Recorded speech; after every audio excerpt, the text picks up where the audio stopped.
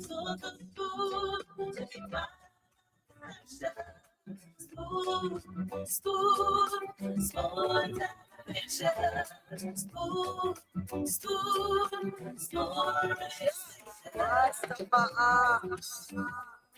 Spoon gonna tell you what is happening in Liberia. Spoon gonna tell you what is happening in Morovia. Spoon gonna tell you what is happening in Africa. Just to the spoon, you to spoon you and know. The children crying for starvation, just to the spoon. You want to get a news update, my brother, to the spoon. You want to know what is happening more than to the spoon. Politicians want to make their decision just to the spoon. You want to know what happening in the ministry to the spoon. Yeah, to the spoon. Yeah, to the spoon. You from Bonjama, Maryland to the spoon. Yeah, to the spoon. If you eat keep regular, my brother to the spoon. You got a spoon TV, you got a spoon radio to the spoon. Yeah, to the spoon. You want to get a news update to the spoon. What? Yeah, Rastafari. Kilibamba, kilibamba, kilibamba, kilibamba, kilibamba, kilibamba. What you want? Yes, what you got? Yes, what you got?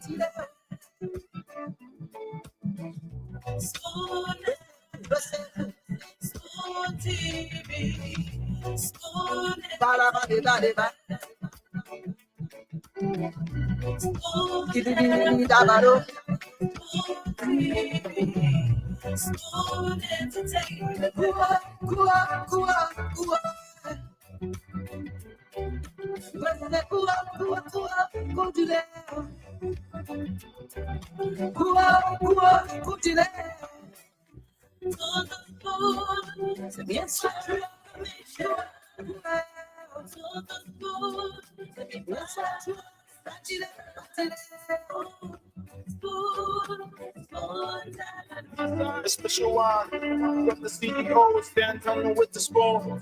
And your boy, right at the South. Charges on the beat.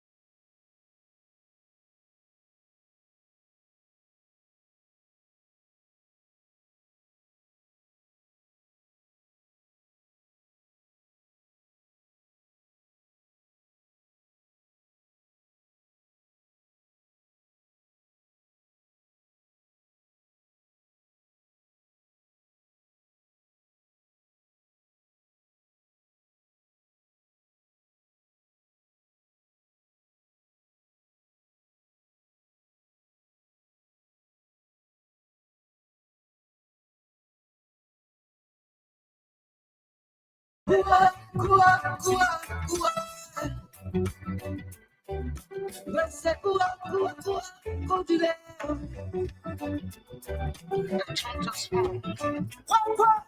Yeah, Rastafari. Kilibamba, kilibamba, kilibamba. All right. Kilibamba. Klibabang, klibabang, klibabang. Well, folks, What you want? Yes, a good evening from Monrovia, the capital city of Liberia. Of course, located in West Africa. A very beautiful, beautiful country. In fact, one of the oldest, if not the oldest, it is one of the oldest countries in Africa, Liberia. Since 1847. Hey, welcome to the March 15, 2025 edition of the program Spoon Talk. Of course, we are live here on Spoon 107.5 FM, Fabric 101.1 FM, and other local radio stations across Liberia. We are also live on our social media platforms like the Facebook, the YouTube channel, and pretty soon we will be live on TikTok, Twitter, and other social media platforms. We are about to go everywhere, everywhere, everywhere in the social media world. So again, welcome, happy JJ Rabbit holiday. All right. Today is the birthday of our very first president of the Republic of Liberia. Of course, Joseph Jenkins Roberts. All right. He was born on March 15, 1809. All right. So we celebrate, his birthday on today. All right. So yeah. So there are so many people who are celebrating their birthday today, and we love to say happy birthday. People who are joining our former president, our very first president of the Republic of Liberia, Joseph Jakin Rabos. We say happy birthday to you.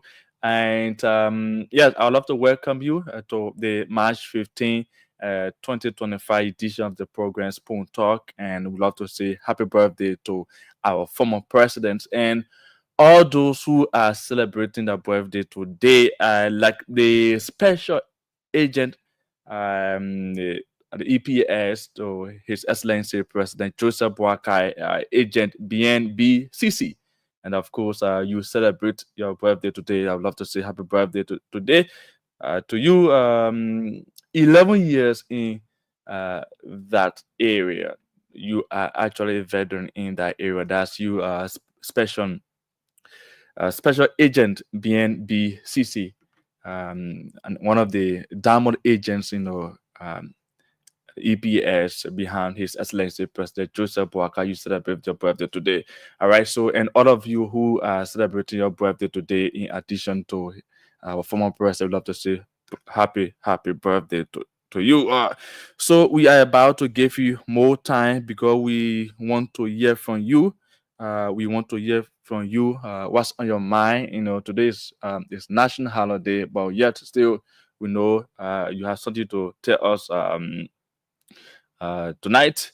So the petition case between the motorbike and keke riders and the government of Liberia has been set for hearing by the Honorable Supreme Court of Liberia on Monday, March 17 at 11:30 a.m. Of course, so the whole entire protest, blah blah blah. The motorcyclists, got angry and carried the Liberian government to court. So on the 17th. Supreme Court will be speaking into that. CDC honors toy for selfless leadership and transparency and accountability. All right, CDC honors toy for selfless leadership and transparency and accountability. Wow, this is very good though. CDC is honoring the former finance minister of Liberia, Honorable Samuel D. Toure for transparency and accountability. This is really good. All right. So again, welcome to the program Spoon Talk. Sylvester Chidople. We are about to give you the opportunity to put forth your call. Tell us what on your mind this evening on Spoon 107.5 Fabric 101.1 FM. So 0 555 101075 0 555 or 0 again 0 or 0 are the lines to perform your calls. Yeah. Hello. Hello, Jennifer. Uh, Good evening. Your name, please. Where are you joining Yeah, from? I'm Emmanuel Flomo, and I do call from the Johnsonville Bell. And what is on my mind this night? There's a guy in Johnsonville by the name of Flaman Wright. I put his gangster together, and they drove the people from their own property in Somerset. Currently, the town is a ghost town that nobody is there. And they have flagged the issue to the government. The government is not doing nothing about it. Yeah, the men enter in people's house, they looted the whole area. As I speak to each other play the town, nobody is there. Everybody living in the bushes, and the government is aware. Hmm. Wow. So we actually hope that the relevant authority can take action or carry on investigation about that incident. Thank you, each other play. All right, thank you. So 0 777 1 0 7 5. Hello. Good evening. Your name. Good evening. Your name, please, and where you join us from? Thank you. So this is the voice of CDC Papi Social Skater from Bang County this afternoon. Well, thank you so much for the opportunity. It is my second time calling on Spoon Talk on this request to the CEO or the former CEO Stanton. My concern have to do with the listener in Bonkante, they really suffering on the land of listening to Spoon. As I'm speaking to you right now, I'm monitoring Spoon on my phone. Only social media I can listen to Spoon activity in Bonkante. All the people that want to listen to Spoon, I'm asking him and appealing to him so that he can have an radio station I can relay whenever they show on that the people will be able to listen and get it happening from Spoon FM or Spoon Radio. That is my recommendation to you tonight. All right, thank you so much. Okay. Hello. All right. Hello. Your name, please. Where you join us from? Yeah, my name is call from Bonafide Kingsway. Okay, please go ahead. My brother, we are really suffering. For me, I'm suffering. I am unemployed, and I don't mean the Liberian unemployed, because when you say Liberian, you are unemployed, it means you are not educated, you don't have a skill. We voted this government. I have a skill. I have a BSc. I have applied everywhere. Went to Lesson Mind, went to FDA, everywhere. You can just go to say you're not partisan. And just imagine the name James SPU. You know where I come from, right? I'm for Unity Party, but everywhere you go, when nobody recommend you, you just wasting your time. So I think we voted for change. This change should not be like this. Once you are qualified and you meet the qualification, you should be employed. Yeah, or else for me, I'm not going to take part in any election when God gave me long life. Thank you. You just have to keep trying, and I know other agencies maybe they could take you in once they have the space or whatever. Yes. So hello. Good evening. Good evening. Good evening. Hello. Really? Yeah. Yes. Speak out. Your name, please. Yeah, this is Ben Java from Go ahead, please. Thank you. My question had to do with the problem minister. The last time he told us from Johnsonville to Wetlands, the funding already there to pay the road. But since then, we are going to rain see now. When you see about the road, so you can't continue to go with this, continue to tell what the road, all the road, already get the funding since last year up to now. They ain't started the so this is my concern.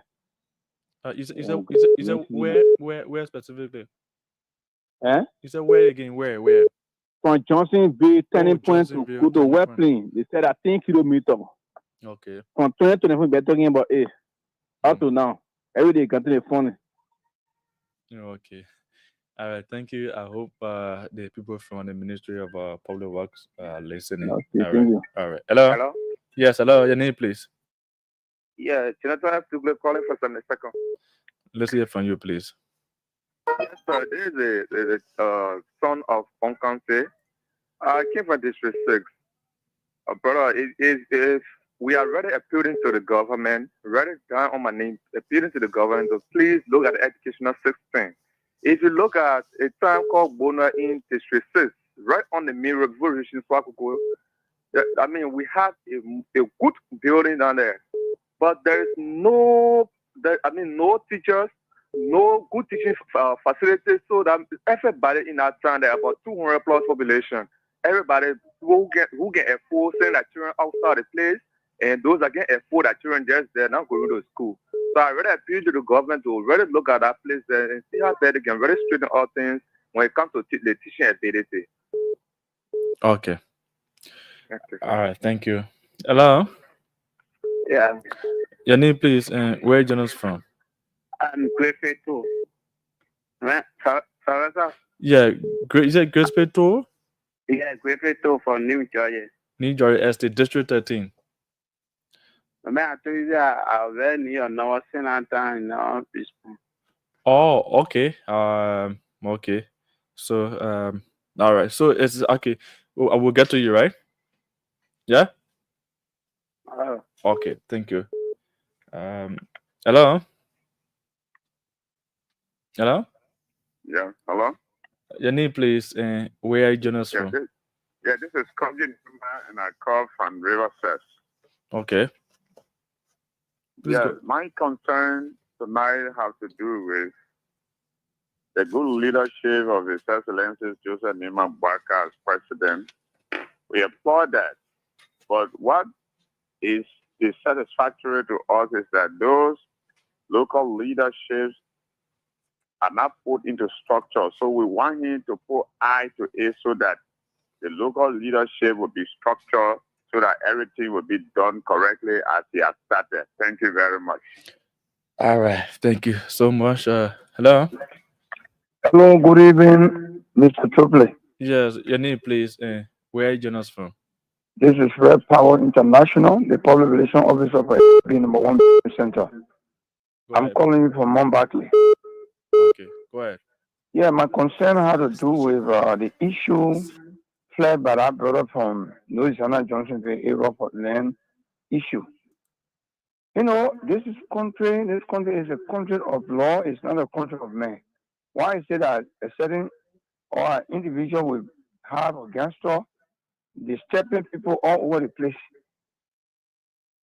The reason why sometimes you see lawlessness is because when your plot is not being addressed by national government.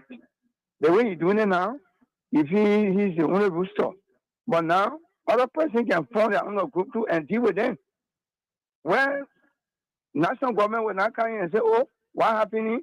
The product for the wrong or the product for the right. So government had to do something with that issue now. They started since last year. They started it. They are continuing again. Then national government be able to send people over there to investigate. Other than that, another group will go there to take on them. Thank you. All right. Thank you so much for your concern. Hello. Good evening. Yeah, good evening, brother. How you doing? I'm good. Your name, please, and where you joining us All from? right. This is Edward Shannon Jr. and I call from Back Settlement Center, Virginia. My brother, I listened to the president having a retreat, vice president, and other people. What they said, whether they yes, but what I observed and what I listened to my brother, I listened to half of this honesty in voices of he and his lieutenant. My brother, what I think the president should be talking about now, some of us put money in our phone, we want to run the president, not because we wanted to hustle. Hello? After the retreat is to get people who want to work to improve the life of the Liberian people and not to be making fun. And Your line is a bit terrible. But what was it dishonesty that you're talking about? The dishonesty. The line is so very terrible. Good evening. Good evening. Your name, please, and where are you joining us from?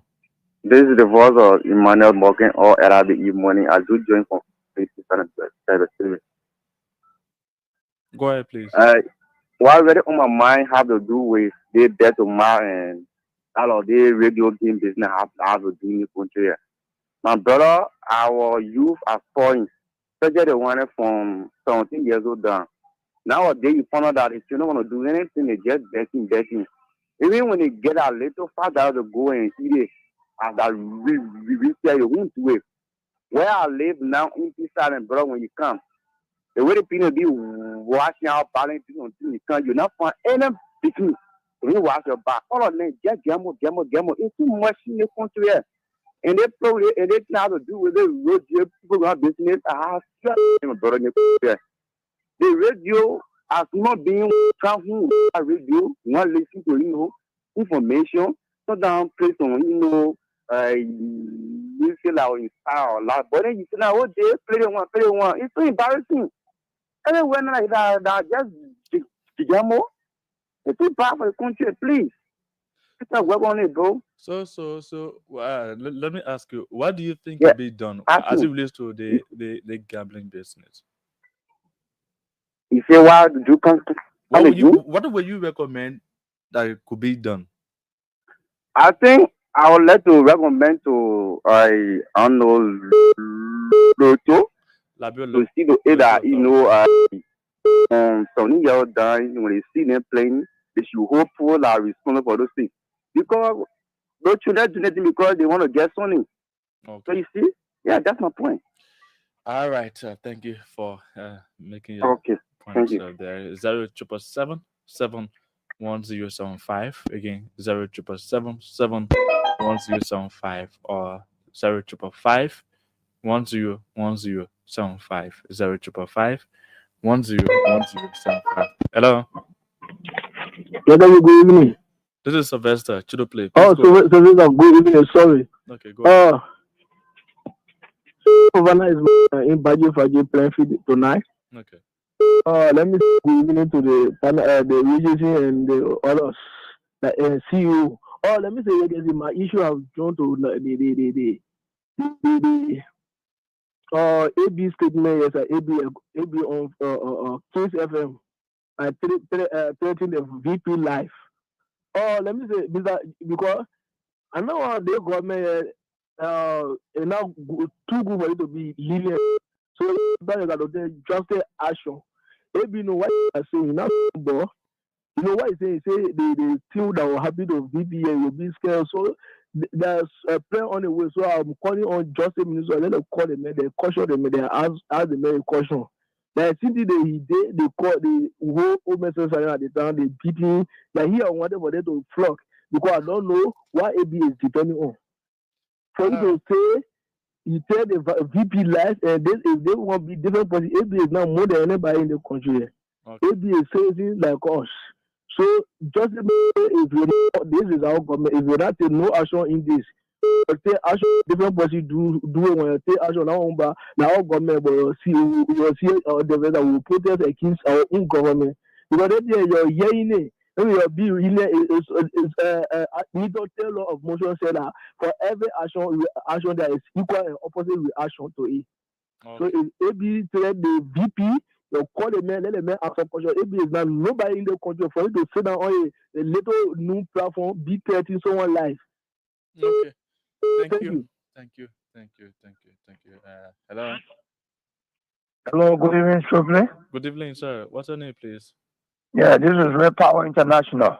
Calling. My brother, Where are you calling us from, please? I'm calling from Mount Barclay. Okay. During our days, there were no human rights. When you talk about youth, which are going to replace us, they are just gambling all around the place. There is no restriction. There is no home training. My brother, we went through parental training and extended training from different people from diverse background. So for this reason, as I'm speaking to you, I'm 60 years now, but I can still wash clothes, I can still clean the floor, I can still wash dishes, I can still clean my pot. Why? Because I learned it when I was coming. So these guys you're talking about, these children, they have no parental training. All right, we hope that the And parents can then do the more. government Okay. now they will give them priority because they will say, oh, the human right. My child cannot born me. I born my child. I will train them. Okay. Thank you. All right. Thank you. Hello. Yeah. People I'm calling from village. Call us from where? Tubo village. Oh, Topo Village, District 13, Maserati County. District 13. Please go ahead. What Mama is the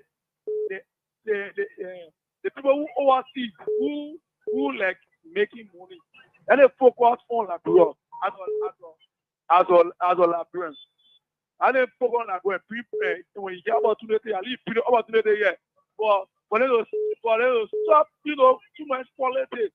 And they focus in street development and bring engineers. Who are those people you are referring to that they should stop too much? Anybody who making money overseas to bring like company what the Nigerian do in the country, bring companies in like rurally to invest. Okay. Yeah, what we want. I'm sure you're talking about diaspora labyrinths and who. I'm saying I'm sure you are talking about diaspora labyrinths or even people who. People abroad, I leave for them to bring investment in the country. Oh. And all can make the country develop too. Okay. Yeah. Okay. Yeah, that's a very good and valid recommendation there. Good evening. Yeah, good evening. Your name, please, and where you joining us from? Robert Swab calling from my second resident. You would love to amplify your voice a bit, please. Yeah, I'm Robert Swab, my second resident. Okay, go ahead. Yeah, my attention is drawn to the cost of living in this country. The cost of living? Yeah, the cost of living in this country is very high. The government institution, they have come close to 2 years now. We are not feeling the impact of the new government. To say we got new government, everything changed. For everything is just getting worse up on a daily basis. We are still in the same government. Man, I can figure it out because the way you even talking, it seems like since this break you having because you put strength in yourself a bit. I know you are discussing the cost of living and the people want to hear you clearly, so everybody can have idea. All that by the grace of God, we manage it. It's very hard to even earn money to all we in a habit of having a community begging people. So we manage it. Wow. In a community begging people. Getting money between other high level where you getting money. I think President Braga needs to put a feet and pay attention to all. Let us stop it. Too much noise in the country and pay attention to the citizens. Country is hard, brother. Well, you're talking, so you would love to maybe be specific. We see the cost of living. Maybe you talk about rentage, you talk about food that you buying expensive. Rentage, US rate. Okay.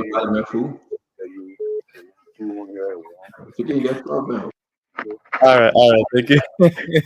No.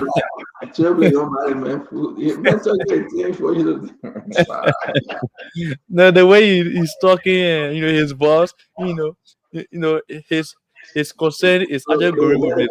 The man with how he talking business. I get 3 full phone.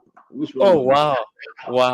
I You have think blue. I get 5, right? 6, right? Which one you want to do? Like you said it now. Wow. Okay, so let's take this guy while No, we're I'm waiting. here. I'm here to play. If you want to talk to me, I'm here. I'm just saying.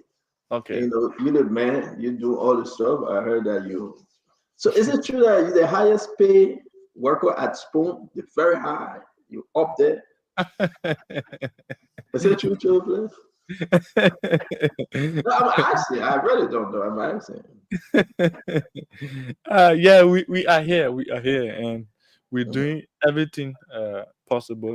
You're doing everything possible to be the highest paid worker, right? Yeah, man, here. But Triple, it's good to see you, man. As always, you know, it's a relaxing. And listen, I thought today was Friday. Oh, I woke up to tell my son to get ready for school. He just looked at me and said, "Daddy, what happened?" Oh, you know that today is Saturday. I said, "Seriously?" today is Today's Saturday. Saturday. Yeah, I thought it was Friday, man. Yeah, today is Saturday. Today our president birthday. Today's what would Joseph Jenny Robert say? You remember the former ambassador said that? What would Joseph Jenny Robert say? Is what again? Yeah, I saw that. Yeah, and they had a program, right? That's a good thing. Right. But we're gonna be having. What about Richard Coonan saying the lifting suspension on the suspended lawmakers? Jim Melvin Cole, Alex Noah. Alex Noah coming on today. It's his birthday. We're going to send a shout out to him. And see, one of your secret admirer too as well. Today actually his birthday. One of the Damo agents to the president. Yeah. Who? Is a special agent BNBCC. He has 11. BNCC. I'm living with BNCC, man. You see, you go over there, BNCC no better, man. But we send a birthday shout out to BN. I want to send a birthday shout out to a lawyer, Antonia Law. Let me find his name. This guy always give me hard time, right? I'm going to send a picture to you. That Richardson, how are you and how you doing? Lafia, I think his name is Lafia Go. Okay, Lafia Go. No, that's his anniversary. 4th year wedding anniversary. Only 4 years the man celebrating, and he's celebrating with his second wife, I believe. I think this is second wife. Because they got too old to celebrate a 4th year wedding anniversary. I think he's from Bannersville. Yeah. He ran in District 11, right? Yeah. He ran in District. This guy was one of those that sent Gloria Muslim Scott to jail. Wow. Yeah. He worked for the Minister of Justice. Listen, that's my friend. I can say anything about him. But to tell you the truth, I don't want to listen, folks. Listen, it's a beautiful Saturday. The man celebrating his wedding anniversary. But I heard, except he can correct me, I heard this is his third wife. I do believe so. That? Yeah. What are you getting for? No, anyway, a lawyer. So he has all right. Lawyer can lie. That it may be. Lawyer can lie. That Richardson, why you in darkness? Yes. No, you good now. That Richardson, when you in and out like that, yeah. I know what you want me to do now. I try everything. No, you good, Dr. Richardson. You good, our dear doctor. So let me put this guy. I mean, does anyone know him? I really think his name is Councilor Anthony Good, Lafayette Good. I think he's related to ANC party chairman. I think that ANC party chairman little brother. Yeah. I'm sending a 4th wedding anniversary shout out to him. And his beautiful wife. But I heard that's his third wife. His 1, 2, 3, third wife. First, second, third wife. And I don't know how true it is. Why you gotta announce all of that? Oh, but we're not Dada Richardson. When Dada Richardson, man, come on, Dada Richardson. I'm my friend, though. We're from Gallersville together. But can I just say the truth? Yeah, the man got to correct it. Whether that his first, his second, his third, I don't know. That's what I heard. I just want to say happy anniversary to you too. Yeah, beautiful couple. So is it bad for me to say But he's you know, celebrating the fourth right? wedding anniversary? Maybe And I don't. that's your way of doing it. But for me, as a woman, I don't know. I, I wouldn't want somebody to congratulate my husband and say happy fourth wedding anniversary to your third wife. Okay, so you want me to take that back? Yeah, for her sake. All right, so let me call you and ask him. Let him make the correction. Let me call you and ask him. I'm calling him right now. Okay. I mean, I just like to, I get that a lot of people say they will revert. You know, sometimes I'm going to revert today because of the diplomatic passport saga and the visa restriction saga. I'm going to speak in their own language and their own tone. I will revert. I can do it. They don't ask for the whole foreign mission. Then he say he reverted. He called a meeting on Monday. How can you mess the whole foreign mission up? Then you say you won't call a meeting. They don't. You did that nonsense. You mess it up. So I will revert on that one. But so I'm calling our friend Lafayette. He's celebrating his wedding, fourth wedding anniversary with his third wife today. That's the message I came to make. This is just a surprise. I think he's in Liberia or he stays somewhere. Let me call the order number and see. He got to send a shout out to this lady, a beautiful lady, by the way. Yeah. We respect you. And we're saying that I said lawyer can lie. Somebody said so I can lie. Yeah. Once you're a lawyer, you can lie. Come on there. Yeah, well, Gaman there said he's coming on. Gaman there Clinton, man. He been going through trials and and tribulations. Okay. And he asked for forgiveness. And I think the Lord have forgiven him. So he should be coming back on the show. Gaman there. We're gonna have Mame coming on likewise. Mame is coming on the show also. It's very important that Mame is coming on to talk about the Donald Trump visa restriction that is coming for Liberians. This is true, folks. This is true. Share the show. And we're going to talk about, I believe, Alex Noah and 40 Formula. They're all at the retreat, right? But Alex Noah is not there. He's celebrating his birthday today. Representative Alex Noah celebrating his birthday today. And I think Alex Noah, let me see what he said here. What Alex Noah birthday stuff, my people. Oh. But you know what? You talk about China Union. China Union and your brother 48 at 6 and 7. He should come and talk about it. He said that he called a meeting and asked China Union and some of his caucus members to show up. They were discussing the agreement. And all the money China Union taking out of Liberia, I heard, I want to be specific. So they say they have paid $500,000. They pay before December. They pay China Union issued that to Richardson. Sorry, let me interrupt you. 40 got to come and explain it better because a lot of people think 40 is playing game. To tell you the truth, that's my friend, but I have no friend. My friendship is seasonal. When it's rainy season, you become my friend. Dry season, you're not my friend no more. And I do believe that 40 really got to come and explain about this China Union stuff. It's very important. Money they call.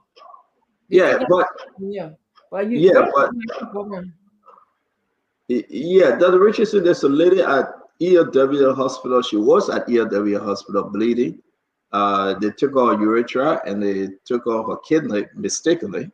What? As alleged. Yeah, we're going to be calling her name is James Etta. So Martin Corley ran with that story. We'll call Martin Corley. If she doesn't leave Liberia like now, she will die.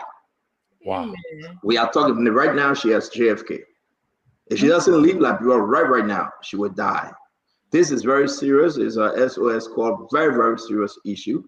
And then we'll talk about the other issue. This woman went to ELWA hospital where some kind of medical malpractice took place. Dr. Richardson, we are saying a lot of stuff is happening, a lot of things coming from ELW hospital. I think the government have to question, the lawmakers have to focus their attention on what's going on. Who's that new doctor at ELW hospital? Something doesn't seem correct.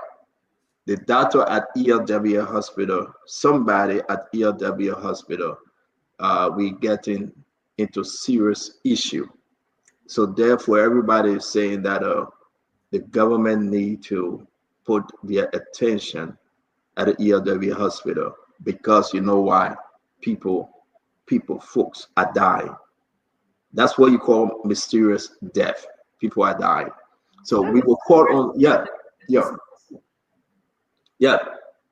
It's a big allegation. It's a big allegation. And she's right now currently at JFK Hospital.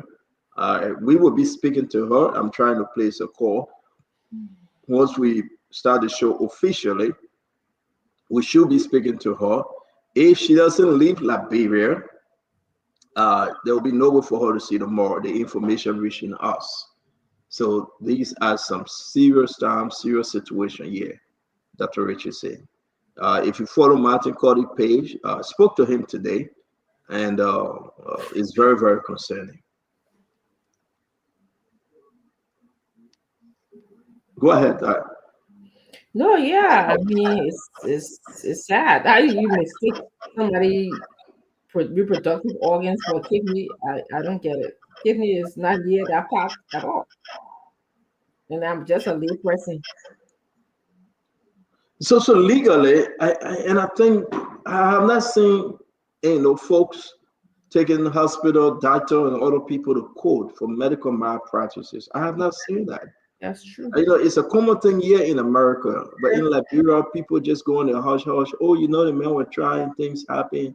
Oh, don't worry about it. But people, they are killing people now. The allegation that these people are dying under the care of a medical practitioner is concerning. It is concerning, and I think that come out of it's like here, people knew that it would pay you a huge sum of money. So all of the regulations are checked. They check your background and make sure that all of the instruments that you need for surgery is working. It's okay. The hospital there's enough adequate, well-trained staff in the hospital. But in Liberia, if they don't do all of those things, so maybe people feel like nothing will happen. Yeah, Dr. Richard, let's just move quick because the gentleman called me, the Antonin Lord Lafayette. Good, how you doing, my friend? No. You got me on the air. Hello, how are you? Yeah, I got you on air because we want to send a wedding anniversary treat to you, saying you're my friend. But somebody just told us that this is your third wife. Am I right? Must you go there? Must you? You make me to laugh. I think about one time, Mark Dabate, I think Remy Martin. Remy Martin, no.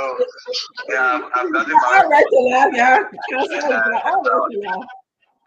Yeah. I've got it married once, and this is our fourth year, fourth anniversary. Yeah.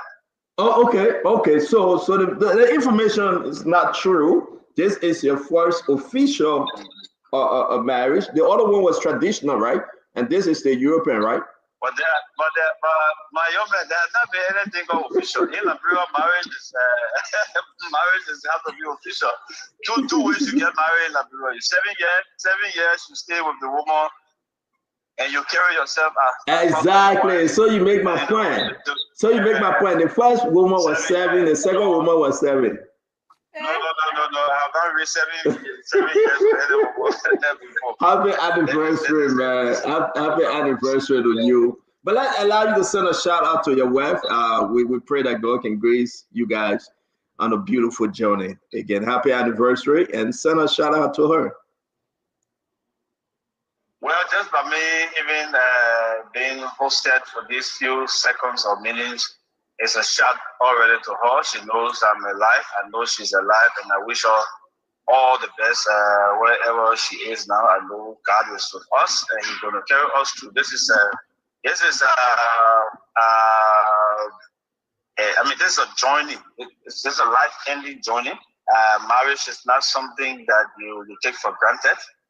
It's something that you go to the altar and you take oath, and you say for better, for worse, till death do us part. That's the only oath that you can take up to death. So I hope and pray that God will continue to guide us through, and all of those who are married. I pray that God will continue to shower His blessing upon them, including you, Stanton. I know you have gone longer, many years, ahead of me, but yes, we are trying. But God is there. Wherever anything you do, put God first, and the marriage will work. There will be ups and downs, but those are the for better for worse period. Once you can honor that oath, you will make it true. Again, we want to say happy 4th wedding anniversary to you. What was the lady name? I'm hearing you trying to hide her name. Is that, are you doing it intentionally? What's her name? My friend, my wife said that, I'm a prominent person in Liberia. There's no way I can hide. My wife is Jennifer Che Boo. And again, today is her birthday as well, and the birthday of our daughter. So it's 3 in 1. Yeah, our daughter. But here's the issue though. It's your wife's birthday, your daughter's birthday, your 4th wedding anniversary. Yeah. But you are not in the country. It's troubling. Yes. Well, it's part of life. Sometimes you will be out performing duty for the state, and you allow this. Well, there are many more years to come. We spend many years together. We celebrated many 3 anniversaries together. This one, the state has caused us to be. So we together, we are one now. The Bible says, "Man will leave his father, the mother house, and cleave to his wife, and become one." That's the only, I think, mathematics that beats all of the other mathematical calculations that says 1 + 1 instead of being 2 is 1. So we are one, and we are enjoying the day together, and I bless God for the time.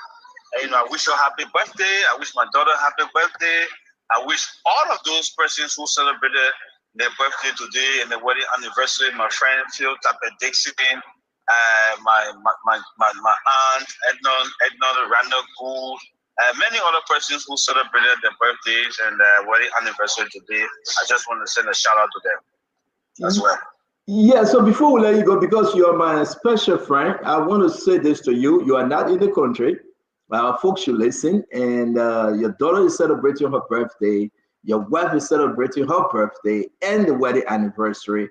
So this is what I want to do for you, because I know this story sounds like a song. So let's just listen for a minute. Stay on the line, don't you leave. And I want everybody to just pay attention. Listen to this one.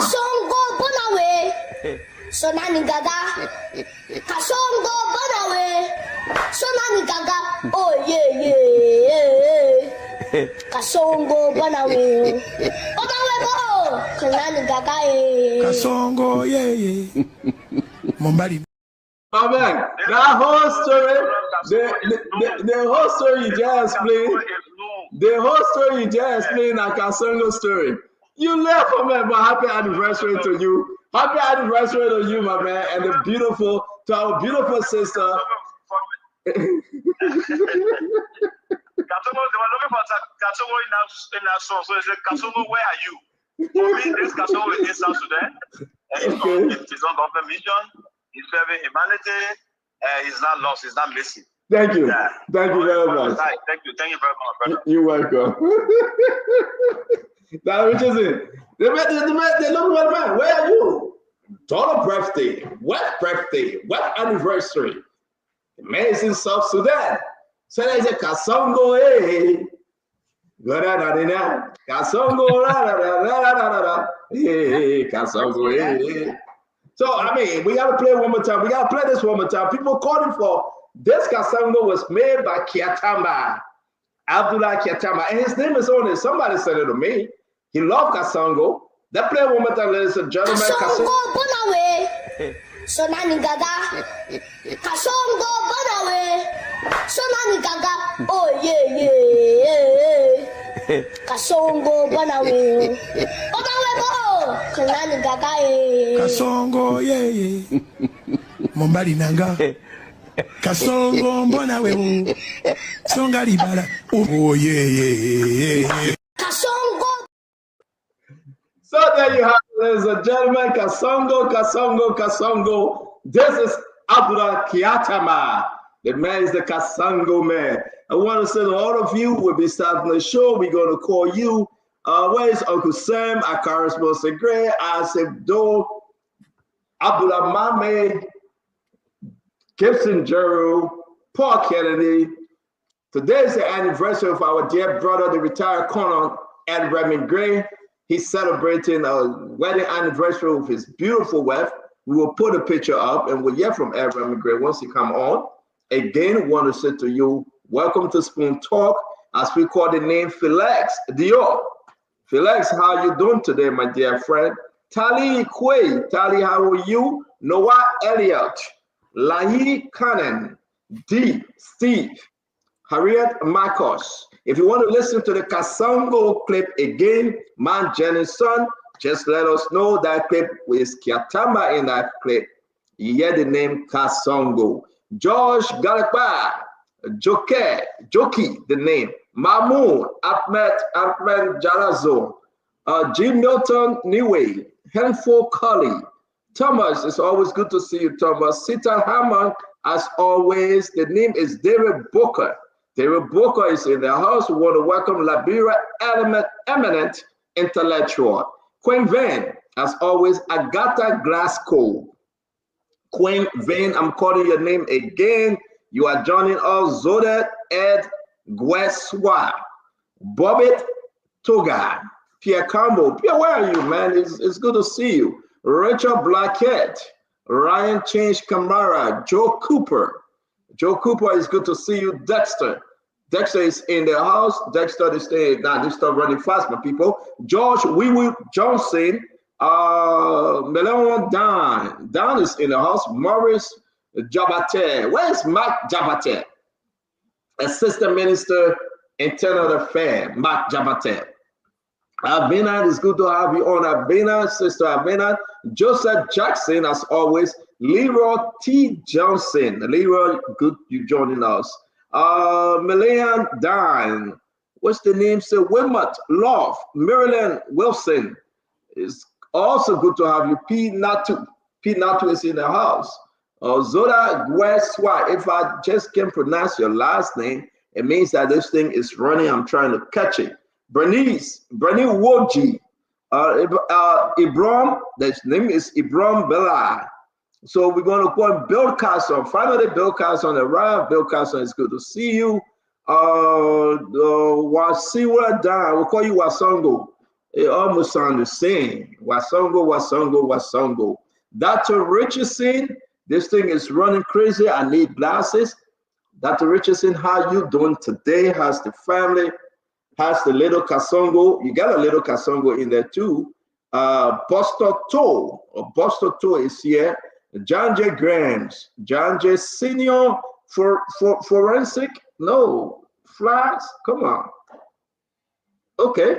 The person says, Stanton, you're shining. Yeah, because maybe I got a haircut. You know how it is. A beautiful salad. We're going to Promise Kiazuru. I'm looking for this guy. I'm going to call his name later.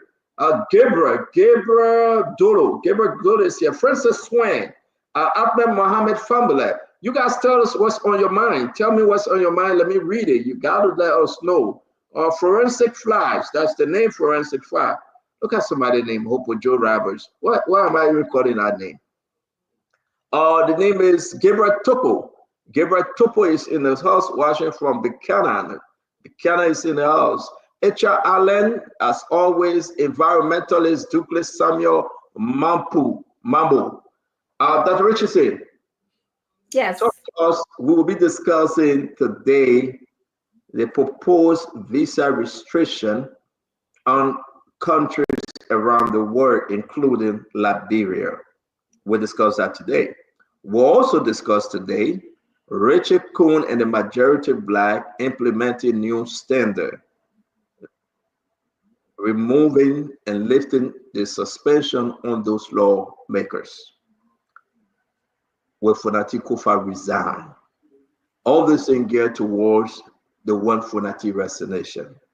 That's a big one coming up. We have spoken to a lot of lawmakers. they are adamant that Fonati will not even take that step. It will be detrimental to Fonati and his family if he signed any document of resignation. We would discuss that. We also follow the story about Maritime. There's a little trouble in Liberia Maritime. There's a little trouble. We'll play some recording that we've got and we'll discuss that story. What's on your mind that Francine, Chinaway, Rich is saying? You say I shouldn't say anything about CMC, so I'll hold him back. I'm not saying anything about CMC when you're on the show. Ladies and gentlemen, Dr. Richardson advised me to say I shouldn't say anything about CMC, so I will not say anything about CMC. Today is a beautiful Saturday, and I will not say anything about CMC. I don't know what CMC is. I'm not talking about CMC. Dr. Richardson. Hello, how you doing? Yeah, you'll be listening to what Steno got to say. And it's good to be here today. It's kind of cold and not so good of a weather over here, but I really wanted to send it. I think you're getting feedback from me. I wanted to talk about China Union actually, because as many of you know, I grew up in Bon Mines, and I saw recently that Representative Foley family called leaders of from China Union to have a conference at the house at the Capitol building, and in that meeting, they gave a progress report, and I saw that they paid $140,000 in Social Security fee for all of the employees that are working for China Union. I really wanted to know exactly where the fee was going, to who, and what have you. There are still a lot of Bon Mine mining company parents who paid Social Security in the past, and because of the war and what have you, they didn't get their pension. There's also a lot of things that he asked China Union to report on. I understand that China Union gave them $500,000 in December. They also pay another $500,000 by the end of December, and they're supposed to pay $1 million. It's remaining to be paid by the end of April, I hear. It would be good if we knew exactly where the money went again and what it was used for. But I think, as Stanton said, when Representative Foote family comes here, he will discuss that with us. There's also the not basically his constituents. He talked about PPE was provided to employees. Can you imagine? You're a company in our country, and then we gotta force you through contract for you to buy PPE for the people. It's just unacceptable to me.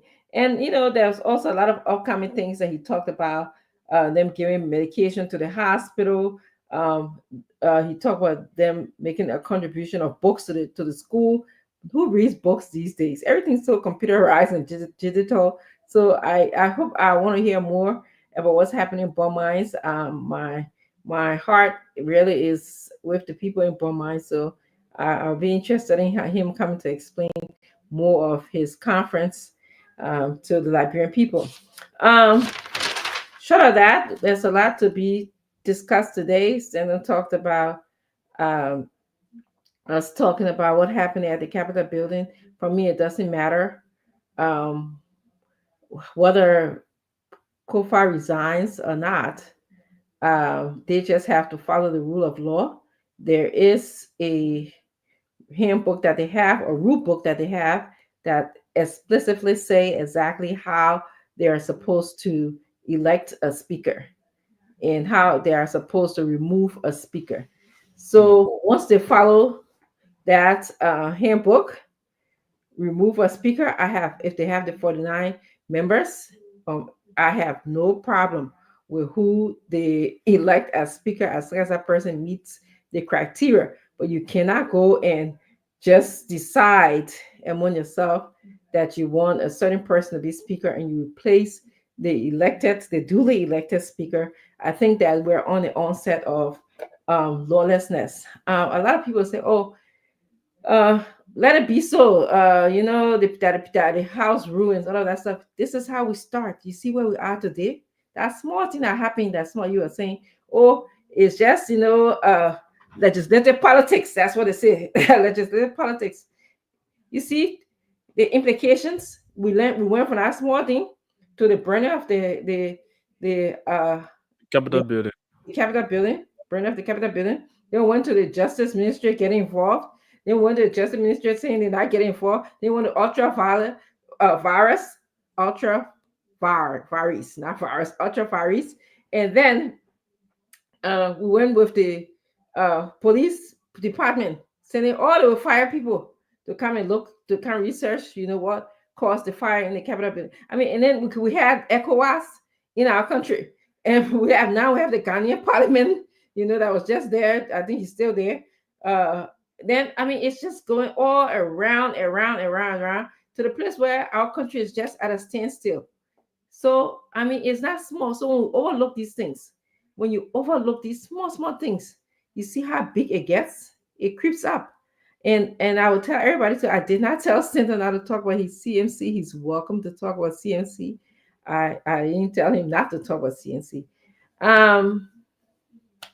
What else do we have to talk about, Sylvester? I see that Stanton gone. So I want to just also say happy wedding anniversary to Councilor Lafayette Good. I wish you forever more celebration to come. You have a very beautiful wife, so that's a good thing. Yes, very right. The motorcyclists still putting in more pressure, and I'm told by Monday the 17th, because long since I think they took the government library to court. All right, so I think the Supreme Court has set March 17th for hearing. So we look forward to that. What will the Supreme Court say, or whatever court? What would they say about the action that the Liberian government through the Liberian National Police, has taken in restriction of the motorcyclists? The motorcyclists are saying that why will the Liberian government, specifically the RNP, ask them to, their motorbike, to insure their motorbikes, and after they have done that, they have now put them aside, taking them from the main street. So that there's something they see not good. So that's why they're dragging the Liberian government to court. So I don't know what will be the result of that case. We all look forward to. That's true. Let's look to see. There has to be a dialogue. Everything is so, people just have to fight, and there's always a conflict going on. But I hope that they're able to make inways into having dialogues with the different groups, and maybe you can hear their side out. I know they have a lot of complaints about how they spend a lot of money, they register their vehicles, and they don't, whatever road that they're restricted to, do not allow them to make enough money to support their families. And then, of course, on the government side, the government is saying, well, there's certain places that you just can't travel, because we don't have adequate rules in the country. But once you travel in these places, it creates traffic jam, and it becomes unsafe for other drivers. So we're, asking to be restricted to certain places. So to me, I think that there's a way that you can talk about this. There's a way that you can help the motorcyclists design pathways where they'll be able to, accrue or get the money, obtain the money that they need to be able to support their families and stuff like that. There's a way also that you can also look into long-term training or support for them, and that's what I think during the second cabinet meeting, the Deputy Minister for Public Affairs at the Ministry of Information, Daniel Sando, was saying during that cabinet meeting, the president and other people discussed how they could have these young people, specifically motorcyclists, give them job opportunity. Yes. So most of them can leave the streets. I think if that happens, it will be good, because most of these young guys, they are people who are skilled. Some of them, they even have degrees, and yet still they find riding, using the motorbike to earn living. So it will be good for the government side, if they could really find something for them to do, like I listened to the president during his opening remark at the second cabinet meeting, asking Ministry of Agriculture, the Ministry of Mines and Energy, as to whether they could find spaces for these young guys, that's motorcyclists, because he said riding motorbike is not something sustainable, and they need something that they can get to sustain their family and even they themselves, because most of them they are skilled and even graduated from university, so they need something good. So only and only if the government can be very proactive, in creating job opportunities, something that they can start on, it would be good, instead of just taking on a role and they don't have anything to do. Because once you take them for on a role, they will go back into society, and someone that will begin to get themselves Yeah. involved into so many negative things. Yeah, So, just that, like, with this matter, we have to approach it with intentionality. You have mhm. to get the leaders together. You have to make neighborhood meetings. You have to hear them out, and you have to be ready to establish training for them. And I worry about these guys because number one, Chulape, they are on that bike all day. If they're not riding, they're sitting on it, waiting for passenger at a Yeah. parking place. Do you know what that does to your body, your lower part, your reproductive system, your like hernia? And then Mm. when they do have these little falls, sometimes I see them falling. Sometimes Mhm. with an accident or without an accident, that cause neurological problems. Every Exactly. time you fall, you may not feel it now, but it does have implications. So you cannot be riding bike when you 30-year old and then you expect to be Mhm. doing it 40, 50, 60-year old. How you would do it, you know? Exactly. So there has Exactly. to be some kind of intentionality. We have to, we can't continue to do things the way that we always do. And this is, yesterday we talked about, the grant program from the Ministry of Agriculture, the grant and loan program. Let me just let people know it's a grant program, there's a loan program. Mhm. And I went on the website and I encourage all of our viewers, our listeners, if you have the opportunity to go on the website, okay, don't say Dr. Richardson said. Every single wording that I saw of importance tied the grant to smallholder farmers, uplifting, improving the lives of farmers in our country. Now, Chilapa, and I know, and the listeners, all of us know that there are farmers in our country. A majority of the people, they have Mhm. challenges with getting information, comprehending information, and also engaging in some of the long-term application process that are required for them to get that grant. We know that. Mhm. I know that. I mean, when go to farm area, there's all these towns that have been there since Liberia was established. And some of the people, like my parents, they've been there and they've passed away. It's the next generation that's there.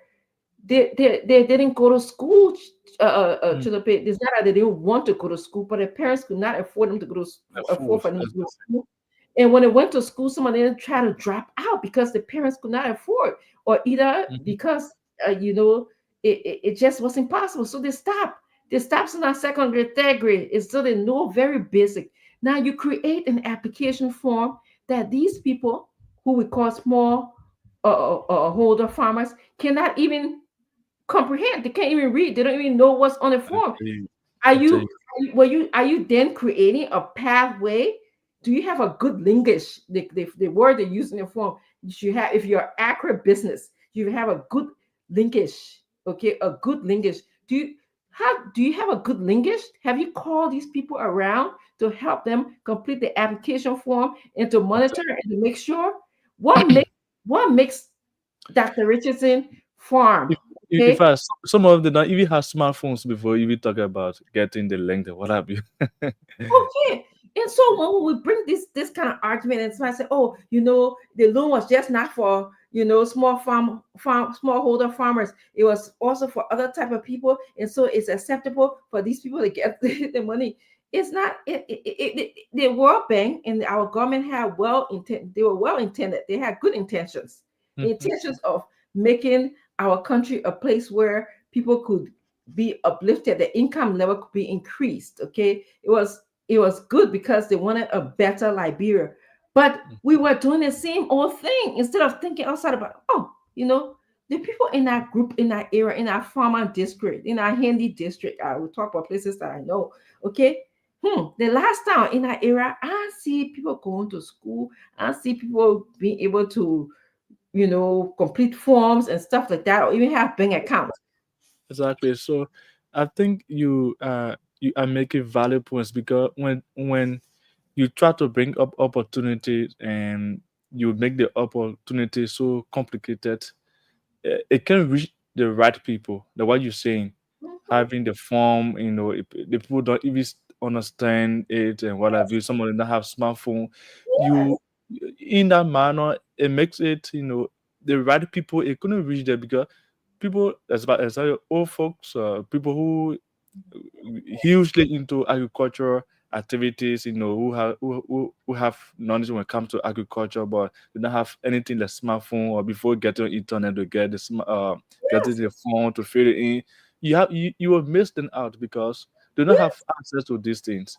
So So then, once, so then we keep the opportunity within a certain group of people who have the smartphones, people who exactly. have accessibility, people who can comprehend what's on those long application forms, people who can read.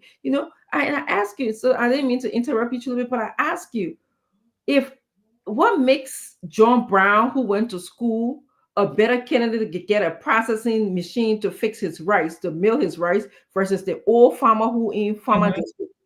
Okay, what makes them a better person to qualify for that? Then why can the person in farmer district qualify to own their own rice machine in that area? Okay, are they because we don't want to spend the time training that person? I mean, I'll tell you so many. Let me tell you a funny story about, it's not funny, it's serious, about this phone business. So the last time I was in Liberia, I don't even think I saw you, but maybe I did. I'm here with a non-profit organization that subsidizes the school in Burmese in Saviata. Okay. So we had a stakeholder meeting because my husband is the president of the organization here. We've raised tons and tons of money every year for that school. Good. And so we just had a stakeholder meeting, like everybody, the community involved, just to hear people out. So of course, Miss, Good Samaritan, or however you want to call me, I went down, I had my notebook, I took the numbers and of everybody, their phone number, everything, okay? Not thinking. So when I came here, I wanted to just maintain a group. I went and put all of those numbers while I was at, when I sat down, like at doctor visits, I'll be inserting numbers and stuff like that. Half of the people number that I put in that phone, they don't even have WhatsApp number. Did I even Exactly. So now you have WhatsApp number, so I was out, so I went, I made a group and everything. I tried to find a phone number. Nobody, they do have phone numbers, but they don't have WhatsApp. It's just like really. So this are and that was eye-opening for me, because I was like, I was very excited to have that number that I would keep in contact with these stakeholders, these parents, these, but and then another story, I have family members that are on my farm. For them to talk, to them, do you know they have to leave the farm and come all the way to the road to get go to a specific area to have internet or network. Yes. So, and these are small holder farmers we're talking about. Yeah, Richardson, man, you plant 2 pieces of cassava, you call yourself, say you get farm. This somebody, man. Move for yeah. Yeah, wait, let's see the picture of your farm. Yeah, you plant 2 pieces of cassava, you say you got backyard garden. Yeah, I got backyard garden. Yeah, we're talking about my farm. You got backyard garden. The 2 weeks ago, I like plant potatoes there. Just caught it. We don't play that old fashioned cassava now. That the Richard saying. On the root. Okay, go get your own World Bank money now. At least somebody else. Yeah, go get your own World Bank money. I'm not a guy who eat it, but some guy who eat it. Prince Boy guy who eat it. That Barbara, they say she got some, she ate it. All the law maker eating at home. So again, you do your 2-person backyard garden, you eat your own your business. How they we can hear? My cassava farm. How many people work in your cassava farm? I have about 10 persons working on it. You can't even turn them off. I'm counting people who I have child labor. You can't even train that child labor. I have to send wave to almost every single month. You know, my send wave gotta be. I'm counting every single month. Gotta send wave to somebody. In fact, there's a guy named, I don't even want to call him. Don't call nobody named Dr. Richardson. We'll be starting the show pretty soon. You're not talking plenty about that farm. Let's see the farm. Bring video for the farm. Bring picture. Let's see it. Let people believe you. Your farm, that's somebody's backyard. They planting potato screen. They planting 2 pieces of cassava. That Richardson, if I were you, I would be quiet. You want your own World Bank money? Call Amara Colin. He will get your own World Bank money. You know, I was so. I said, I have my brother here. We the one who's sponsoring the activities in the farm. So we put money. Somebody said, Leroy said that the father someone can just pee and jump over it. Yeah, Leroy, at least I got something. Me and I have been in my family since the 60s. So something what you got. Somebody jail pee. They run beyond the house. The people that are next to the guy, you know, that farm, you know what you can get for that farm? You can get a fishing worm they built from that farm. You dig the hole, they take the thick worm, you put on your hook to go fishing. Yeah, that's the thing you get from that farm. That farm guy can get some cricket in the net. The only thing you wear cricket. That's what you hear. That's just your farm, that farm. Yeah, okay, at least I got something. What do you got? Leroy saying that he found rare in Georgia. Yeah, I can't talk about what you got. No, you got plenty in Morocco. I got nothing in Liberia. I got no farm, nothing in Liberia. My family say I'm not talk. My family say I'm not say anything. So I got nothing in Liberia. That's true. That is a fact. But we're going to start the show shortly. Let's go to the phone line. And but what the Liberian people going to say? Oh, man, George Tarawada, it's good to see you right here behind me from Burlington, New Jersey. Georgie Tarawada, we want to put up all the diplomatic passport, our record. The record some people honor this government, but if you call to ask me today, tell the people what you call to ask me today, I just laugh in your face. No, I call to ask you nothing. We come to have our own good show. Akara's great is eating. He's in the back eating. I was going to bring her on while he's eating. If I had diplomatic passport, I laugh forever. I was told that you were carrying diplomatic passport, so I had to ask you. Are you serious? I was told. I told Abraham. Abraham was laughing. He said, "What?" I was told that you are carrying diplomatic passport, so I had to ask you. But again, a lot of people carrying diplomatic passport. They shouldn't be carrying it. Donald Trump is proposing visa restriction, and trust me, I love it. I do, right? Because our country to a place that we need to change ideas and change attitude and stop being bad to our own people. If you can't fix it, other leaders will fix it for you. So we'll be discussing a diplomatic passport issue. You know, it started from George Manners. We had time, and it worked the way through, right? Madame Salim, not even George Manners. We had Madame Salita after the war. Everybody said a diplomatic passport. Then we came to rescue. And we jumped into the diplomatic issue again. People said in the past, as of today, people still studying the diplomatic passport under this government. As of today, they're giving bad people diplomatic passport. So many lawmakers, they have put visa restriction ban on them. They can't come to America. So many lawmakers. I'm not going to call their names. Most of your lawmakers are traveling. Most of them, they have green card. So they're traveling on the green card. Most of them are citizens. So they are traveling. But if you do not have a green card and you are not citizen of the United States of America, you will not be able to travel. You will not be able to travel. Most of the lawmakers. Now, it's going down within the government. They're stopping people too. If you apply for visa, they say no. They find any common reason and tell you no. Why? We'll let you know today.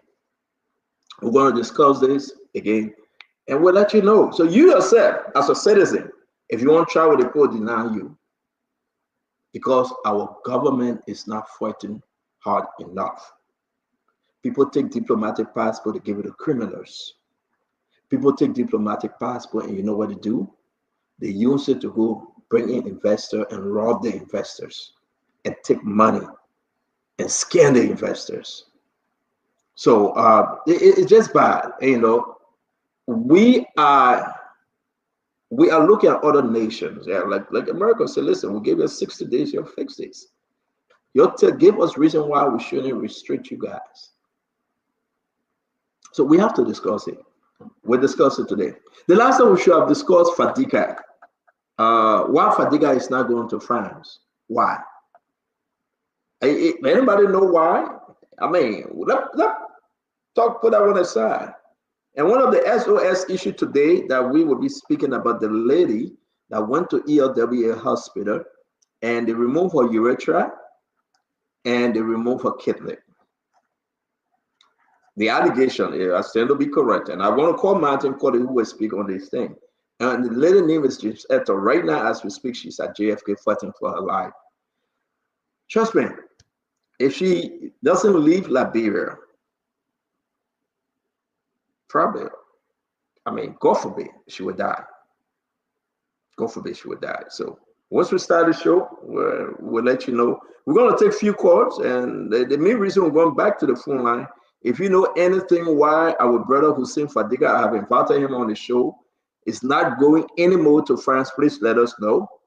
And what you think about this visa restriction coming down on Liberia. Then we'll start the show. Dr. Richardson, you want to add anything? Because let's go to the phone line quickly. Then we jump into it. If you know anything, you know, we talk about the World Bank money now. I'm right now not eat the World Bank money, right? They're just talking fly. PP talk, right? Dr. Richardson is mad because she want her own. She got her Cassava garden. She wants her World Bank money, right?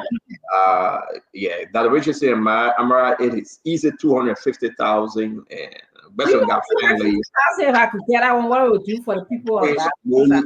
Prince Moyi. And these are people that want to be president of the ball. These are people that want to be president of the mall. Prince Moyi, they want to be president of the mall, but they're eating, and, you know, the money that's supposed to go to the poor people, they're eating it, right? And you blame Donald Trump that saying that no use of money, then you'll get fed. The same use of money, you'll eat it. The same World Bank money, you'll eat it. You're taking for yourself. You're not helping the country. Then you're saying that you're getting vexed. You get vexed and you bust. Because you know what? You are ungrateful to your own people. They send money for the poor people, for you to help them. You help yourself first. Then you explain plenty Tabata. You know, can you just imagine? There's no reason why we sit down and dance this thing. They say Prince Moyi is his own money, Amin Boda is his own, Amara Kona, Western Guy family, Deborah Babla, her big farm. I don't know how true it is, but it's an allegation on her likewise. And all these allegations, but the documents are there that these people registered the farm. Chief Cyril Allen, it is own as well. People call him, what's the man name?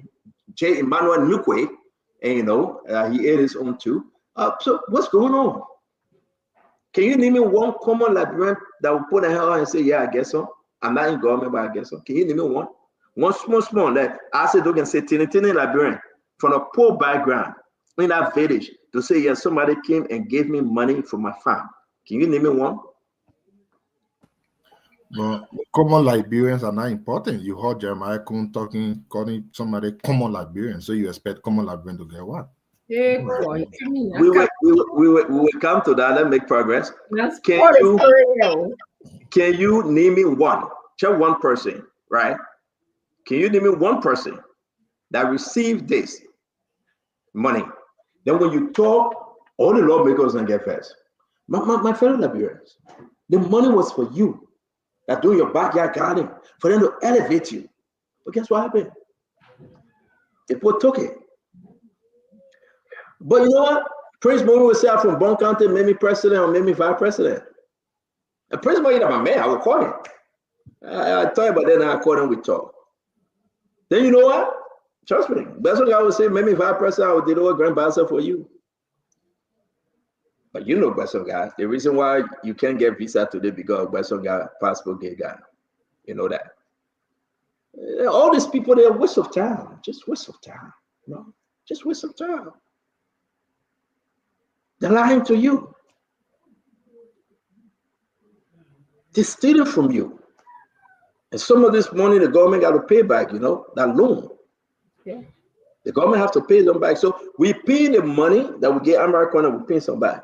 We pay it back. Just listen. It's such a tricky problem. I mean, can you imagine that we get American 250,000 and we pay it back? We get Prince money for a farm and we pay. Lord have mercy. The election time, they said, maybe hey, anybody, if the guys don't talk about money, anybody during election time put a name down and say they are president or vice president, we'll burn that ticket, we'll go after them in their own district, in their own county, and we'll expose them. Anybody? That's why we are opening your eyes. A bunch of corrupt fools. They are all corrupt. They think that they are well educated, they're too smart. You know, nobody will not see through them. But you know, listen, I will revert. I will go in the Delon tone. I will revert. You revert and we get in passport situation, Delon. You went and confirmed the word gray. People that were stealing passport, the allegation that they were stealing passport, you confirmed the word gray. You confirmed the former NSA director and you make him the passport director. Allegation, he was part of the passport scandal. Then you come in and say we're going to have a hearing. I would tell Spoon Network, if they don't have a hearing, you don't go there. Oh. Yeah. Because for nothing. No. You confirm the people, the people still taking time, the allegation there, then you confirm them. We don't want to waste our time on they don't hearing that show way. We're not going to waste our time on it. But let's start the show, ladies and gentlemen. Open the phone line. Again, 609-649-92. 4206 609-649-4206.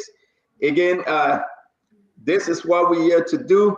We must say to all of you, we will discuss this issue that will get vexed at the business. Oh, put the phone number up, Sylvester. Let's open the line. Why Fadiga is not going to France? Is anybody know? Anybody know why? Then from them we'll call Martin Cordy and then we'll speak about the lady in the hospital. We get to the visa restriction issue and all the other big story. My brother, my friend, hello, your name and where you joining us from? Yes, Godfrey, how you doing, Chief? Yes, sir. All this well, Godfrey. As a daughter there is my brother, but the first issue of the loan, we got a whole job, we are responsible. Job we are getting to power broke. We're making senator. You never had anything. You become president and pay all your condominium. Why did he level elaborate people? Money that you should use the power to decentralize that for you break to have access to, nothing the poor benefit.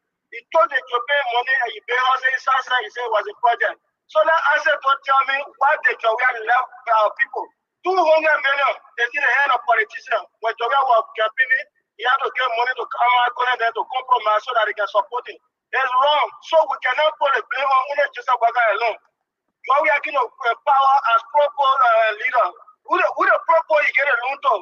Let me answer the question. So I'm calling on the Liberian people to not look in the direction of Jowia and Baga. They fail us, our country is miserable, people are suffering, prostitution all over the place.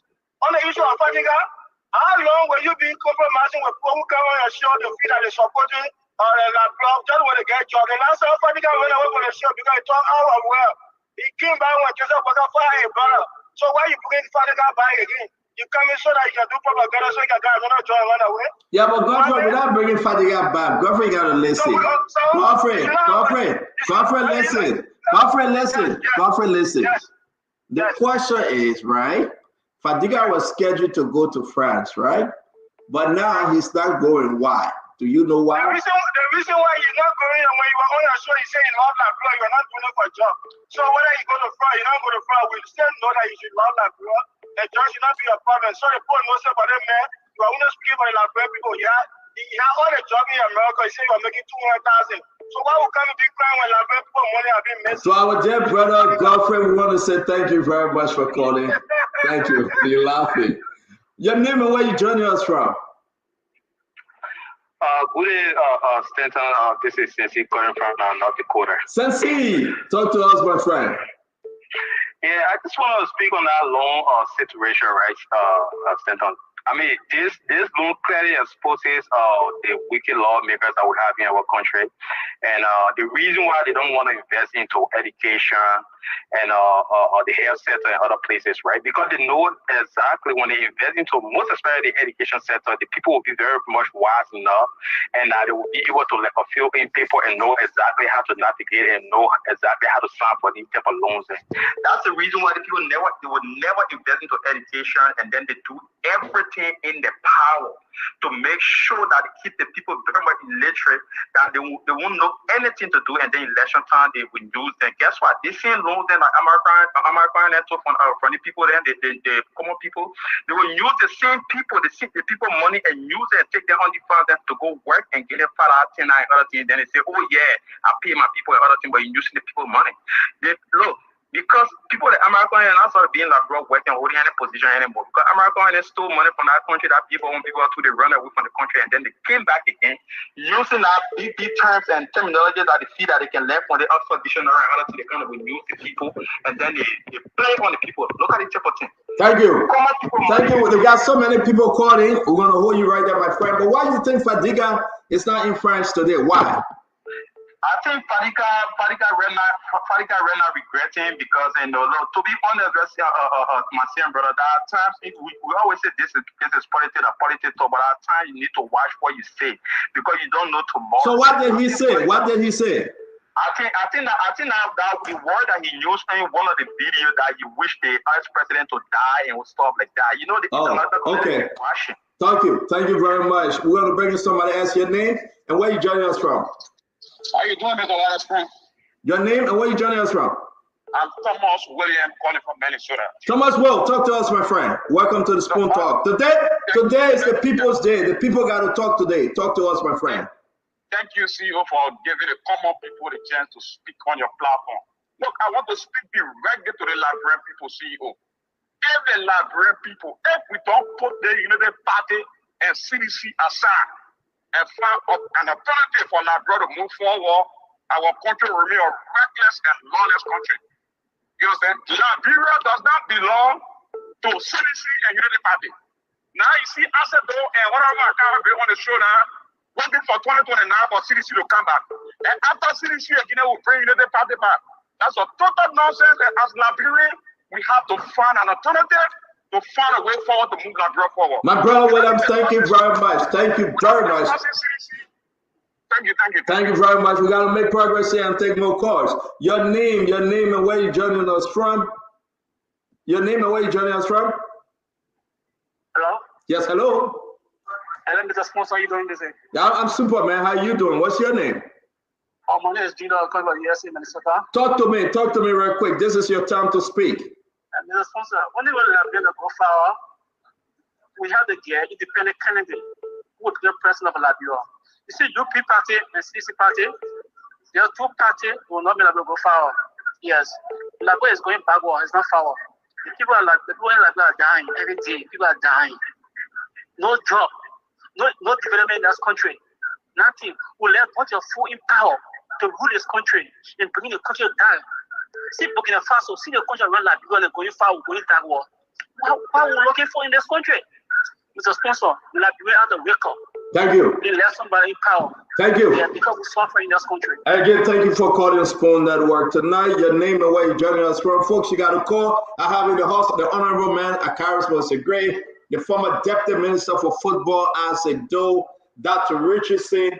I'm going to just keep it as Dr. Richardson. And producing for us today is Sylvester Chodoplay. Your name and where you joining us from? I'm George, calling from Minnesota. Georgie, talk to us. Yeah, I just want to appreciate the two guys from the CDC camp, Akaris Green and Asedo, to bring a lot to the table. And finally, I just want to tell Dr. Richardson also, election time is over. She should be on Blackboard from Spoon Network. Election time over a long time. Thank you, man. Thank you. Dr. Richardson, can you black? Dr. Richardson, I'm black the people. I don't know what you're talking about, sir. Your name and where are you joining us from? Yes, talk to us, your name. My name is Marvin Gaye, and I join you from Minnesota. Your name is what? Marvin Gaye. Marvin Gaye, you gone. You're good. But the world is on. Talk to us, Marvin. Stanton, I want to come from a little different angle. I'm glad the former representative Akaris is on the show. I have heard Akaris talk about the code of conduct for a very, very, very long time. And if you guys ever have the time to discuss the code of conduct, I will be appreciative if you can invite me on the show. I feel like Akaris has taken too much credit for the code of conduct. And I have made several comments on Facebook about that code of conduct. I work with the Governance Commission, by the way, back when I was in Liberia, in National Integrity era. I serve as the policy analyst in that National Integrity era. And I just wanted to, anytime that you guys talk about this code of conduct, Akaris have taken credit for this code of conduct in the entire republic. And I feel it is unfair to some of people like us and several other people who work so hard. Up to today, as I speak to you, I still have the original copy of the code of conduct, not the one that was butchered by Akaris and his likes in the house. Thank you. Baba, thank you very much. So when we're discussing that, listen, when we're discussing that show, we can send you the link. As a matter of fact, today, I'm going to put the link up. Sylvester, can you share the link in our feed? Let the people talk. They won't come and talk to Akaris. They won't talk to Dr. Richardson. We're discussing issue today. So we'll share the link, my friend. You can come on, okay? We're sharing the link. Thank you. Yeah, your name and where you joining us from? Your name. Your name and where you joining us from, please. Hello? Please do not hold the line, please. Your name and where you joining us from. Hello? Yes, your name and where you joining us from? My name is Stephen Kai. Your name is Stephen who? Kai. Maryland, USA. C-A-R-R? K-I-A-H. Talk to us. Yes. Welcome to the show. Yeah, my topic is not on your talking about concerned by the police director taking loan. Recently being I've been a policeman for 16 years in Liberia. For carrying and now police chief taking loan for police equipment. But the next time I want you because your boss started the topic, but I didn't see the end of it. You know, so you can remind him next time what did the other police say? Why took loan for to do what with the loan? You want me to remind who? Stanton. Okay, I'll remind Stanton and then we'll raise it, okay? Yeah, please. That's my concern, please. Thank you very much for calling. Thank you. I said 16 years in the police for I didn't see that our attorney. No, I'll remind Stanton, sir. I'll show him. Okay, thank you. All right, your name and where you joining us from? Hey, Stanton, this is Emmanuel, and I call from some part of North Carolina. How you doing? Emmanuel, talk to us, my friend. Oh, I call in respect to those auditors that died with the president. We are regime. The late Gifted Lamar, Abel, Peter, George from Boto, Emmanuel Bata, Yenswa. I remember, when the Unity Party led, government was in opposition or campaigning. These are the things that they campaign on. So I'm kind of shocked that, they are not going after those who killed those people, because I remember during the narrative, Norris were on the scene, his brother who in court going from court to court today, he said we're on the scene. So, and I think it was because of the scene, roll for money. And I forgot to mention Mabudu Vlad Yepa. These are people that were killed under president. We are government. So why we can be discussing these things? These are things that I said those supposed to be answering a question for. I can't most agree. Supposed to be answering a question for these things, Stanton. Thank you. Well, hold on now. Are you there? I read it, brother. I ain't going nowhere. Okay. Who's in power? Which government in power now? That question I asked him, Joseph Yuma Bwaga government in power. Okay. Thank you. Good to hear from you. You laugh. Your name and where you joining us from? Yeah, my son Stanton, my name is Joseph Smith, and I'm calling from Connecticut.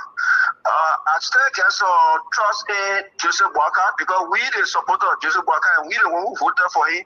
We voted for Joseph Walker for so many reasons. For example, some people voted for Joe Walker because they drove with a Ryan private jet. Joe Boga came, he started riding private jet too. I'm very disappointed. Small for about Joseph Boga because he said we're going to cancel the CTM, the Metas and all the things. Today, Joseph Boga, not only that they keep the Metas and CTM, he riding in the poor private jet from Morovia to Lofa County.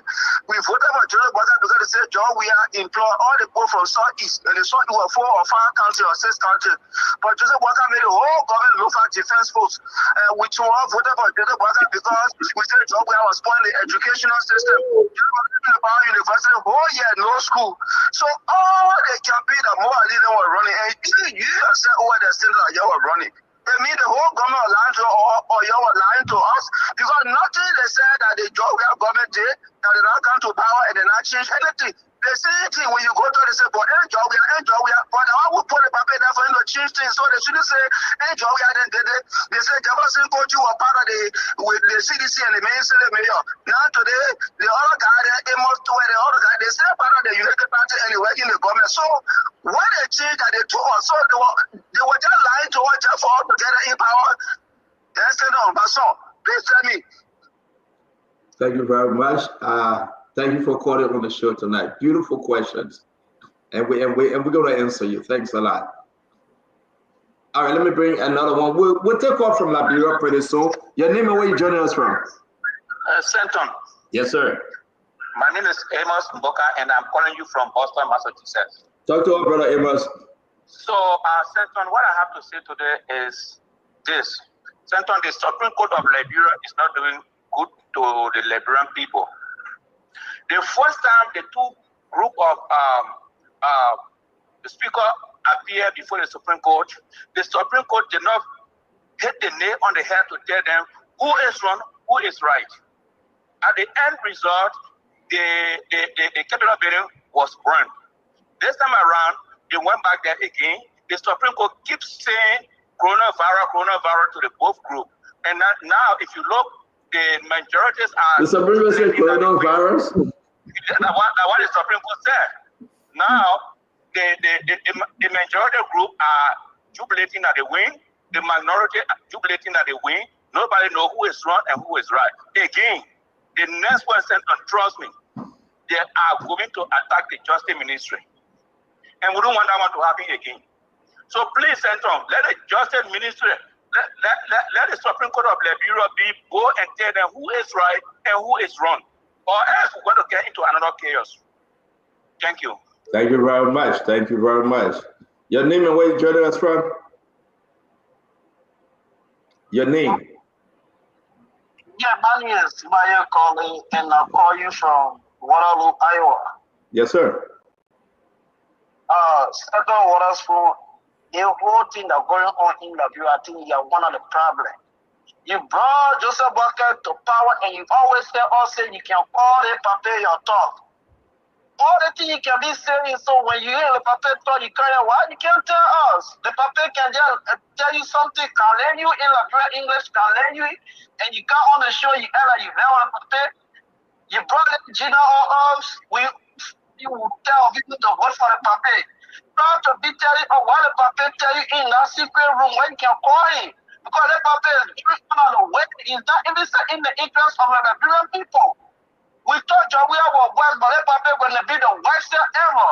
So, Mr. Waterspoon, the thing is that Omer can talk when you call him, say the Omer can talk to him, I talk to him. Please, when you talk to him, see what you convince people for him. Come and tell us what he tell you. We're going to hold you responsible. You're one of the problems for Liberia. Because you brought him to cause he never for him. Tell people to vote for him. When you talk to him in the secret, let him know we are your followers, we love you, we follow you, we voted for him. So please, don't give any information. Be transparent. So let me ask you a question quick before you leave us. Give me five things that you think the president is doing that is not right. Okay. One of the things that the president is doing that is not right, the president is being mute. The president is being mute, like CTM, we campaign for the CTM, that when he come, he will discuss it, he never. We talk about private jet, job we have a ride private jet. Just like one guy when he's sleeping in a private jet, he's not riding it, he's sleeping inside. He talk about yellow machine. We all were happy. We put our hand up on we said we brought a herdsman. Y'all mission, where is that? You talk about the process. Oh, we bring in process. Oh, we said, okay, our people are going to be free. What was? The rural agriculture is man. Papa need to come up, man. 1 year. Thank you. 1 year farmer. Thank you very much for joining the show today. We appreciate your calling. Thank you. Folks. Yes, sir. Well, we're going to do this in the next few minutes. We're going to go in studio and speak to everybody. Every Saturday will be for the Liberian people time to talk. We talk on Monday, Tuesday, Wednesday, Thursday, Friday, and Sunday. So Saturday, we'll give it to the Liberian people. Then we'll sit back and listen. You can talk anything. Talk about us. Talk about the government. Talk anything that you think you want to say, that things that are good and things that are bad. Right? They are listening to you. We got problem today. Suggestion, traveling. The U.S. government will put visa restriction on Liberia. So nobody will come to America. World Bank money, American took it to 80. They said they're bidding fine. All right? What are some of the good things President Barker is doing? Let's discuss it. The military, join the police, they fight. No here, no there, nobody here, nothing. Right? You go ahead and talk your own. You in Liberia, you outside of Liberia, you go ahead and talk. What's going on here? How can we speak to our leaders? The House of Representatives suspending, lifting off suspension. What's going on? We got 2 speakers. What's going on? We're going to take a few more calls here in the diaspora. Then we'll go to our brother children play to hear from Liberia. A lot of stuff going on. We all need to be part of it. Your name and where are you joining us from? Musa Keita, calling from Minnesota. Musa, welcome to the show, my friend. Yeah, I was a good evening to answer to Musa Gray. Firstly, I heard about the negotiation from the Ghanaian speaker when it comes to the horse prices. So I would not really ashamed to be after war, state Ghana can make peace amongst our lawmakers. It was shameful. I've not read the communication yet, but if it is true, then we are very, very embarrassed with the kind of communication. To be frank, thank you very much. Thank you very much. I'm going to take this one. Your name and where are you joining us from? Your name again? Yeah, A.B. Collins. A.B. Talk to us, my friend. Yes, I'm following you guys on my TV, but you know, I listened to somebody caller and say what Joseph Barker has done. Actually, let me just make this disclaimer. I'm not a supporter of Joseph Barker, but I think I'm going to be transparent. I think Joseph Barker government has been so good than the past government. If you can read between the lines. This old man has not done nothing wrong against the Liberian people. I mean, he's doing the right thing. I think what he's doing, he's putting all of these instruments in place to make sure that the country runs better. If we compare both government together, Joseph Barker has done so good. The old man has not built any house since he's still living here, since his old concrete building. All right? The old man is doing the right thing. Let's give this old man a chance. I believe that Joseph Barker would do better.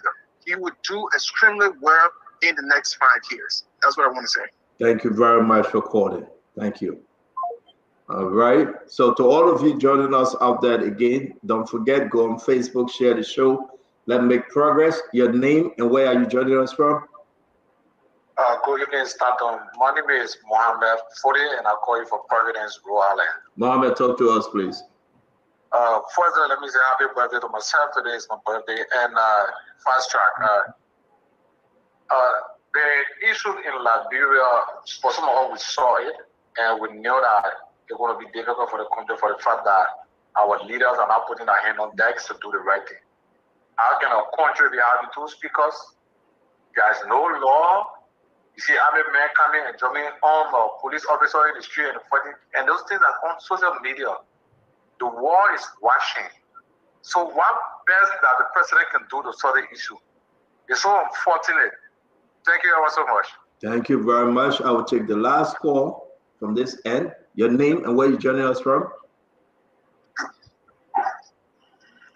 Your name and where you're joining us from?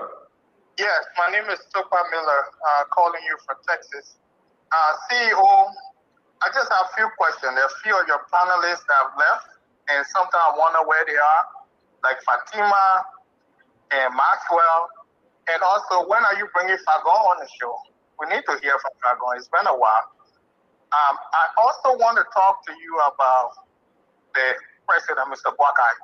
I think Mr. Boakai can move this country forward, but you need some people, key people, like Modu. I think you need to take this time to talk to the president, let him settle things for Molu, bring Molu back, and put this country back on track, because this is one of the reasons why we send money to support the campaign. We wanted to make sure that we knew people who have integrity in the government. And for sure, I thought Molu was going to be part of this government. And moreover, you get Molu back in there, all this, noise about Samuel Tuer and those who stole money, I think he was settling. So if this government want to be successful, they need to come down, call some of these key people, call Molu. We need Molu back in the government. Thank you. Thank you very much, my friend. And we're going to go straight into Liberia and get calls. Open the line, and then we will start the program. Welcome to the show, Mame. We will get into the program shortly. Let's take some call from Liberia. 0771075 0771075 or 05551101075. I begin with the Blue Star line. Hello. Good evening. Good evening. Go ahead. Please. My name is Takondi Yeto, calling from 26. The problem in Liberia is administratively to control the people of Liberia. They need to learn administration. That says public administration. What the next approach is misplace people in Liberia too much.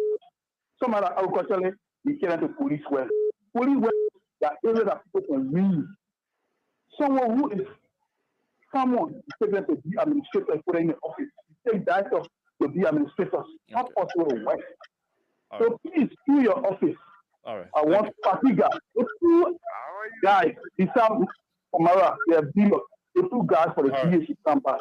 So that the system of country will not mess up. Thank you. Hello. Your name, please. Where join us from? Thank you very much. I'm Richard King, calling from Iron Factory, around the Iron Factory Coordinated Townhouse, commonly known as Dumpers File, a senior member of the Court of Public Opinion. Or this government is not proceeding well. That we have made. This government is not proceeding well.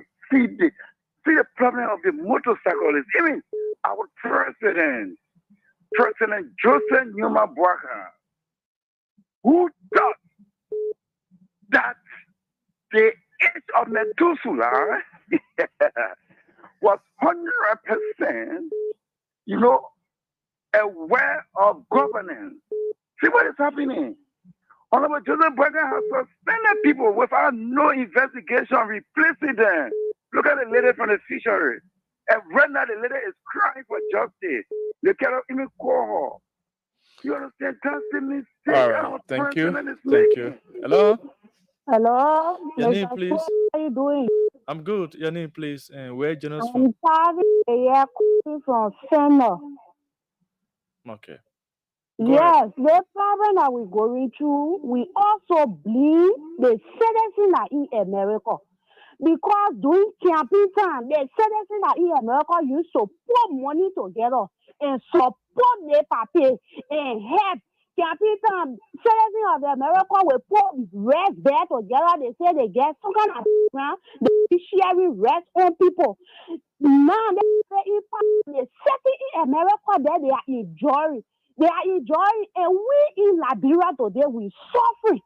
But with Taka, then they will say they happy. And now at the time they're supposed to get together the money they were putting to road camping for the paper, they're supposed to use it now and save company in Liberia for our brother and sister to hold inside of get money and feed their family. Now they sitting there, nothing they're talking, and we suffering here when camping time again for them to blank full up to come and say now they say, yeah, the people we want you put them there. When we join them, we put the people there at the end of the day will be suffering. Our parents be dying with hunger. Our children will be looking for food to be sending them to school. No school, nothing. We suffering in this country. All right, thank you. Hello.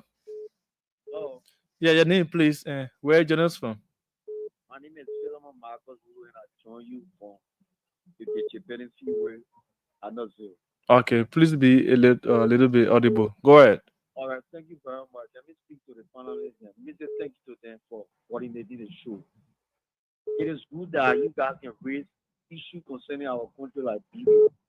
But what is your major contribution all those panelists are making? Let me put Azedo. Azedo, a minister of youth and sport. One program he did not organize for any sport in Liberia. But just there, at the end of the month, he take his salary. He did not make one contribution to football in Liberia to any other sport in Liberia. But he's always on the show, this and that. During that day, as youth and sport people, lose that never won one game because they were disorganized. Two, to the other parents, each of you on the show can contribute to the Liberian people by sending even one person to school. It will help our society. I'm not saying you're doing bad thing by lashing our government. It's not a bad thing. But if you can also help the government in some other way, while you guys are on the show, we need some illness. All right, thank you so much. Hello. Hello. Yeah, hello. How you doing? Your name, please, and where are you joining us from? Okay, I started mobile calling from Singapore. Go ahead. Thank you for the opportunity. Doing the capital more than listening to any other radio station. I'm on phone. And I think you're doing with some other voice. Radio station first. All right, you went off. Hello. Good evening, Cholobe. Yes, your name, please. Where are you joining us from? Oh, thank you very much. I'm calling. Hello. That's the person. Hello. Yes, hello. Yeah, your name, please, and where are you joining us from? Yes, my name is Esther Buell, calling from this weekend. I'm going to speak to you guys. Okay, go ahead. The main issue on my mind is those around the person that are about the person, they are not doing well at all. God will punish each and every one of them for it. Because they are ill advancing the president. They will go, things that they're not supposed to tell the person, they will tell the person in conspiracy to take wrong decision. Like the nurture and the TCM agreement. And number two, I want to speak to Funati Kofa. I will speak legitimate speaker. He should not resign.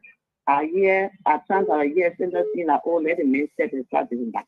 He should not step aside, let the law take its course in Liberia. We have laws that are going this country. He should not step aside for any reason. Let him remain there. If they decide to vote on, let them do it. But if they don't get the number to vote on, he should remain speaker until the term of Joseph Baka. And I voted for Joseph Baka, but what they are doing is not right. So Okay. I'm appealing to Funati Kofa, he should not resign. Let nobody pressure him for anywhere for him to resign. Okay. It will be good for him. Thank you. And then, Hello. Hello. Your name, please. Go ahead. Yeah. Good evening, Sylvester Trobit, and good evening to the panel. My name is James Perry, and I join you from the Tiboro Bell. Thank you for the panel discussion. But my greater disappointment to do with the loan issues. To see members, especially the hierarchy of the United Party, my own Senator Daba Babla, vice chair for administration for Unity Party, take a loan that belongs to the common people. Well, it's so disappointed. And to the issue pertaining to the Capitol building, the president will not reconcile. He will continue putting fire, pretending that he wants to reconcile with Fernando Kova, but he's not going to reconcile. Thank you. Okay, thank you. Hello. Thank you. Let's make that the last call.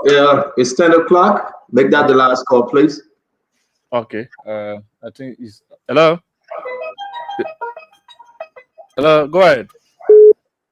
Yeah, how are you, Baba? Yeah, good. Your name, please, and where you joining us from? So, calling for the to most of our country. Go ahead. Let me tell you today. So, you got to be it on your country first.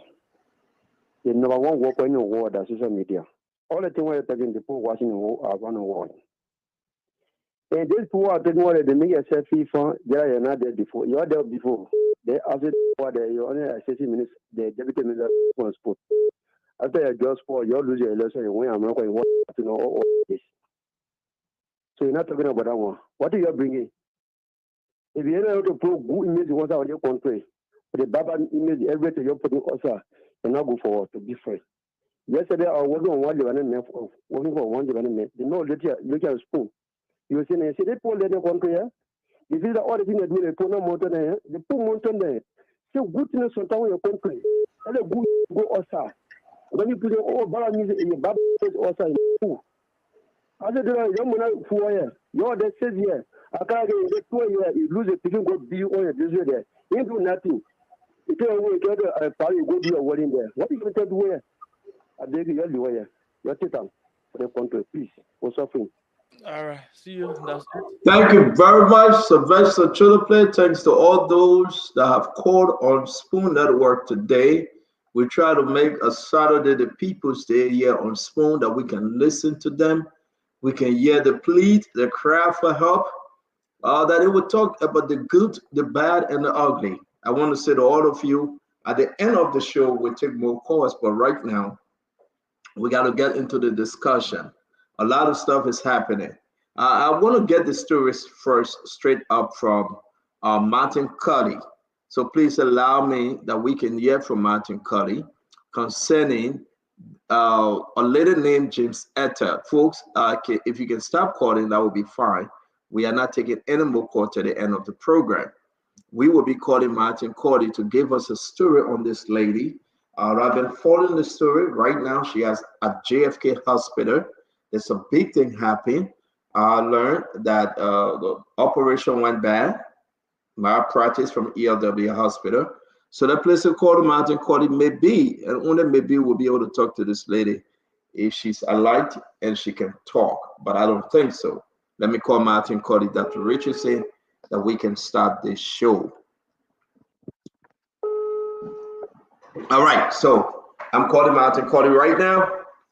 Let's listen to the story. Somebody needs help.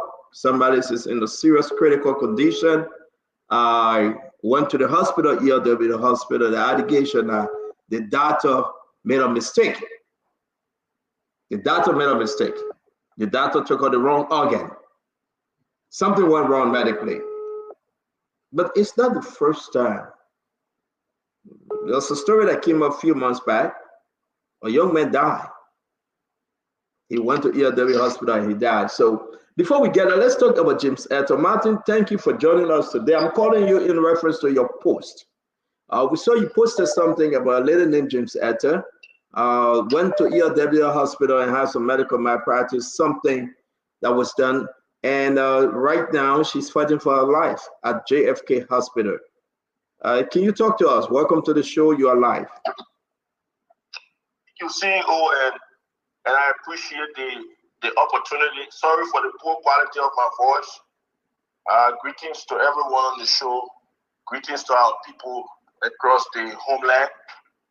Quite frankly, the situation of the Liberian lady, in fact, she is a registered nurse, right? She's in a very critical condition at JFK. She's under a dialysis machine, at the same time bleeding. And the bleeding is non-stop. So she really needs help, quite frankly. That's why we are trying to save her life. You know, she had an encounter with a doctor called Dr. Yesu at ELW Hospital. You know, and she explained her ordeal in the video on her page, and she was normal when that was happening. So she's speaking to the facts. You know, we try reaching out to the administration of ELWA. They are refusing to even speak to journalists. So at the moment, the latest life matters more than anything. What happened?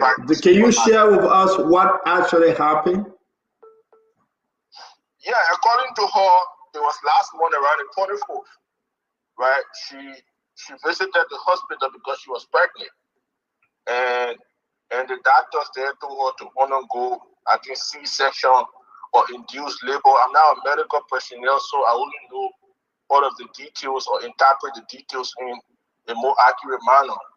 But her post says it all, and probably if we have access to a medical personnel, they could explain it better than I do. But I think there was some negligence on the part of the doctor, and I want to say allegedly, because an investigation needs to be conducted. That's why we are calling on the Liberia Medical Dental Council and the Ministry of Health to probe this matter independently and thoroughly. Because if you look at the posts that I made on my page, on my Facebook page, there are multiple testimonies for people about the same hospital, ELWA hospital. Multiple testimonies and witnesses. So this is not the first time, this is not the second time, this is not the third time either. And James Enter may have been just one of the victims. What about other people we don't know about? She chose to speak out. Decided to transfer her prematurely and hurriedly to JSK, thinking that she was going to die on the way. How can you treat a patient like that? How can you treat a patient like that, CEO? The woman is bleeding, and you are transferring her to another facility without stabilizing the bleeding. So she's going through terrible pain. She's bleeding under the dialysis machine. I spoke with her. You know, the video is on my page. I uploaded it. Liberian people need to see the facts. We need to hear from ELWA hospital. I don't know why they are refusing to speak, even to the press. We can't allow the woman to die. So, but let me see if I get you right. I'm trying to get on your page, Martin. On your Facebook page, what did your Facebook page say? There you go. This is what you just posted 51 minutes ago. In 1 hour, we have raised $1,060 plus US plus 4,400 Liberty. James Eto Cookman, a list of all contributors will be published. The sister needs help. Please donate Cash App. $sign Hawamu 301-250-3927.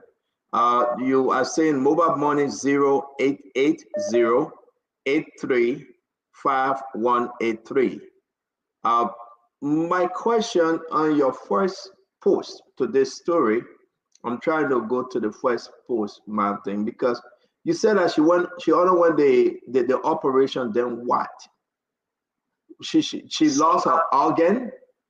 She was talking about her kidney, because if you look at her official post, can I read it quickly? Yes, please send it to me. Let me upload it as well. Let me send it to you quickly so you put it on the screen, then we can read it for the people to see. Because she's an educated person, you know. She wrote a post trying to give a picture of her own ordeal. Let me forward it to you right now. You just dropped, you spoke to the Minister of Health. What did she say? Okay, so I spoke with the Minister of Health, explaining her situation, because the health minister was not even aware at the time I spoke with her. So she said she was going to follow up with the ELW hospital and the GSK. And I also spoke with the president of the Liberia Medical Dental Council, the body that is responsible to investigate the matter of this similar matter, you know. So all of them are following up. I'm going to get updates from them and share. But I spoke with two of them. They are concerned, very concerned, because this is a very serious matter. It is about life, human life. So they express empathy, sympathy, and they are going to investigate independently to establish what really went wrong. we are not casting any form of guilt on the hospital yet. All we are saying there is a need for an independent thorough investigation because this situation has been happening for a while, and people should be held accountable. I think some licenses need to be revoked because lives matter, and people who are in our hospital need to be very careful about how they manage these lives. Lives are costly. So they have to be very careful. This is not the first time, the second time, the third time either. So yeah, I sent the screenshot to you. Let me read her post quickly for everyone to have a grasp of what she said. So James Edgar wrote, "What has EW hospital doctor done to my kidneys and urethra that they are not functioning? Dr. Yesu, I need answers. Since February 24th, I left my house healthy for an ordinary ANC visit, and they said I was post-due and needed induction. I told them that even my first pregnancy, it was the same thing, that I waited for God's time, but they helped me there, sent me on the ward for induction refill by 7:27 p.m. I suffered in pain till February 25th, when they said the cervix was not dilating, so I needed cesarean section, CS. My partner refused, but since I understood and I knew that CS is just a minor thing, I accepted, not knowing I am accepting my death.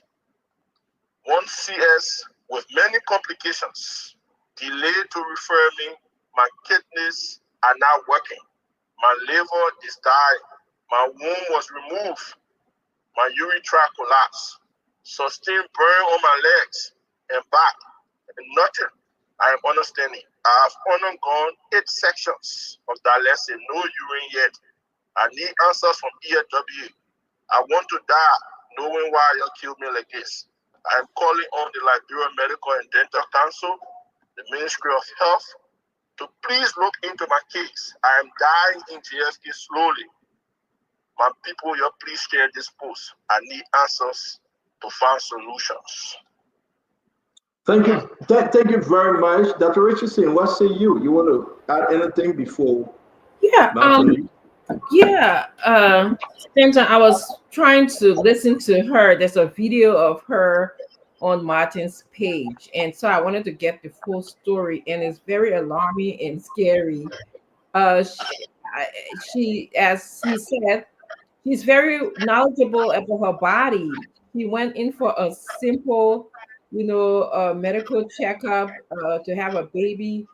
They went in there and they said they did a cesarean section, but not knowing that they had a hysterectomy, which means they took out her entire reproductive system, her uterus, so she can't even have any more kids naturally anymore. And then she continued to bleed. They took her back to the ER about once or twice, and then eventually decided to transfer her to JFK for dialysis. So this is so confusing. One person going, she's saying she's very confused because she only went in for pregnancy issues to deliver a child, and then all of a sudden here she is now, getting dialysis. So it's so confusing. But somebody said that maybe somebody should be held liable. Maybe it's a time that we hold people accountable for these kind of behavior. This is whoever engaged in negligence of this woman's care to be, held liable for that. But again, when you think about it, who do you hold liable? Because number one, who is regulating our doctors? What organization? Number two, can you hold the hospital liable? The hospital can say, well, we're not getting enough funding. Then you say, well, can I hold the government liable for not funding the hospital? So it goes down the list. There's a whole list of people. But a good lawyer knows exactly what to do, because what I know from lawsuits, you don't just go for one person, you go for everybody. And maybe this is happening in our country. This is not the first time this is happening. No, it happens so many times. It's not only EW hospital, by the way. So many in hospital and clinics. You're right. Martin, so let me post up the Cash App information, and then we hope that there you have it. You got a Cash App here, Martin H. Howard Mo, and the phone number at 301-250-3927. All right, that's the Cash App information.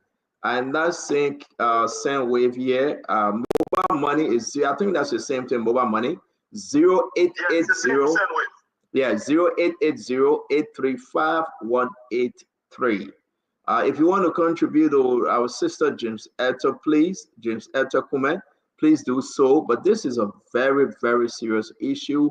I will only say to you that we will follow this story, and thank you very much, Manting. Anything you want to close on?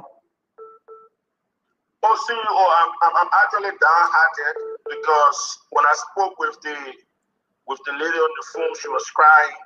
You know, she said, Martin, I'm on dialysis, but I'm still bleeding. And I was asking them why they were transferring me to GSK after causing such a problem. And they could not tell me anything. You know, why transfer me when I'm bleeding? You created the bleeding. I came for a simple process, and you made the process complicated. You know, and she was telling me there was a tube they even cut for me up. You know, so her situation is pathetic. I'm just calling on the government to help. You know, that's why I had to talk to the Minister of Health and also the President of the Medical Council. Let's do all we can to help her. Otherwise, the bleeding could perhaps kill her. God forbid. She's still bleeding up to now. Imagine, for the 25th of February. So she is still bleeding. You know, so this is a serious case, and she's one of us. She's a Liberian. We have to help her. You know, and from her voice, she's traumatized. She's psychologically down. So we just have to do all we can. She needs advanced medical treatment. Let's get her out of the country because she can be at GSK on a dialysis machine. We have to find a solution beyond the dialysis. Thank you. The dialysis might just help to stabilize her, but what next? Damage has been created. We have to make sure she gets advanced medical treatment. So that's why we are on. I appreciate the opportunity, CEO, for us to come on and say a few words about our situation. Martin, thank you very much. And again, we wish her well. You're quite correct. We wish James Etta well. Listen, talk to me if we can do this again or more, or one-on-one with the CEO. We will. We want to say yes, indeed. The Cash App number is $ Howard Mo 301-250-3927. That's the phone number for the Cash App, 301-250-3927. And don't forget. And as the CEO, let me just recommend to the Medical Council, it is about time we begin to check the credentials of medical doctors and practitioners. It's very important. Very important. We have to Thank check you. these things. Don't forget the mobile money send with number that's 0880-835-183. Thank you very much, Martin. We appreciate you, and we'll talk on the other side. Yeah. All right, there we have it. I want to say thanks to Martin for this humanitarian intervention. Yeah, guys, let's move on to the conversation. We took a lot of calls. Something we have to do every Saturday to bring our people up to speed. Welcome to the show again, Dr. Francine Special, Chineway, Abraham Webb, Richardson. Welcome. I'm going to welcome Honorable Karis, Mose Gray, Asido, and Abula Mame. Thank you very much for producing for tonight's Sylvester Chittle Play. Thanks to all of you that have John Spoon. Please follow Martin page, follow the social media page of Just Etta. Please intervene. She too is a Liberian. Thank you. Honorable Gray, welcome. Thank you. You got me? You good? Yep. Okay, thank you. Thank you very much. Asido, welcome to the show. Well, yeah, thank you. And I want to express thanks to Martin for bringing up the issue with the lady who I don't know. You muted yourself, I say. I say it is sad to hear what she's going through. Why it is true, I know there are very good, very professional medical doctors and nurses in Liberia that we must appreciate for their tireless efforts to always help save lives. We also have to recognize that there are few that, maybe who need one or two touch here and there and sometimes make mistakes, which should not happen at all. Like you've posted, I hope everyone that can help this lady just any way they can to, help her situation better. But I wanted to ask Martin, because it is important that people get the real story so that other people don't doubt certain things, because this is just information on the internet. When he was reading, he said something about the kidneys not working, and I wasn't sure if he meant one of the kidneys or both of the kidneys, because I don't know much about medical thing about him. I don't know anything about it. I'm not quite sure though if two kidneys of a person stop working, if that person will still be alive, able to text, able to talk. I'm not quite sure. So I thought it would have been good thing if you were to clarify that so that the people are sure on what he's saying. I think that would have been a good thing. Thank you, Isaac. Two kidneys stop working, continue dialysis. You can still be alive. All depends the condition and Okay. the degree That's of the that. malfunction of your kidney. But it's also a good question to ask Mountain if they took one or two were damaged. But when she's on dialysis, more need to be discussed. Thank you. Mommy, the Bapolu boy. Yeah, thank you, Stanton. The story brought me down, to be honest. No woman should die or struggle for life while giving birth. I mean, it brought me down, to be honest with you. I wish her well. We pray that God intervenes. I mean, touch the hearts of the doctors, open their minds so that she can be able to recover and live again. Thank you. Thank you, Mohammed. Dr. Richardson, close on this one, and then we can move into our liberal politics story. Yeah, it's sad, like mommy said, but we have to continue fighting for life. Okay, I appreciate. I saw her fighting spirit on the video. I don't know her status right now, but people gotta be held liable, accountable. I think you started this story, Stanton, and you said in other parts of the world, there's a huge malpractice suit that'll be going on right now, but somehow that doesn't happen quite a lot in our country. Maybe because we talk it in the house and we beg and say, "Well, I beg you, let it be so," and all of that stuff. But you cannot see someone who's going in to have a child or to have a cesarean section and then loses the uterus. That's a huge thing. Furthermore, then you find the next thing that person is on dialysis. That is another huge thing. So sorry, I gotta go take care of somebody. So I'll be back. Sorry. Okay, thank you very much, Dr. Richardson. Thanks a lot. Thanks, folks. Let's just get into this thing. I want to appreciate all of you. We're hearing the story about the American government under the leadership of Donald J. Trump, probably a visa restriction on some country, traveling ban on other country. But let's stick with Liberia. What's your take? Asido, you came in before on the Gray and Mama. What's your take on these announcements coming up, Asido?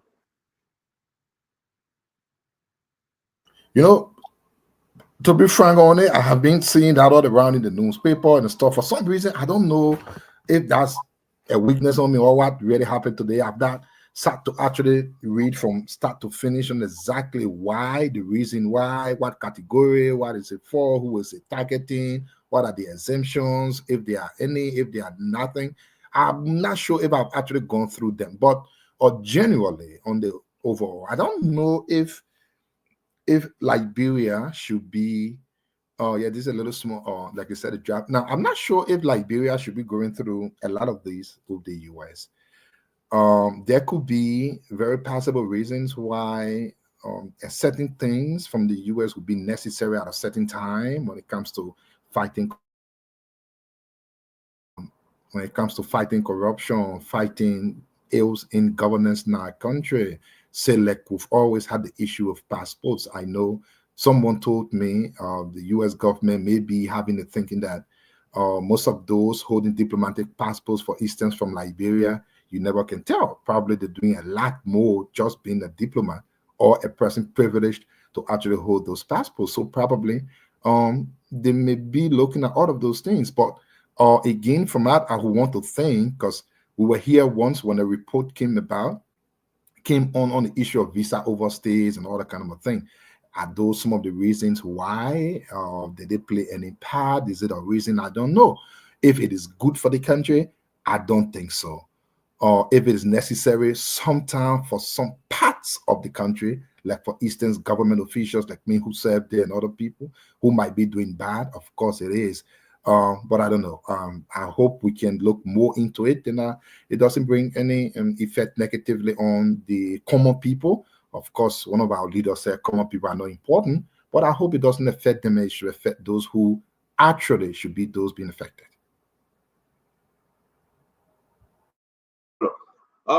Thank you, Asi. Mommy, I'm trying to upload some of these things, but you've been following the story on this. Before we get to Dr. Richardson, what say you on this big announcement, the proposed visa restriction or ban? It doesn't really require deep reading. Just 5 minutes of your time will tell you why. So this is what it reads.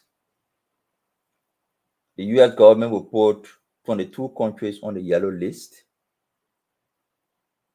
and they will have 60 days to clear up deficiencies. 60 days to clear up the deficiencies. What are the deficiencies? One, so some of the issues to address include inadequate security practices for issuing passport.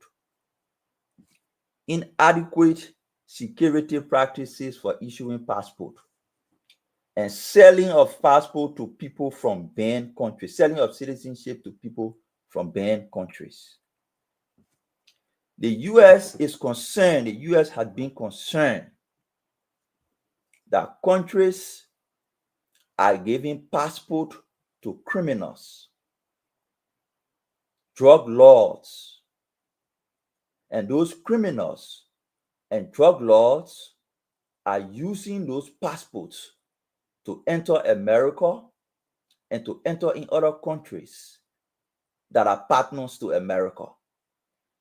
America has been concerned that the security around the issuance of passports have usually been compromised, and passports are in the hands of criminals, and those criminals are using them to enter the US and to enter other places.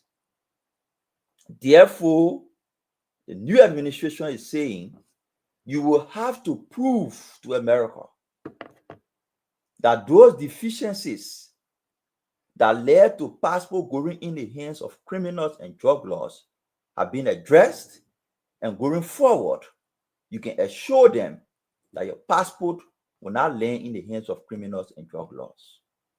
It's clear. And that's why we will call on President Boakai or the Ministry of Foreign Affairs. Before taking over, the same US government complained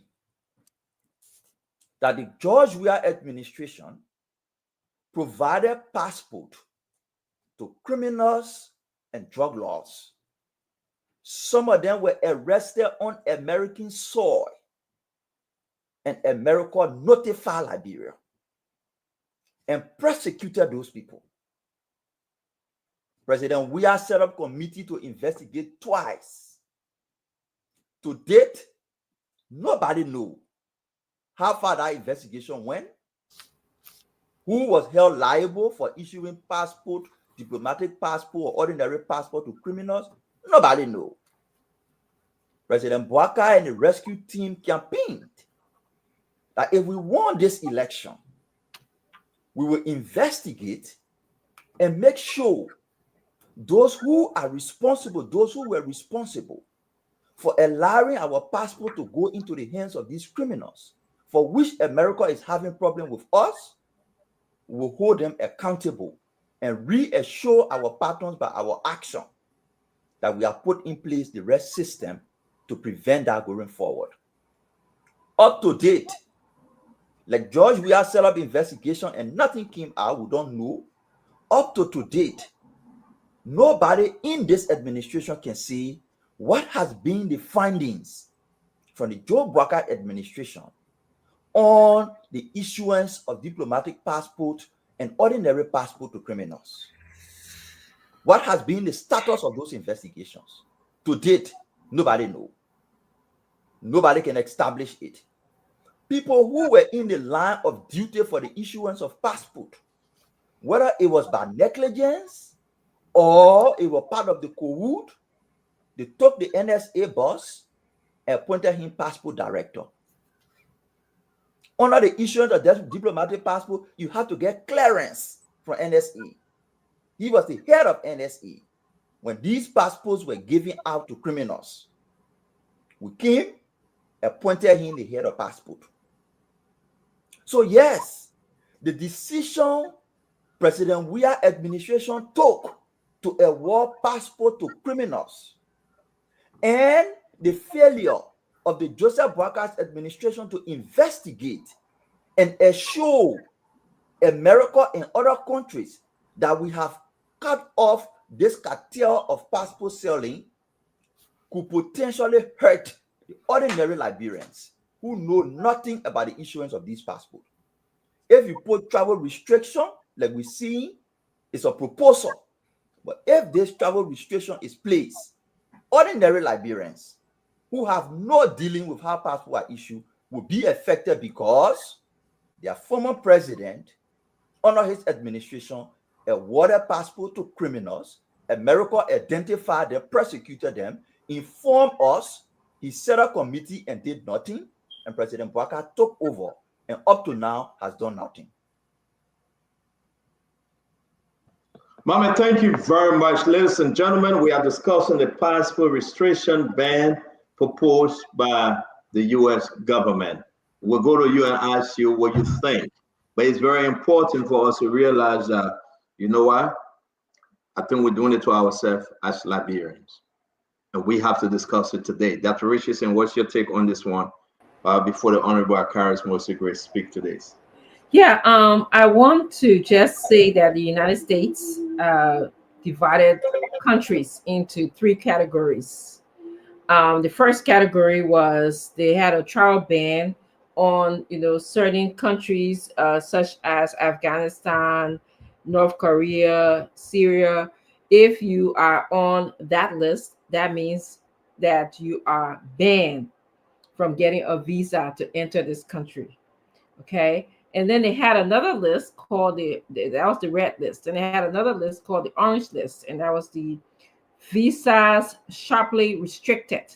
Okay, great. Thank you for showing that. That's the visas sharply restricted list. And those countries are countries such as Sierra Leone, which we know very well on this list, as you can see, and is sharply restricted, which basically means that they're going to really, really scrutinize your application for visa.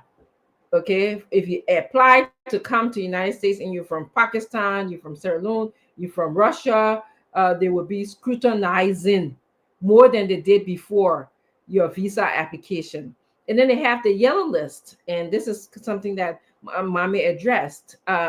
Liberia falls, I believe, I don't see Liberia, but in this list, Liberia falls within the yellow list, okay, which says that we have 60 days to address some of the deficiencies in which we have given people's passport. For example, we've given people passports who came to the United States and they were on diplomatic passport and they misbehaved. They got involved in criminality. If they became a security issue to the United States, United States has observed that people with Liberia's passport were engaged in acts that were anti-democratic, according to them, in this country, in the United States. So those are the three lists that we're on. But I have a good and bad feelings about this. I'm sad in a way because the diversity that many of these people who find themselves caught into this whole passport saga that came to the United States, they brought in a lot of diversity, they brought in some contributions to the United States. On the other hand, this will make us love our country even more. Okay, this will make us put our energy, our finances. This will help us see Liberia in a different light instead of us abusing or being corrupt, because corruption to me is a form of abusing our own citizens. We'll spend our time developing.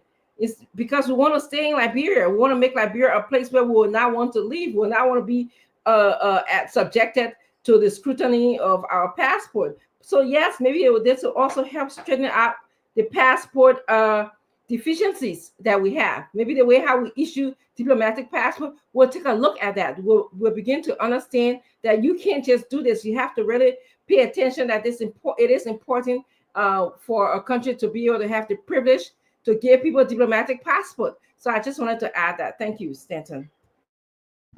Dr. Richardson, thank you very much. Honorable Gray. Yeah. Let me say thank you very much. I hope you get me. All right. Look, Stanton, the rest of our colleagues, we got to stop sugarcoating and doing the blame game. CDC. It's unfortunate. You want to do the blame game? Read about the story of Matt Buckler, the Danish guy who bought a diplomatic position in Liberia, held a diplomatic passport, appointed as ambassador at large in Central African Republic in 2012, under the signature of President Sirleaf, a Danish filmmaker. Just Google it and see it. We want to wear our Kia Bago, CDC. So wear a bike and go to Unity Party, 12 years in government. The big scandal of such, $150,000. The guy bought the position in a diplomatic passport. Matt Buckler, a Danish filmmaker, appointed as ambassador at large in Central African Republic, representing the Republic of Liberia. That put that aside. This administration that claimed to know everything took two strong measures in March and in April of 2024. Sarah Beswell-Yanti announced, because of security concerns, the passport regulation of 2023 was canceled. And they announced the 2016 passport regulation and published it. By April, they have announced that every Liberian who has a diplomatic passport should return it once you don't fall under that category of the regulation of 2016. And not only that, that if you don't, it means you cannot travel on them. By April, they will be canceled automatically because it's recorded. The government made that emphatically clear. I have been a holder of a diplomatic passport. I cannot travel on it because of the government position and policy. If you travel on it, they will arrest you, in fact, because you're supposed to own it. It's canceled. Let me say she announced the cancellation. For colleagues in... Representative Gray, wait, did you have an option to go and reapply, or was it just outright? I'm only entitled to an official passport as a former lawmaker. That's the 2016 regulation that it reinstated. I'm not entitled. Finish our Representative Gray. We'll get to the question and answer. Yes. Let me say my one or two things, then Dr. Richardson, maybe you can ask your bad brother the question you want to ask him. Yeah, I was interrupted. But the fact of the matter, by those two powerful statements and regulation, the president, the Ministry of Foreign Affairs gave diplomatic passport recklessly to people they appointed ambassador at large and other criminals. Some arrested in Japan, some cultural ambassador, some commercial ambassador, one pretty boy that you made, or how they call it, business large to the president, a vice ambassador, and all of those things. Group of criminals. At the end of the day, the president chose that they would have to take some of the diplomatic passport from these guys. It's on public record, President Boyka. That's the security concern that is being raised by the American government. It's not CDC. It's not America had a destination on the former passport director under CDC. Okay? The guy who was arrested, you talk about that 2022 people discussing yourself.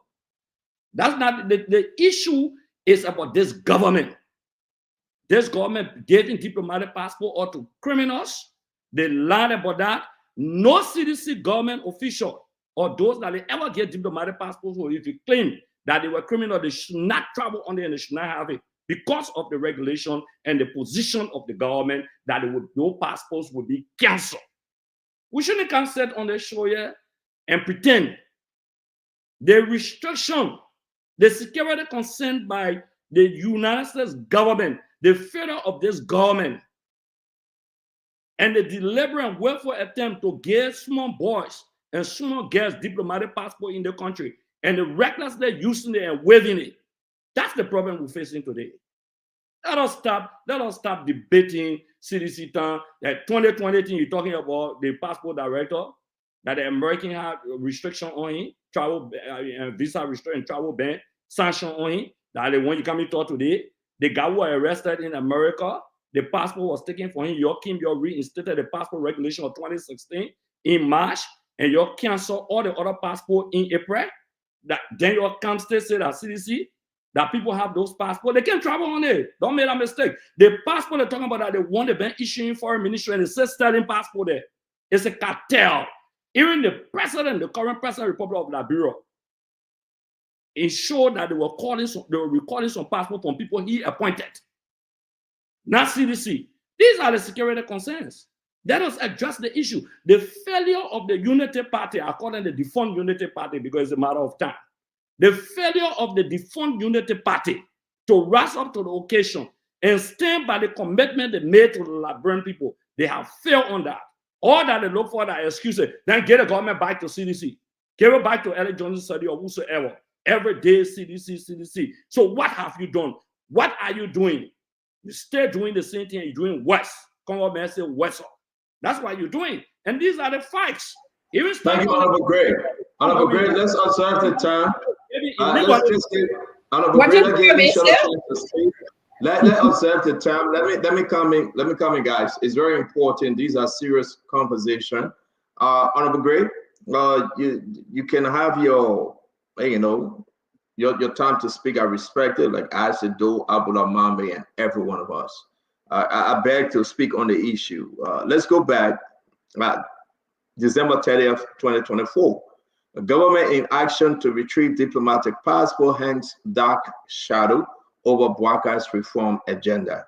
This was very clear. It was very clear. And I think folks not mention the words right now as to who's to blame. Right now, from Madame Salif Tan to George Manawea Tan to Joseph Yema Bwaka Tan, both Unity Party and CDC should be held responsible for this mess. Both Unity Party, honor Madame Salif, CDC, honor George Manawea, and this Unity Party government should be 40 held responsible. And every Liberian should listen, because you know what? The Madame Salif government sold passport. The George Manawea government sold diplomatic passport. President Joseph Yema Bwaka government sold and selling diplomatic passport. We have abused our foreign relationship, right? Like every nation that want to come into your country and be protected. The same group of people, the same company that manufactured diplomatic passport. Few months ago, DeLong, Sarah Bassler-Yanti, and all of them went to Vienna to issue from the same group of people the same diplomatic passport. We called on President Joseph Yema Bwaka. Mama, you here? We said, Mr. President, Jowia, Bassanga family, and they even sanctioned Andrew. You know it. We need a new leader. We said it. We need a new leader because our foreign relationship is in trouble. We are spending over $5 million for non-permanent seat at the UN. We cannot reform our passport issue in the country. Over $5 million for non-permanent seat. We are here when they called the deputy minister. You call her name, the white gray. 7 p.m. in the evening, they don't confirm her. Well, there was so many allegations and accusations that she were involved in the study of diplomatic passport. But Mama, you here. I encourage every one of you guys here. They have destroyed our foreign mission. The same people before Georgia left power, they sent over hundreds, not thousands more on foreign mission.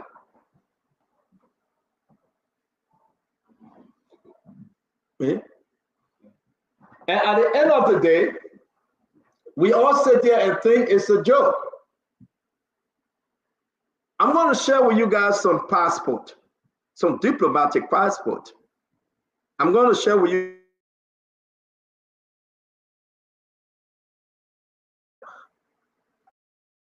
I'm going to share with you guys some of these passports for you to see. I'm uploading them. Honor George Manawia. This is our Avoran, Bamba, carrying Liberia diplomatic passport. Can anybody tell me that George Manawia government never sold passport? Honor George Manawia. We all got to be responsible and we got to share in this thing together. Honor George Manawia. Who is this person? May his soul rest in peace. I think he died in Saudi Arabia a few weeks back or a few months back. The men were responsible for the contribution to the hospital in Bapolu, the invisible part. That was Joe Manawia's friend. Yeah, his passport on display. They gave him diplomatic passport. The allegation on him was so much the man got drowned in his pool. How he died, they say he was drowned in the pool. I'm sharing information with y'all. May his soul rest in peace. We're going to share all the passport that these guys were selling on the George Manawia. But let's fast forward. Jose Yima Bwaka. Who President Bwaka gave him passport to? Who? Let me share some of the passport the president under this government, Sarah Bessler Yanti, then gave people passport. I will share some of the passport with you guys. I'm uploading all of them. How can we, Dr. Richardson, separate ourselves and say, oh, no. Only the government did it, we didn't do it. You know this young man, this fellow, his passport was issued June 13 of 2024. The best friend to President Bwaka. You know his reputation? You don't get us started here, man. You don't do this to us. Sorry, they want that joke. We are on our passport. Let me put it on that president we are. You don't do this to us. We want to display all the passport for people to see. Then you won't blame one government. Till we can face this mess under this government, nobody should blame the past government. Sarah Bessler Yanti, the foreign minister, the allegation on her that she gave him diplomatic passport, plenty, running through the window. Sylvester Grisby can send letter and say, give the cat and dogs diplomatic passport, and they do it. Who's stopping them? You think the American people just get up one day and say, oh, there you go, there you go, bam. Like, bro, our oldest ally will support them. No, you got information to do. We ain't got to the visa restriction yet. I'll put all the passport up today for you, Liberians, to see that our leaders are destroying our country because of the greed. You know how much they sell one diplomatic passport? 100,000, 150,000. Don't tell me about Besonga family. We know him. But they don't sat there. The foreign committee sat there and they confirmed all these people like Mame was saying. NSA director, the main passport director, what do you expect? The white gray is still there.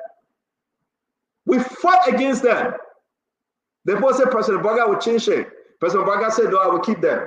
What will change? Don't tell me about George Weah. I knew George Weah couldn't handle it. I knew George Weah couldn't fix it. That's why I beg you guys to bring in Burger. President Burger King, guess what happened? He kept the same people. They don't talk. Guess what happened? We will change them. We will rescue the country. They don't confirm them. He baptized them. He put them in the holy water. He said he will revert. He confirmed them. Then after today, people say, they don't say we called it meeting on the 17th. The people will come and give us ta-da-da. The president had to write the American embassy for them to come to the UNGA. The reason why they cannot come to America like before, they have to write the American embassy for them to travel. You confirm the very people that have bad character when you talk about the foreign mission. You had an opportunity to say no in the cool of the evenings, 6, 7 p.m. When no camera around, you confirm them. Then you tell them, say, you calling them for what? America will listen to them. Sarah Bessler Yanti came to the state in Washington, D.C. a few weeks ago. Nobody saw her. Everybody said they won't see her. Somebody sent her a picture. She went knocking on the door. I said, I'm not going to post the picture. The whole foreign ministry is rotting. The former NSA director, they don't say that his friend. The allegation of passport hanging over him from John Manor at time. The word Gray, they don't say that his friend kept up there because they don't tell them, say, if I scratch your back, you scratch my back. I will make my recommendation for you to hire people in the foreign service. That was the agreement. Cyril Bessler Yanti, they don't say I will revert. Up to now, he stayed reverting. How can you trust your leaders? And they're destroying the country. But let's go back to you, Alcido. Let's go back to you. Let's do that second round real quick. I got more passports I will be showing you guys on this show. These passports were given clandestinely under Madame Salif, under George Weah, and our government, the rescue government. They're doing exactly what the other people did. Nothing changed. Our country will go down in the toilet. I will share them with you. Go ahead, Isaac. Yeah, sometimes, you know, when we come on the show, we come here to discuss solving Liberia's problem, and we come to discuss Liberia today. Only unserious people get stuck in the past. And it is sad for our country that we have so much unseriousness, that people are so unserious that instead of us discussing what Liberia is today, the only thing that matters to us is to discuss the past. And let's clarify a few things. One, you know, I always relate to that young guy who came on the show the last time because I really, really liked him, you know. He said, if you take 100, you put in the oil, it still remains 100, even if the color changes. So no matter how you pretend like you know something, when you are empty, you are empty. Nothing can change it. So the U.S. government did not put visa restriction on any country yet.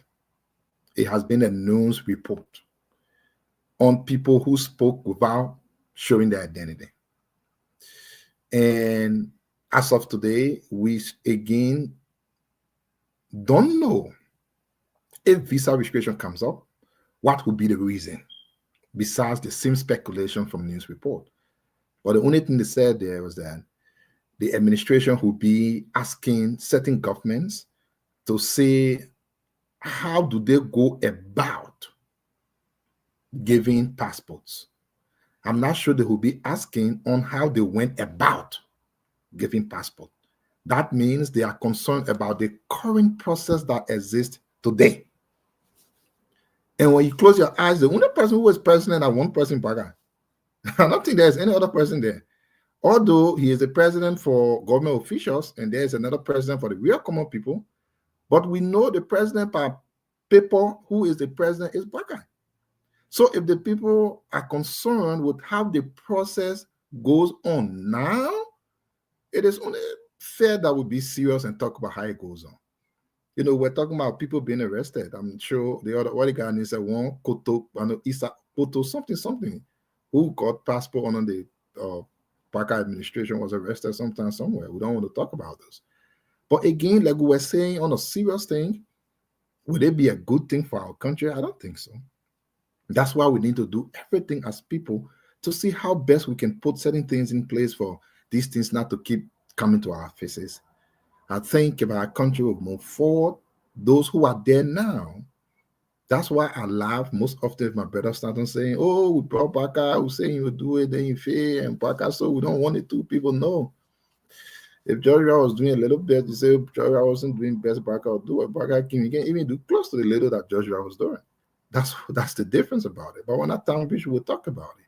But the truth is that this government is a failure.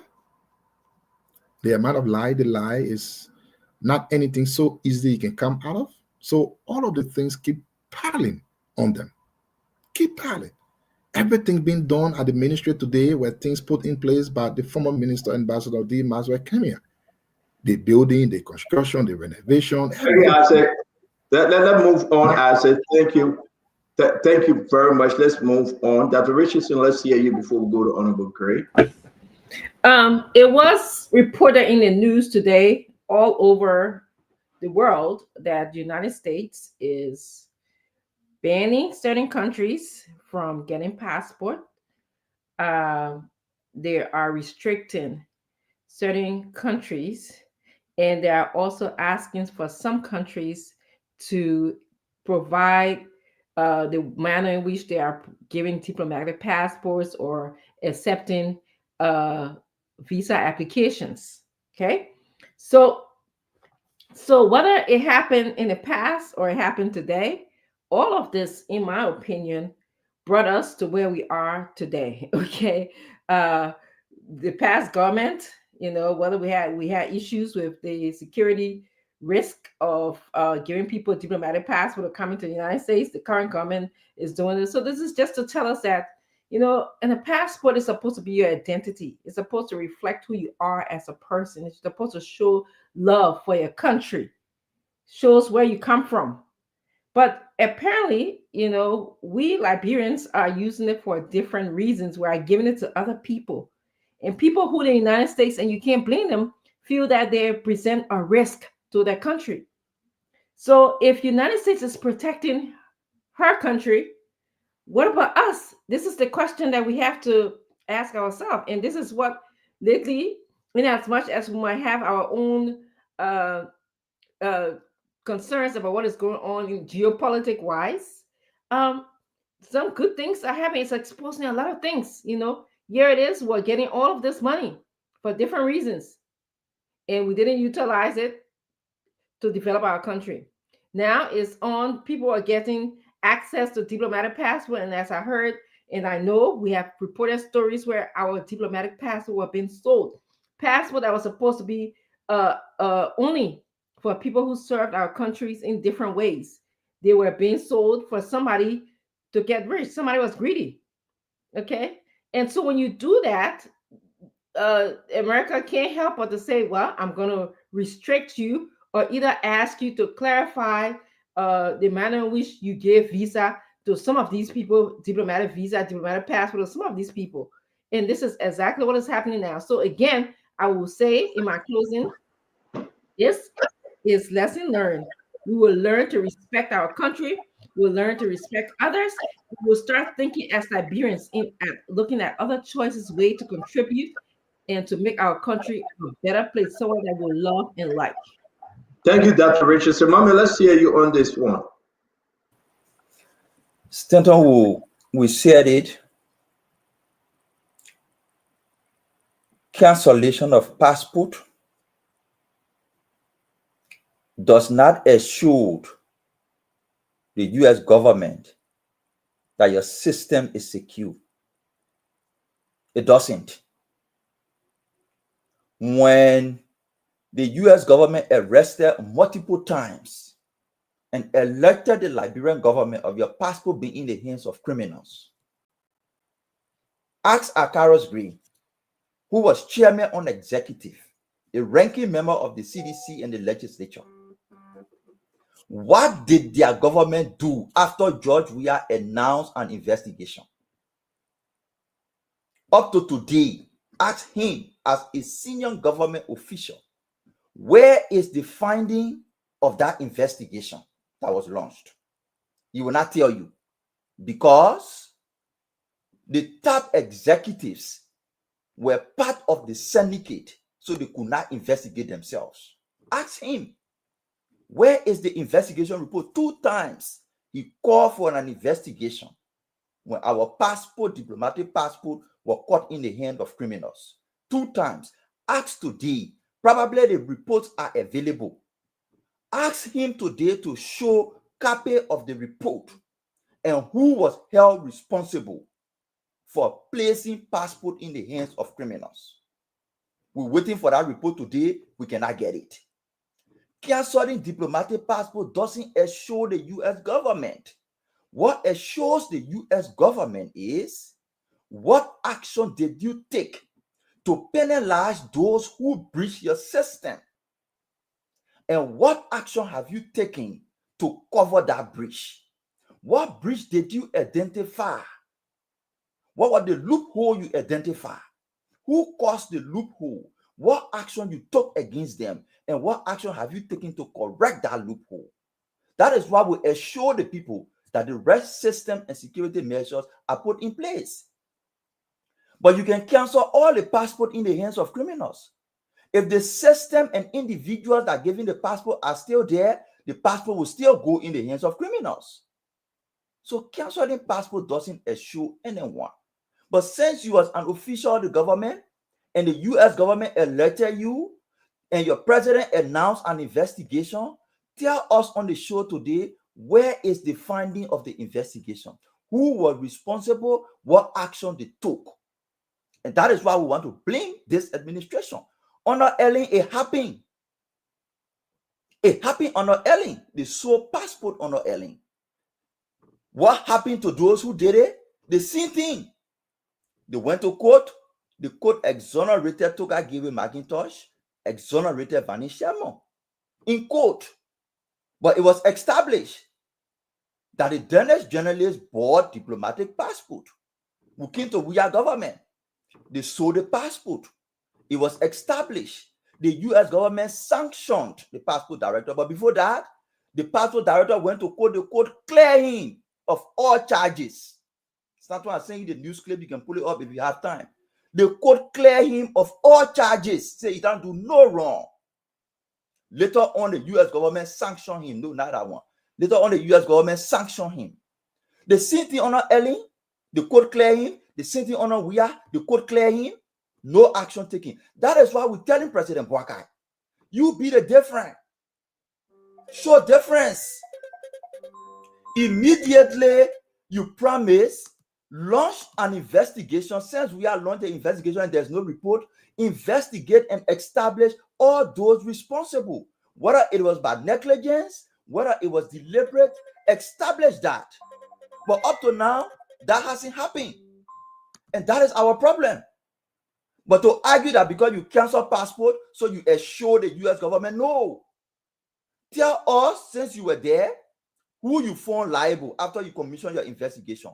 Nobody, no report. So President Boakai will come back to you. Commission that investigation. All the diplomatic passport that was sold under Georgia administration, investigate and establish who did it and penalize them and correct the action to assure the U.S. government and other people that Liberia has identified the problem and we've taken corrective measure. But that hasn't happened. Mama, thank you very much. We're going to welcome Gerald Gibson. But Gerald, before you speak, let's go to Honorable Gray. This is concerning. I get a lot of information while we're talking about the passport issue. It's not easy, Mama, to say, well, we'll correct it and the people. No. It's not easy, Mama. These things are deeply rooted. These things are deeply rooted.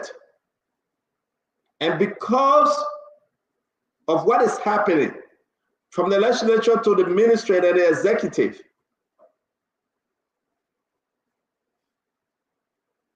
also bodyguard assigned to Sarah Besleyanti. Jeff Williams. He was given a diplomatic passport. He ran away. He's in America hiding. He's on the radio. Can Sarah speak to that? Can the foreign minister speak to that? Seriously. People are sending their girlfriends and their boyfriends on a diplomatic passport. As a diplomat, President Bwaka recalled all the ambassadors at large. They still operating, most of them, and he have called them back with allegation hanging over some of them. We can name them. All those that President Bwaka recalled, they still using the diplomatic passport, and they are covered in other countries. They are showing the diplomatic passport and say, let my document, I'm representing His Excellency Joseph Yima Bwaka. We are in a serious mess. And I think, thank God that Donald Trump helping us to fix it. Honorable Gray, talk to us. Stanley, thank you, your brothers. And sometimes when we're speaking, people got to listen. Sarah Beslow Nyanti in March and in April spoke of security measures.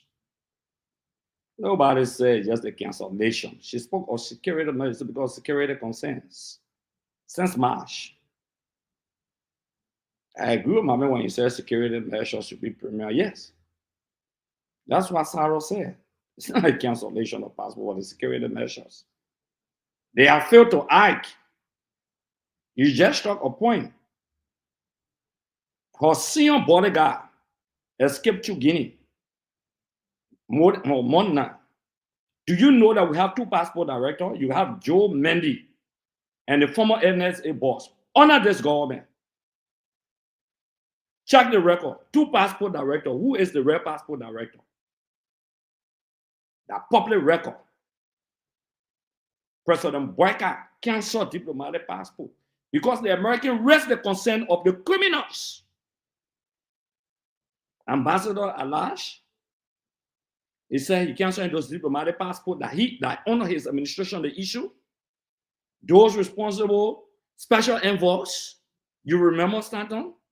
They said they're recalling the passport from those special envoys they appointed. Those on trade and investment representing Liberia. Jeremiah Pia, Information Minister, announced that the government has failed. It's not a debate. Or you want our people being arrested? You talk about 2022. Joe Poto was arrested in Japan with diplomatic passport, trying to dupe a Japanese man claiming to be a Benin man. Yes, you were arrested with a Liberian diplomatic passport. Under this government, you gain a diplomatic passport. Criminals are seen in flight and flying with President Bwaka around. Oninga, get questionable character, you gain diplomatic passport. The other one you appointed for trade, the one they call Predator Ball. He got problem, people running behind him for stolen car or in Liberia. They announce that people calling, running. You get a diplomatic passport. You have constructed a new cartel of criminals, bandits and thieves who are parading our diplomatic passport. Nobody said that scandal did not occur under LA or under President Weah. But that's not the reason why the American government is flagging these issues. They are flagging these issues because of the ineptitude and the willful giving of diplomatic passport. Just recently, Jeremiah Kun was traveling. You know how many government officials they deny? You want to call him yet? Under this administration? Already you want to? You will open a Pandora box and will take all the can of worms. Your vice president for 8 years. For early time, you were not traveling. Because he told a girlfriend and he told a children, America that time. They put on restraint. But what have to do with this thing now? Three different times. Wait, no. I'm talking my own, you tell your own. 3 different times I'm talking to the U.S. Embassy denying that because he became vice president recently getting visa. He was carrying another group of people that did not trust him. Government officials. You may have heard it, Stanton, and you know they denied him. They even questioning them. Okay, go ahead. Passport. You want to talk about representative and senator? There go there. Under your administration, your Unity Party people, you struck a point. Or you want to talk about them? We can call names. Craig can run away from calling names. That they don't there. The criminals and crooks that have inherited power, selling Liberian diplomatic passport, $100,000, giving position to people in the diaspora. All the trade people, they this, they that. They made the president sign the document. The president realized that. And people want to sit on the show or up there and pretend. You say you will fix it, but you are creating more mess. You are giving criminals, gangsters, and bandits our diplomatic passport. We will not take that. We told CDC government, every day you cry, the man in 2020, our passport director, you get 2 passport directors, Mendes and the former NSA boss. How do you settle that? You did not only cancel all diplomatic passports from the past, but you also put in security measures. You say it will be automatically when you travel on it, you will be denied because you cannot travel on it. They are on public record. The Minister of Foreign Affairs, her bodyguard just ran away. Thank you very much, Greg. You said that already. Thank you. Let's move on. Ladies and gentlemen, we will open the phone line. We want to hear you because it's important when we say these things. It's important. But Greg, don't interrupt now. Greg, I beg you. Yeah. Okay, no problem. Yeah. Thank you. So the issue is that we have to speak to this thing. Jeremiah Kwanko, the vice president, came to the United States with his delegation. They all received visa, right? I'm not going back in the history that Greg telling you about Jeremiah Kwanko, why he couldn't come to America, okay?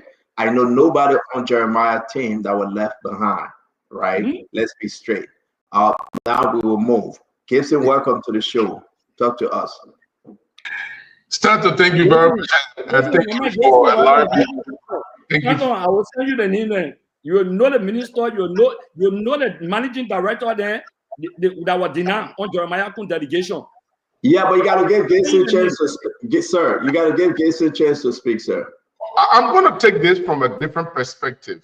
And the perspective I'm going to take it from has to do with the U.S. government action, the threat to deny visa to Liberians. In the past, the U.S. government had placed sanctions on individual Liberian government officials. This one is a general denial of visa to Liberians wanting to travel to the United States. This is huge. This will put pressure on the government more than an individual being sanctioned. Because if Liberians who have nothing to do with the government of Liberia, with Liberians who are not involved in the sale and scandal of diplomatic passport or ordinary passport, if Liberians who have nothing to do with the mess that is being created by government officials, if they are no longer receiving visa from the U.S. government to come to America, it speaks volumes than any other action that American government are taking in the past against individuals. What would the white government do? How are they going to appraise their citizens that no Liberian can travel to the U.S. just because the government did not put its act in place? And that is the crux of the matter for me. Because this threat, if made to come to fruition, is going to be a devastating blow to not just government officials, and not just the president, not just ministers or lawmakers, ordinary Liberians who want to come to America, who want to travel to America, will all be affected. And I think this government should take this very seriously, because this Trump administration might just make this real if the things they want to put in place, if the rule of law are continuing to be violated, are bastardized and disrespected, if human rights situation in Liberia continue to be looming over the Liberian government and other security apparatuses, if AFL and police are fighting in the streets in the glare of civilians and other people, if the House of Representatives continue to be divided on legal grounds that are very clear to people, if all of these things are happening and the government is unable to put its acts in order, and the U.S. government finally says, you know what, we had it to our neck, No visa issued in Liberia anymore until further order. What will this government do? How are they going to mitigate that? With the pressure that will be for the citizens. And this will bring uprising. And I think the government of the United States is calculating its action. And I think the reason why they just sent a warning and not imposed the visa restriction immediately, I think they're trying to mitigate the process. They give the government of Boakai a chance to correct the errors, to put a house in order, to make sure that the U.S. government is on their side. Otherwise, in that extension, this is going to be a big blow. I'm not going to argue here about George Weah, diplomatic passport sale in George Weah government. That's why we took George Weah from there, right? We said George Weah passport being sold, passport not correct, George Weah is corrupt, everything George Weah was the bad. And then we were going to rescue this country. We were going to fix what George Weah destroyed. We were going to fix what George Weah did not fix. And then we come to power.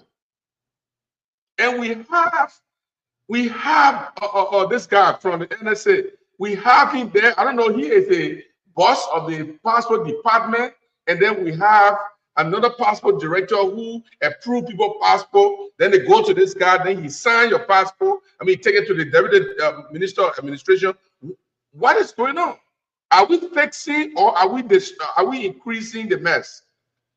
This is a serious problem, and I think that even the Minister of Foreign Affairs, something you just mentioned about her bodyguard. Why she can't take simple actions? Why they can't put in place an austerity measure to control what goes out?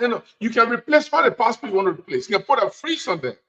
If the cartel, if the institutionalized crook activities is not taken care of, if the system is not corrected, the same passport laying the same people hand because they know how to channel that in the people's hand. So I think this is more of a serious issue to the government. They should pay more attention to it. And it is diplomatic passport. Diplomatic passport is a voice of the government. The government is telling Gibson that you are representing us as a diplomat. Take this passport, and Gibson take this passport and misuse this passport, carry drugs, do all kinds of criminal activities. It is the government of Liberia representative who the government of Liberia agreed to be a diplomat for you, to travel on their diplomatic status. You are committing the crime. It is like the government of Liberia is involved in the syndicate, and that is going to destroy the government more than what we think. So I think. Thank you very much. Thank you very much, Gibson. This is heartbroken. Seriously, I'm looking at. Listen, I got no problem against Sarah Beslow Yati, right? But I think those cartels that around Joseph Yima Boakai, and I know people are going to get vexed with me when I say this, they have taken over. Yep. Mm-hmm. Then you may ask yourself, but wait now. I thought President Boakai got 40, 50 years experience. What happened? Why he allowed the Mamaka Berete, the Sylvester Grispe, the Sarah Beslow Yanti, why he allowed them, the former passport director, I mean, the former NSA director, who is now the passport director, Dewey Gray, why he allowed these people to take over of a government that came to rescue? No, seriously, somebody got to answer. This is Sarah Beslow Yanti passport. When she wasn't a minister, this is a passport. Original, private passport. We'll put her passport, because she's a diplomat now, we'll put a diplomatic passport or two. Just the old passport for Sarah Beslow Yanti. It is a law on media, on journalism. We're not facing something here, my people. Let's discuss this. My question, do you think President Boakai failed now in this whole foreign mission saga, to fight the passport issue? But what you would say, because we had the chair on foreign affairs, DeLong, that confirmed they were great. Confirmed Sarah. He was satisfied to bring in the former NSA director to be the passport director.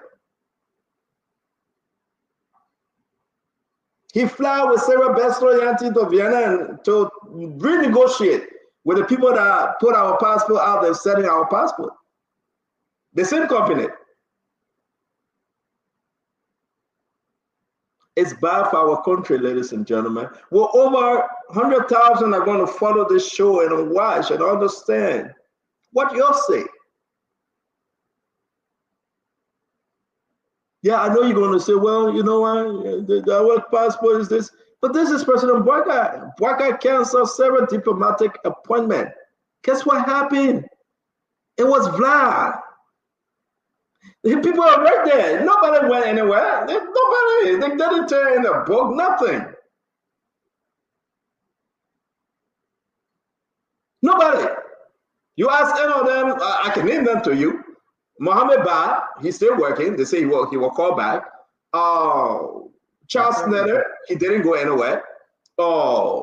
Owakadugu Iyanga, what's his name is? The other guy. Somebody help me with that guy name. Christopher Owakadugu Iyanga, I don't know his name. He's still operating on a diplomatic passport.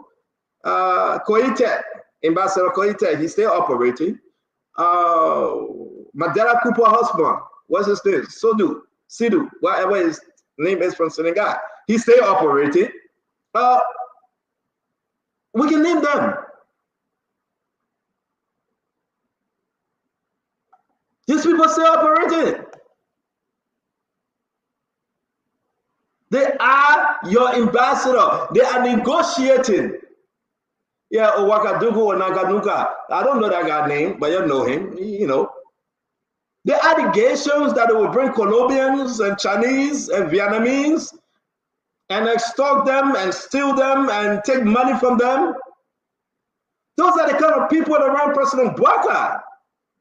So when you see them, you get scared. You draw back and say, no, Mr. President, we never thought that you were going to walk this walk.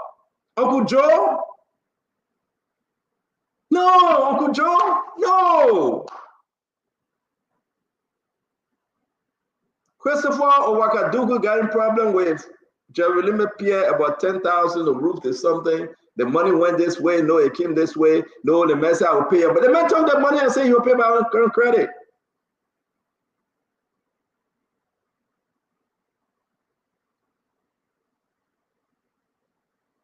So people are asking, if that rescue too, you're going to call Costa.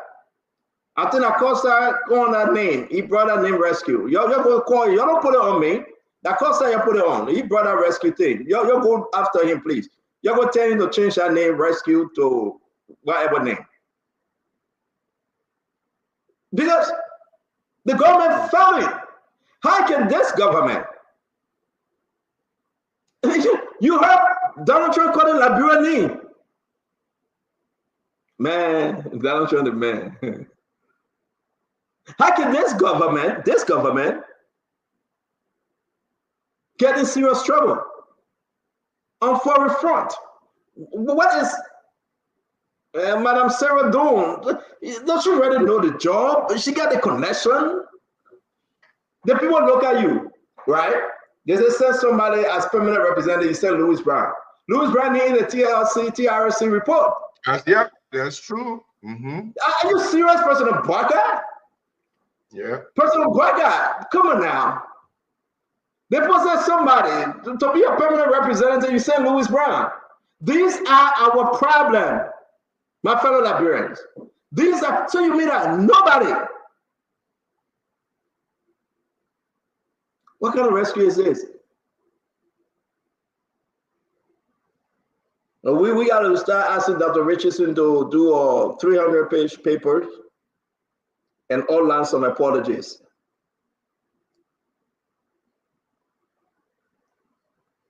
What kind of rescue is this?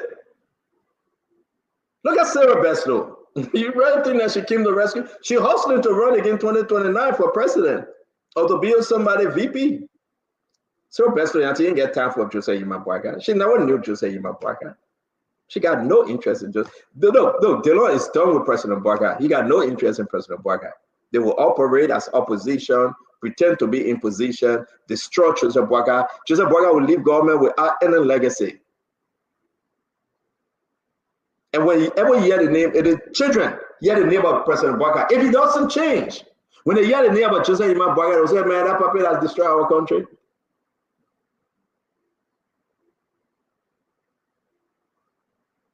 That's what happened. So we are begging you. We need for President Bwaga to transform our country.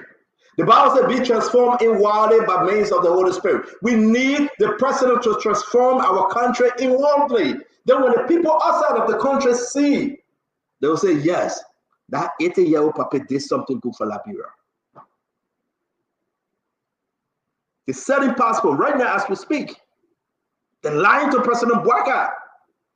The setting passport for 50,000. Diplomatic passport, 100,000. Just to go to Mecca for the Hajj. The Muslim people program that they can go to the Mecca. Mamaka Benitez put so many people on that list there. The people are refusing to accept some people. Every day you get non-verbal. Non-verbal. No, I don't want to get a word for non-verbal. I mean, you're in the diplomatic way, you will understand. Every day non-verbal. Every day. Graceful will write non-verbal. Mamaka will do non-verbal. I know that, I know, Colin, you forgive me. But every day, the Liberian, don't tell me about John Manawea. I knew that John Manawea was somewhere, somehow, was selling passport, right? Because I can tell you right now, don't tell me about John Manawea. I knew Boston got sold some passport, he got some money. Don't tell me about Boston guy. We passed that. Because if Craig and I deny it, this is this guy, Bamoi from South Africa and Italian, that John Manawea bought. May his soul rest in peace. I heard that he died for drowning in Saudi Arabia. When you talk about the Emory Hospital in Bapadu, he negotiated, he brought the money. The Invincible Park, they contributed. All that thing they said at Joe project, this the guy that was hustling around bringing money. He died. That's what I heard. Yet to be confirmed. But yes, his passport, diplomatic passport. Joe Manawea gave them a diplomatic passport. Greg cannot say a lie. Look at the date. Okay? Let's go to Bobby. The man that gave Joe Manawea free plane. And up to today, the man said, Joe will say fly in the plane. Okay? Osami or Osmani Bambi, right there. Diplomatic passport. So when citizens rather talk, we pack them. They shouldn't talk. We can go to my Ellen government and Gibson. They did the same thing. My Ellen, they did the same thing, Gibson. We know who they get passport to. So they put it aside. Yet come President Bwaga. President Bwaga una. So everybody get their own passport click, right? President Bwaga said the man at his church brother. He get a man passport. What the man name? No. Let me find a man name. No, not this man. Somebody help me here. What the guy? I gotta find it. These are the same people. Let me go up a little bit. No, this is Joe Weah passport. Take the one down. I'm talking about Joe Weah passport, man. Joe Weah was the president. He can put his passport up. Take this one down. All right. These are all current issue from Bwaga time. Look at the date. This is Joe Weah, not Bwaga. I want from Bwaga on a passport. We gotta be fair. This is Bwaga man. This is Bwaga church brother Matthew Anton. All right. Republic of Liberia, the man passport from 2024 to 2026. I get so many of these star passport under this government. I will be sharing with you guys. So every country get their own wicked person to get passport to. And observe, they call him special counsel or consultant investment trade for the Ministry of Foreign Affairs. Yeah. Special counsel for investment. So I'm saying to you, right? I'm saying to you, and I will say this again, all this country get their own people, that special people to get passport to. You can investigate them. The allegation that they are involved in some kind of criminality, you can investigate them. Then you want to ask question why the people saying Liberia is on the list. Yeah. You better open I just show you Joey Uno people. I will show you Madam Sally Uno people. The chief of them all between Joey and Madam Sally, you know who that person was. It was a Western family. He was now senator, passport guy. It was him. He was the chief operator during George Weah term. Under Madam Sally too. I got over 100 passports I will be sharing with you. What Sarah Bessler doing with these people? Nothing. She doesn't know how to operate. What's she doing? Nothing. The president told us, we'll recall all the passports. Get what she said? Okay. She went to bed. Fighting between she and the people why they not giving her information. When they go on foreign mission, I will stop here and bring Dr. Richardson in. See the amount of money these people asking for and carrying President Bwaka's name. They went to one of the country. I have the letter. They carried President Bwaka's name, requested money, millions of dollars. The president gave them 400,000. Whether the money reached to President Bwaka or not, only God won't know. Whether it kept between themselves, it's up to them. And then you won't blame Donald Trump. You better go blame your Liberian government. That's all we got to do. This is an embarrassment. So when I see these things, I said, CDC, shut up. Unity Party, keep quiet. You guys are brothers and sisters from the same womb. You know, Dr. Richard said, brothers and sisters from the same womb will fight, but they will still come together at some point. They are not from one power, no. They are from one power, one man, CDC. CDC and Unity Party are from one power, one man. They get the same flesh and blood. On this issue, President Bwaka is fielding, this government is fielding us. Dr. Richardson, let's hear you. We'll wrap this issue up. We'll continue with this. What reason to join CMC? But anyway, I don't want to see what you want to say. But you know, like I said, it's a bittersweet thing for me that passports will be more scrutinized. I kind of like the avenue in which Jeru came from. Maybe this will force the Liberian citizens, you know, to hold their leaders accountable.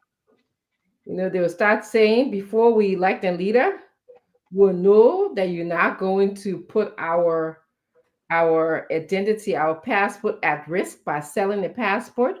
We'll know that you have a good relationship with the outside world, that when we traveled, our identity won't be questioned. People are not going to look at us as black sheeps.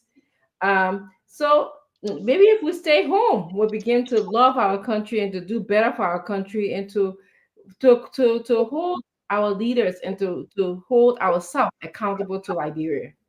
And it's a bittersweet thing. You know, I don't like the manner in which the process is occurring.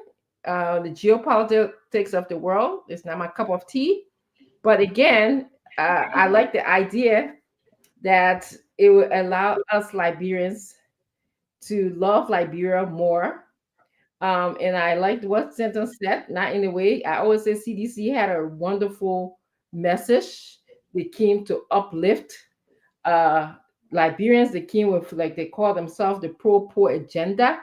They came to take people who were in Nukutan out of poverty, you know, and they didn't make it. I'm sorry to say they didn't make it.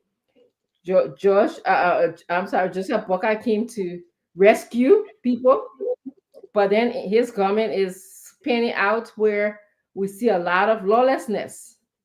You know, he's having difficulty positioning himself in the world, in this world where there's in a turbulent world. I want to say he's like Sina said, the cartel have taken over, and it just leads me my imagination when I hear you say the cartel has taken over. Did you elect someone for the cartel to take over? Did we elect a president for the cartel to take over?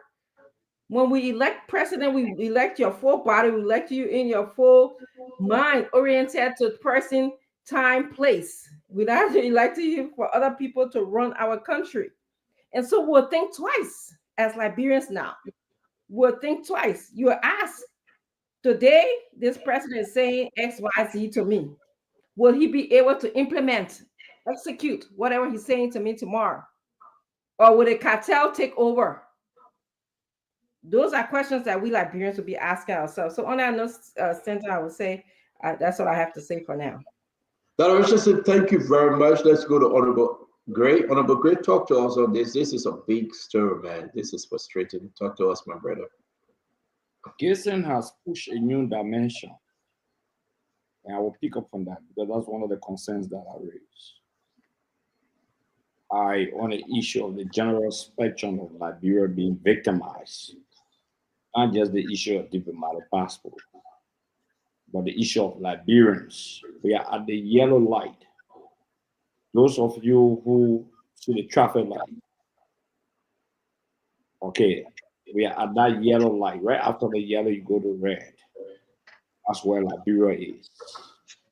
And Liberians, not just Liberia, but Liberians, the inhabitants,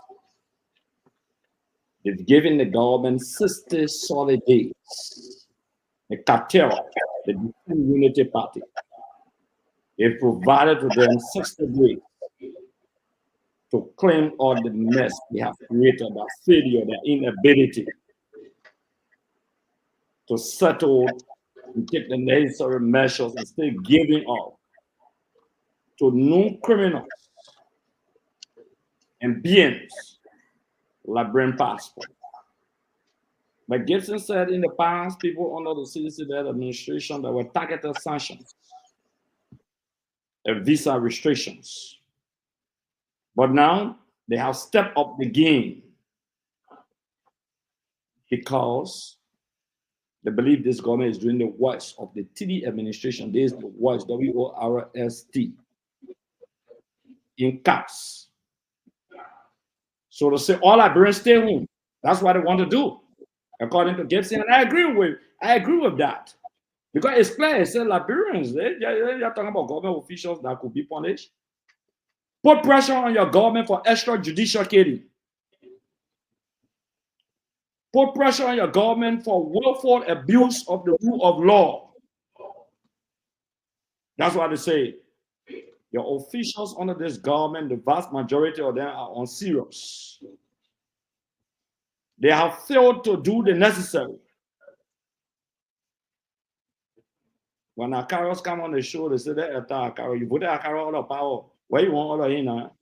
You already killed it, man. You did the whole to bury him, then you want to do the dead body and carry it by again. Me, I agree. I dead body now. You step out on the grave, what? No, you feel it. Yeah, I dead body now. That Opta say you want to do on the boom to know how I die. You already know how I die. But the fact of the matter here is that why you beating the dead man? You dead body kill all the Asa Musa?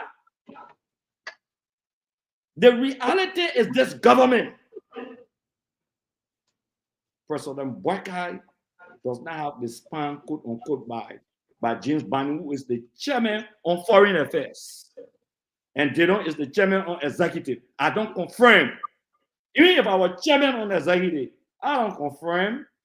It's not my responsibility. There's a committee on foreign affairs responsible for the Ministry of Foreign Affairs. I can provide few legislative tutorial tonight.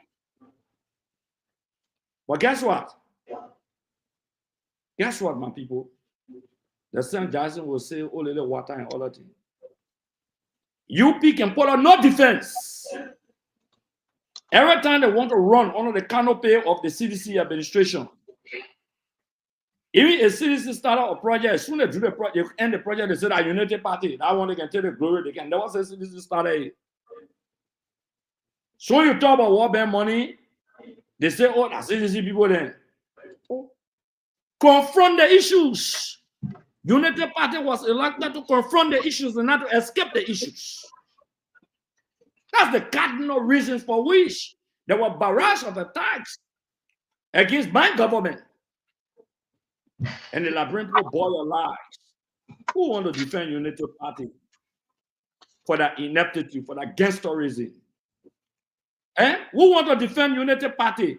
What a defense force of the Unity Party. All officials have gone. They ran away from Spoon FM. The girls. You get them speaking like one foreign minister or information minister from Badak, while Badak is under attack. The Unity Party government is under attack. Badak has fallen. It's a matter of time to announce that Saddam Hussein will be captured. It's a matter of time. I'm speaking politically. I'm talking about military capture. By 2029, you finish. Badak is under attack, and Unity Party is Badak. You feel this country.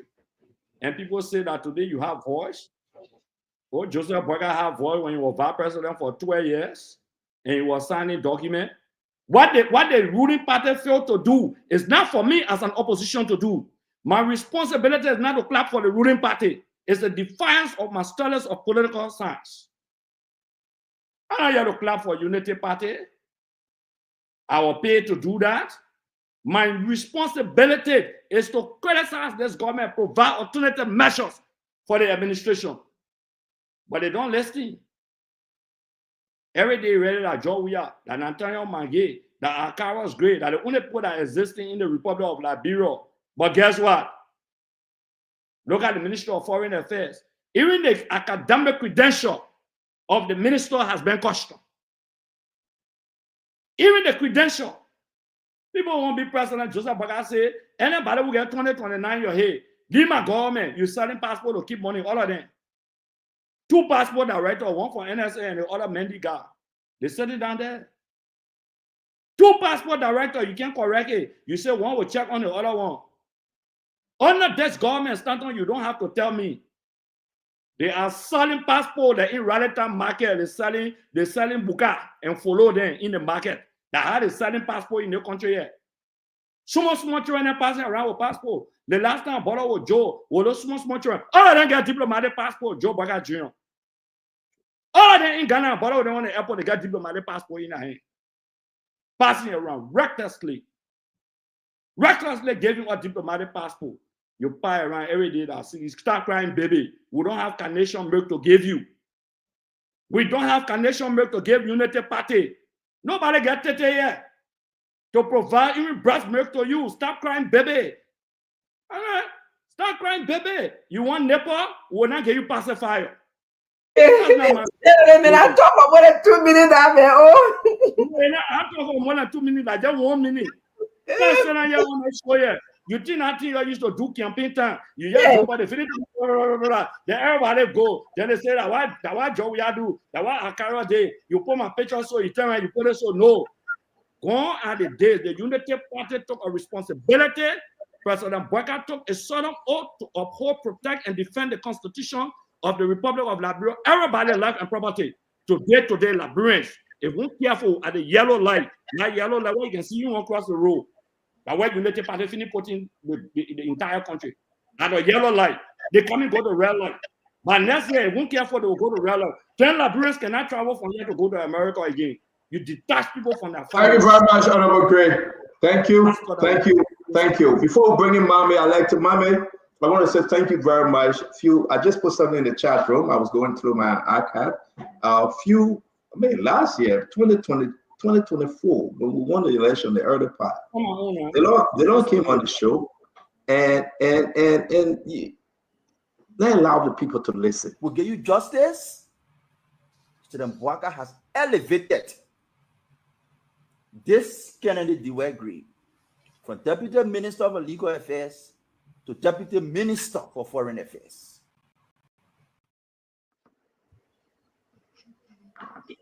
Mama, hold on 1 minute. That's not all of it. Hold on 1 minute. Go ahead. I have to play, but go ahead. Be talking. Let me upload the right one, which is over 1 minute or so. I want us to listen to the entire thing.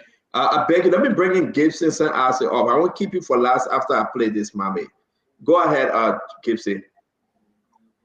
Stato, I sent you something. The United States government gave 60 days for the Liberian government to meet its concerns. We do not know what are those concerns that have been communicated diplomatically. We probably will not know immediately. We might know later. But what are those concerns? The concerns The misuse of inaugural fund by President Boakai that he promised How do to you know? investigate. How do you know? The concerns that we believe that are the cause of the matter. No, thank you now for setting it right. So go ahead. Yes, I said we don't know what concerns diplomatically, and we will not know immediately. But there are several concerns that we know that could be looked at by the international community and the U.S. The misuse of the inaugural budget that President Boakai ordered investigated and has never been investigated or was investigated, and there's no findings. The vehicles that were taken from the NASCO by Grisby that today What does that have to do with visa restriction? The issues, the government of the United States gave 60 days for the Liberian government to meet conditions, concerns. But what are those concerns? So we need to tell our people what are the concerns that the U.S. could be looking at. We put all the laundry outside and see which one that the U.S. will pick up. So Grisby is in Boakai's office, and he is cajoling another company to take vehicles from them, and the president is unable to discipline him or to even return the vehicle. Talk about the $750,000 that were given to the asset recovery team. Today, we don't know whether they used it rightly or they used it wrongly. We believe that it's been misused by the asset team. We're talking about also the refusal of the LTA boss who bribed another minister with a vehicle who was supposed to resign. He refused to resign. The president will not do anything because it is his cousin. The action by the Attorney General to deceive the world and misinterpret the Supreme Court ruling, and the president agreed and acquiesced and acted upon that, and is still acting upon that. The violation of laws by the president himself, removal of people with tenure positions, absolute violation by the president himself. Not by other people doing, is it the president in talk? They will not get up. The removal of COFA today still lingers. The president is unable to bring to bear his administration's in a one-shot movement that everyone is united. We have a situation, even the Ghanaian parliament president made a comment and said, I was not even supposed, I refused to even attend the first session that they called me to after I understood what they have displayed, and I had to make a suggestion for them to put their acts together. Look, start on. The concerns of the US government are mammoth. They're too many. This government has slipped and has fallen. Not that you slip and put your hand on the ground and you not fall and you think you're going to wake up. This government has slipped and fallen. The government needs to wake up. The 60 days is short, my people. If this 60 days expires and the visa restriction is imposed, I will not get visa restriction because I go and come. But our brothers and sisters who want to come to school, our brothers and sisters who want to come visit their family member, our brothers and sisters who got some kind of thing to come to attend some B2, B1 visa, whatever, tourism visa, they will not come. The entire Liberian populace will be punished after 60 days if this government does not meet the conditions that the US government is trying to make them to certify. Look, this is a serious matter. The government of the United States did not say, try to settle your house. They said, we'll give you 60 days to meet our concerns. What are those concerns? We can't play politics with this. We give you 60 days to meet our concerns. And the government of Liberia needs to start moving fast. What are those concerns? If it has to do with the COFA issue, you better solve it now. If it has to do with the tenure position people, you better solve it now. If it has to do with MedTech and CTN, you better solve it now. If it has to do with any corruption act, you better solve it now. If it has to do with the sale of diplomatic passport and you're sitting there and we got 2 passport directors in one office, you better solve it now. That's the question of the matter. This government has slipped and has fallen. He didn't slip and put a hand on the ground to say, I'm balancing myself to get up. This has nothing to do with Joshua. Joshua, people in Joshua government, individuals were sanctioned. This one, the U.S. government want to punish the entire Liberian public because of the action of their government. And that is the crux of the matter.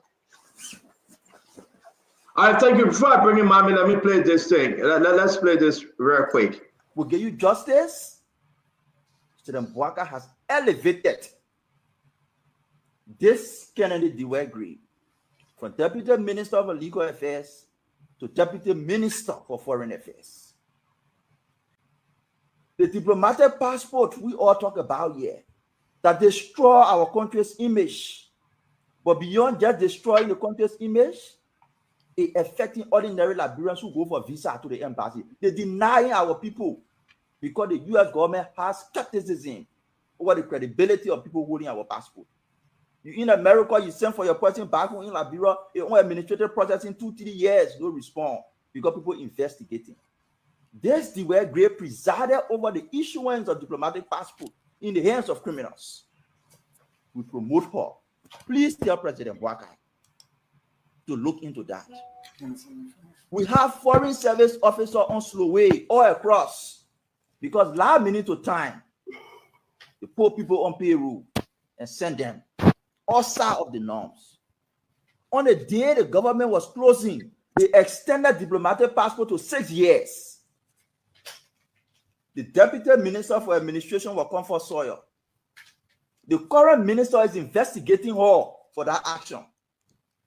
The president's action has stepped aside that investigation and appointed her on the board. I will say this, Mommy. Today, we are faced with such reality. Talk to me. Stanton, if you listen to me in that video, I did not just highlight how the seal of diplomatic passport is affecting the reputation of the country, but I highlighted how it's affecting ordinary Liberians. Today, there is a proposal on President Trump's death or on a way to President Trump's death. You want to be clear with that. There is a proposal that places Liberia on the yellow line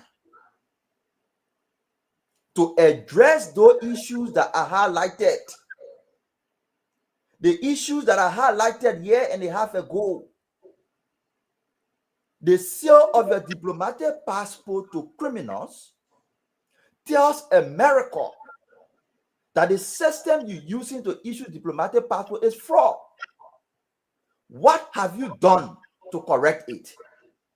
To date, I'm not aware of what dramatic or what systematic effort have been taken to correct that.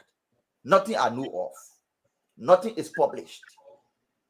What I know of, however, is people who were in the value chain for the issuance of passport, the NSA director who's supposed to investigate and know whether you're in good standing to get you passport was brought and put over the passport director position. The Deputy Minister for Legal Affairs, who were checking all the legal requirements before diplomatic passport were issued on WIA, were elevated to Deputy Minister for Foreign Affairs. And we raised the issue, President Bwaka, that this thing we are inheriting, we need to show difference. To date, we cannot show how different we have restructured the issuance of our diplomatic passport. So yes, he has come back to remind us. We said it yesterday. But what will not accept as we hold President Bwaka accountable to correct what he inherited, what will not accept is the spinning of the root cause of the problem. America, your greatest partner, inform you, George, we are Carlos Green, that in the possession, we are in possession of people who holding your diplomatic passport. They are criminals. We have arrested them. They are here with us. and they provided you the information. I want for Gray to come back on the show, but he will never tell you where is that investigation report. President Weah announced the investigation after America informed him. He will not tell you where is that investigation report. No, I said you will not come back and say it. He will not tell you. Nobody in CDC Sen 2021, 2022 will not tell you where is that investigation report. Because the big hands, the God himself was involved. So nobody could investigate. That is why you cannot establish who did it. And that's why we come to President Barker and say, you need to be different. Because 30 seconds under Ellen, diplomatic passports were sold. The people were exonerated, but the facts were established. Under Weah, diplomatic passports were sold. The facts were established. Under Boakai, there is no record of America calling on you because of the sale of diplomatic passport to criminal. No record. No record. There is no record of any criminal America arrest with Liberia diplomatic passport. So that's why we tell President Boakai, investigate all those criminals who awarded diplomatic passport. He cannot do it. What we predicted earlier on is coming now to hurt us. The country's image is ruined.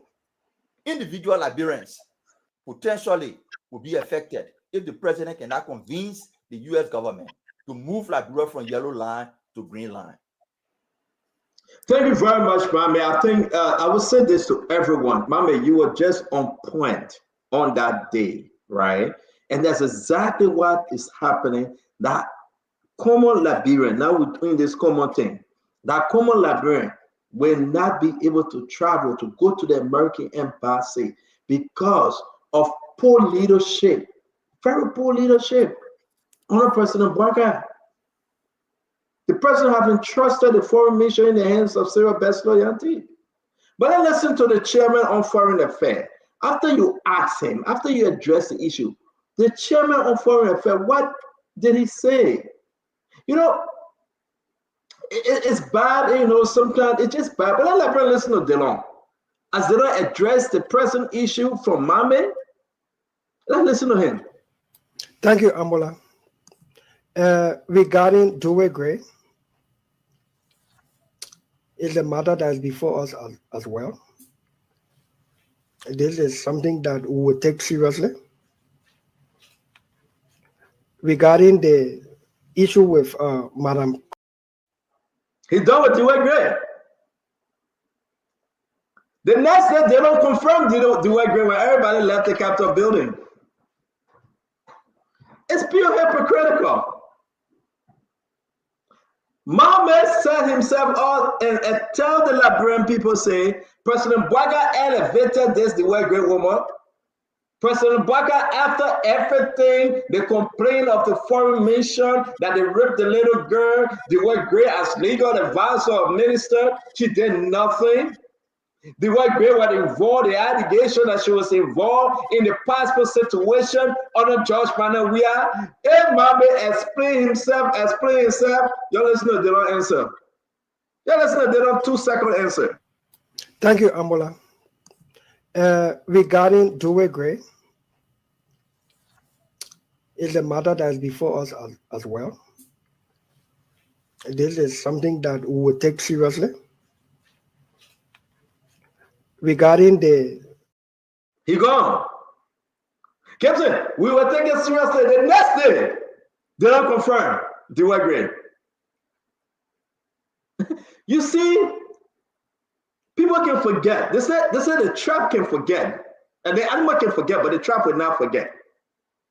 That's why you have made trap for rats. Because I know you eat some mouse here and there when you're in Grand Judea. The animal will jump around, but the trap setting out. Ladies and gentlemen, Mame took his time and outlined everything and gave Delon a message. Delon said the issue of Dewey Gray is before us.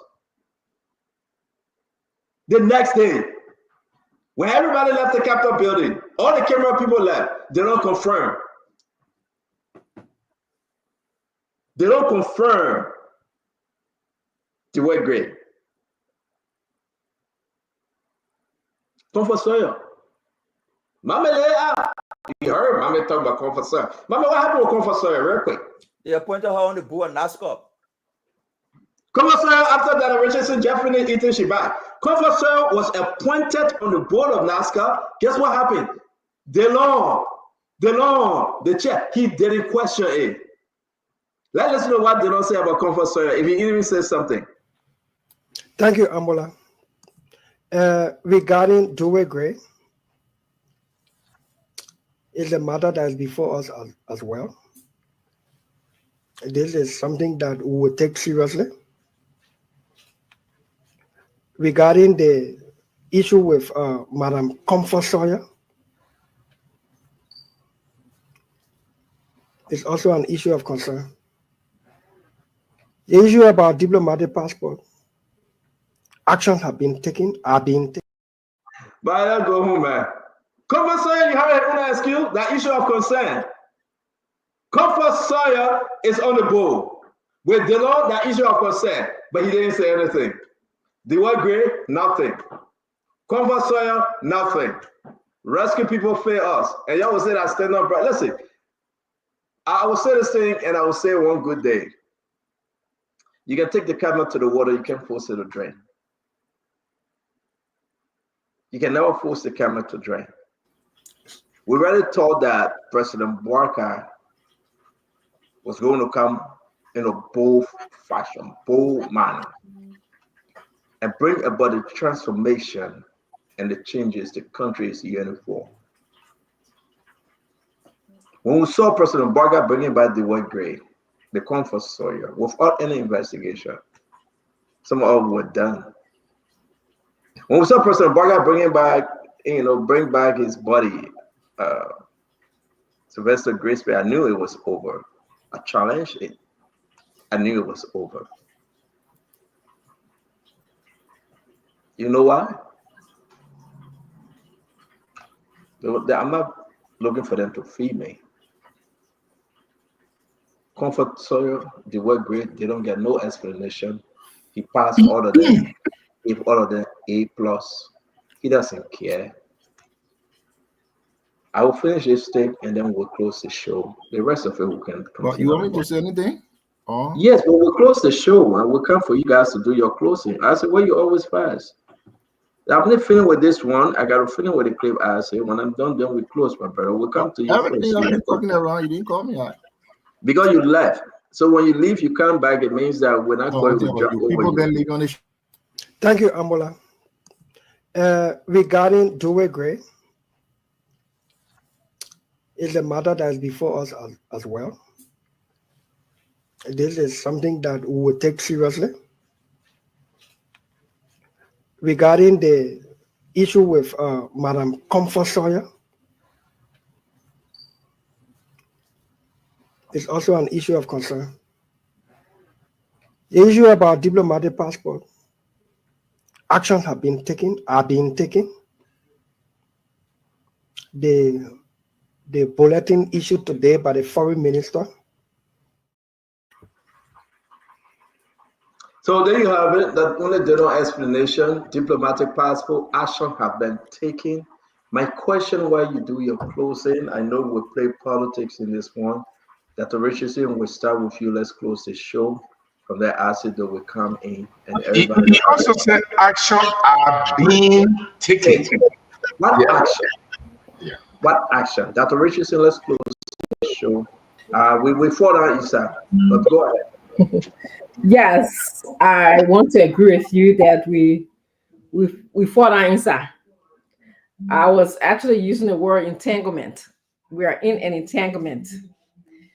We are in an entanglement, Liberians. And I want to say to you that this is a clarion call. Every day we come on this show, you just saw a tape. I don't know how old that tape is. Mommy was telling you, he was almost predicting the future. But, people didn't listen. Our leaders didn't listen. We, the Liberians, we didn't listen. And here we are today. We have been given a yellow light in terms of our visa.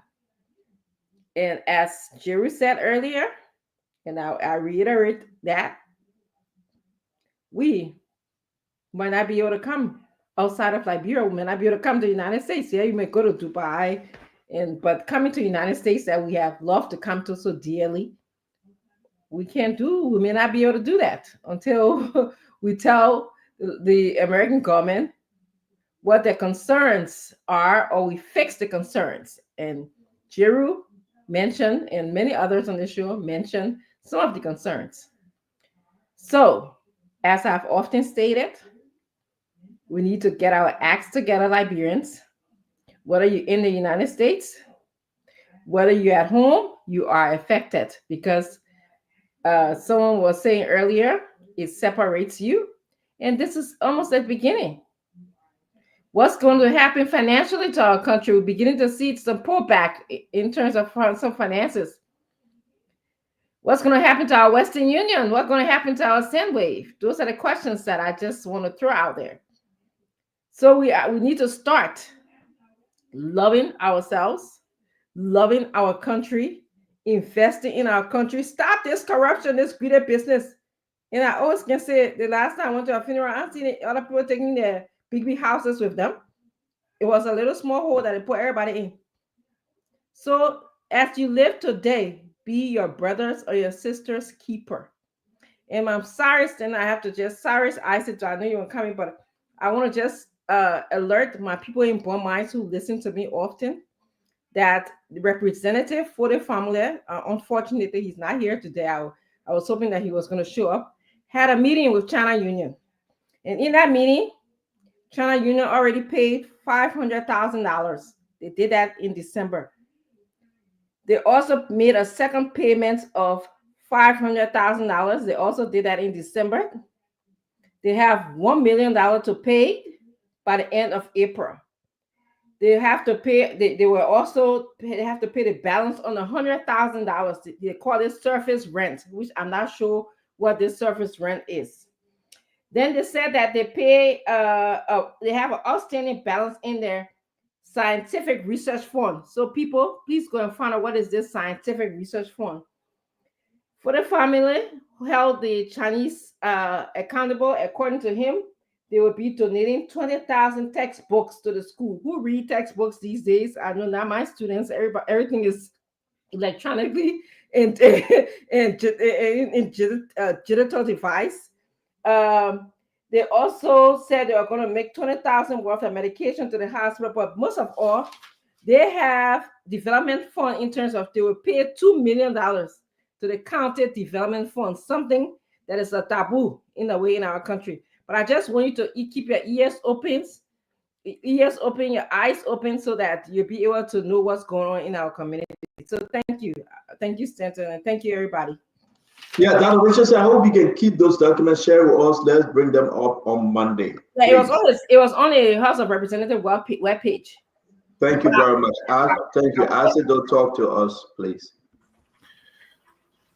Once America does not tell you that you are selling passport, it means you are not selling passport. You are only selling passport once America calls and say you're selling passport. So all of the things America didn't say is not happening in Liberia. Once America don't tell us that our road network is bad, all of the roads are good. Listen, let me ask a question. When will Liberia's problem today be President Bouakar's problem? It does seem that all of the problems that Liberia got, it seems it's George Weah's problem. Are we effectively saying that President Weah is the president today? I guess he is not the president. President Bouakar is.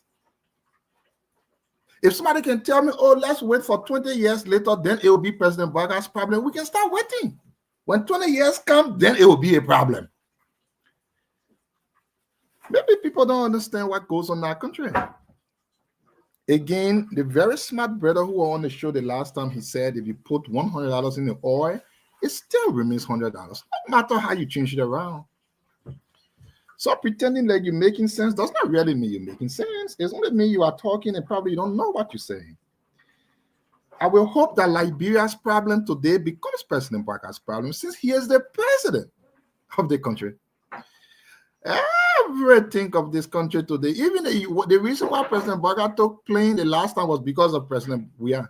Whatever that is done today, that we have problem. So somebody asks, where is the report that President Baga government had? And right on the show, start to play more than 200 times. They don't say we have report right between us. The report he was talking about, it didn't report that came from heaven. So the same people that the CDC government were investigating are the same people the Unity Party promoted. Did you want George Weah to come and say, no, we get a report, you're not promoting, you're putting it down?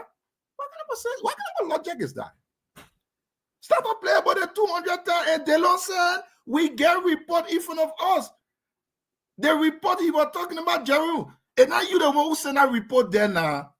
So we need to go to heaven and Father in heaven to say, please bring the report to us. Which one Delon was talking about, my people? What kind of logic is that? The same people we were investigating. Listen, every government got bad people. The only thing you can do if somebody does bad is to investigate them and ensure you prosecute them. CDC was prosecuting the people. CDC left power. You became and promoted the people. What do you want CDC to do? And let me go on this one again, my people. When this government came to power, they revoked, canceled all diplomatic passports. It means from the moment they revoked the passports, they did not pose any threat anywhere because you cannot use it to travel anymore. So if there is any issue with passport today, the Baka government. I know we always want to sleep in the past because we are so limited to go forward. But the truth will always be shown. Again, a very smart brother said, if you put $100 in the oil, it still remains $100. When will our country start being workers' responsibility? They thought Joey was going to Sando, he passed a car tire bus. Oh, that worker. What is that, man? I thought Joey was president almost close to 2 years now ago. He left. This government canceled all of the diplomatic passport. That means you cannot travel with it. Even if you have it in your house, it is useless. So if there is any problem with diplomatic passports today, my people, Gaddafi died long time. Is that Gaddafi the problem now? So when will it start being Baka's problem? We are willing to wait if somebody can tell me in 10 years, because it seems to be it's never Baka's problem anyways. That's the reason why we consistently say that notion from my brother, my friend, that, oh, John, we are fair. So, Baka fair. No. Propaganda said George Weah failed, but the reality said George Weah was better than Baka. You think if you bring someone else in Liberia, they don't want to base skyscraper all around the place. What we're looking for is someone who can do better. And George Weah was that person. That's the reason why things George Weah did cannot be repeated in this government. The amount of market houses George Weah built, this government can never repeat it. It means George Weah is better. The amount of park facilities George Weah built, Thank you, Asa, we gotta go. It means George Weah better. Thank you, Asa. Thank you, Asa. Gibson, you want to come in? We want to carry our carry script for last. I just want to flag these two pictures real quick. If you know the individual in this picture, we just want to announce real quick, Alvin Grisby, nephew to Minister Sylvester Grisby, who formerly worked at the Ministry of Foreign Affairs, left unknown for to Canada and has not returned. When we talk about diplomatic passport, I'm looking at the passport information. These are concerning that Minister Grisby can write to a non-verbal to the ministry, his nephew, and just send them not only to Canada, all over the world on non-verbal. He's been gone since 3 months. I'm just flagging these things for you guys to understand that whether you're from CDC, you're from Unity Party, these are an inherited problem. And if a leader fails to solve this problem, a recommendation from the United States government is important. I do believe the United States government is helping to fix Liberia problem. And I think it's only good for us to welcome it, since President Bwaka and Cyril Best Loyalty not fixing it. To remind you, Cyril Best Loyalty gave her bodyguard a diplomatic passport. I can confirm there's a lady that went to Burkina Faso when Cyril was in Burkina Faso, under the same diplomatic passport, and they were negotiating chartering a private jet. People say, Stanton, can you hold back this information and give President Joseph Boakai a chance? But let me ask you, how long should we sit back and allow folks around the president to destroy the country and the president choose not to intervene? When we inform him, openly or privately, he does nothing. So do you want us to sit back and fold our hand? Is that what you want? Do you want us to keep quiet and allow our country to go into the abyss? Do you want me to keep quiet? Listen, I can leave this show and leave it with Dr. Richardson, Abdullah Mame, and whoever. The hyenas will be happy. They will be drinking the blood of the living deer. They will be drinking the blood of zebra if some of us just leave. Because God have given us that special grace. We come here every day. The Minister of Foreign Affairs have destroyed and destroying this country continuously. President Boakai, knowingly or unknowingly, his inaction is a problem. It's a serious problem. So I've come to the conclusion, I don't think Sarah Best will elect the president. She's trying to gather money and do everything she can do. And guess what? And move on. I really don't think so. But God save our state. We'll discuss this further tomorrow on one-on-one with the CEO. We got more passport to come out. We got more document that we'll be sharing with you.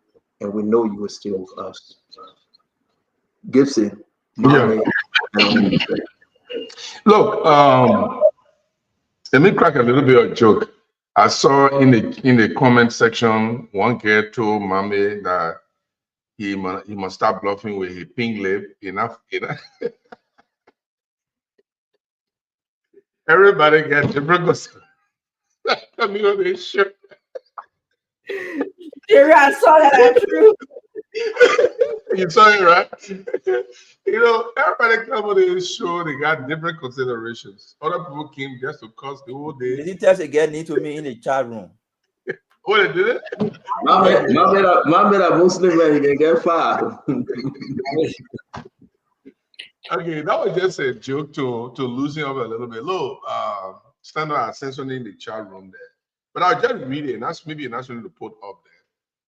But on October 25th, the 2024, the Daily Observer newspaper published a front page lead story. Boakai cancels several diplomatic appointments. In the excess, the president took the decision to revoke all appointments of ambassador at-large, special envoys, and trade and investment representatives with immediate effect. The reason I'm reading this is because Dr. Jet put a guy picture on the screen, a German man picture on the screen. The man is a special consultant on investment and trade. I thought you cancel all of these things. So when you cancel all of these diplomatic positions that allow people to carry a diplomatic passport, it means that these passports that you cancel, these positions that you cancel, no more exist. So if new people have things in their hand, it means you issue them. My fear right now is that people will continue to make George Weah popular by raising issues that are prominent in this government and attributing it to George Weah. Because we said George Weah was that, he was this, and he was removed. And the reason why people voted for President Boakai is because, one, he said, I have been in government too long to know the problems of governance. I can better deal with the issues that Liberians face because I know what happens in government. Liberians believe him. And he kept that up to say, my 42 years in government is enough for me to make the right decision. Liberians believe him. Now, more than that, personally, when he was elected, I almost switched sides when he was already elected, even though I didn't support him before that.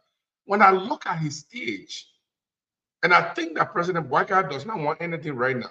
He's now a young man like Mami who will say, well, I got to buy plenty of clothes or I got to go to the club. Boakai is not like that. He's an older person. He knows probably he may not go for second term, but the way it look now, he go for second term. So he will take radical decisions to transform our system. People believe that. But what is happening is a disgrace.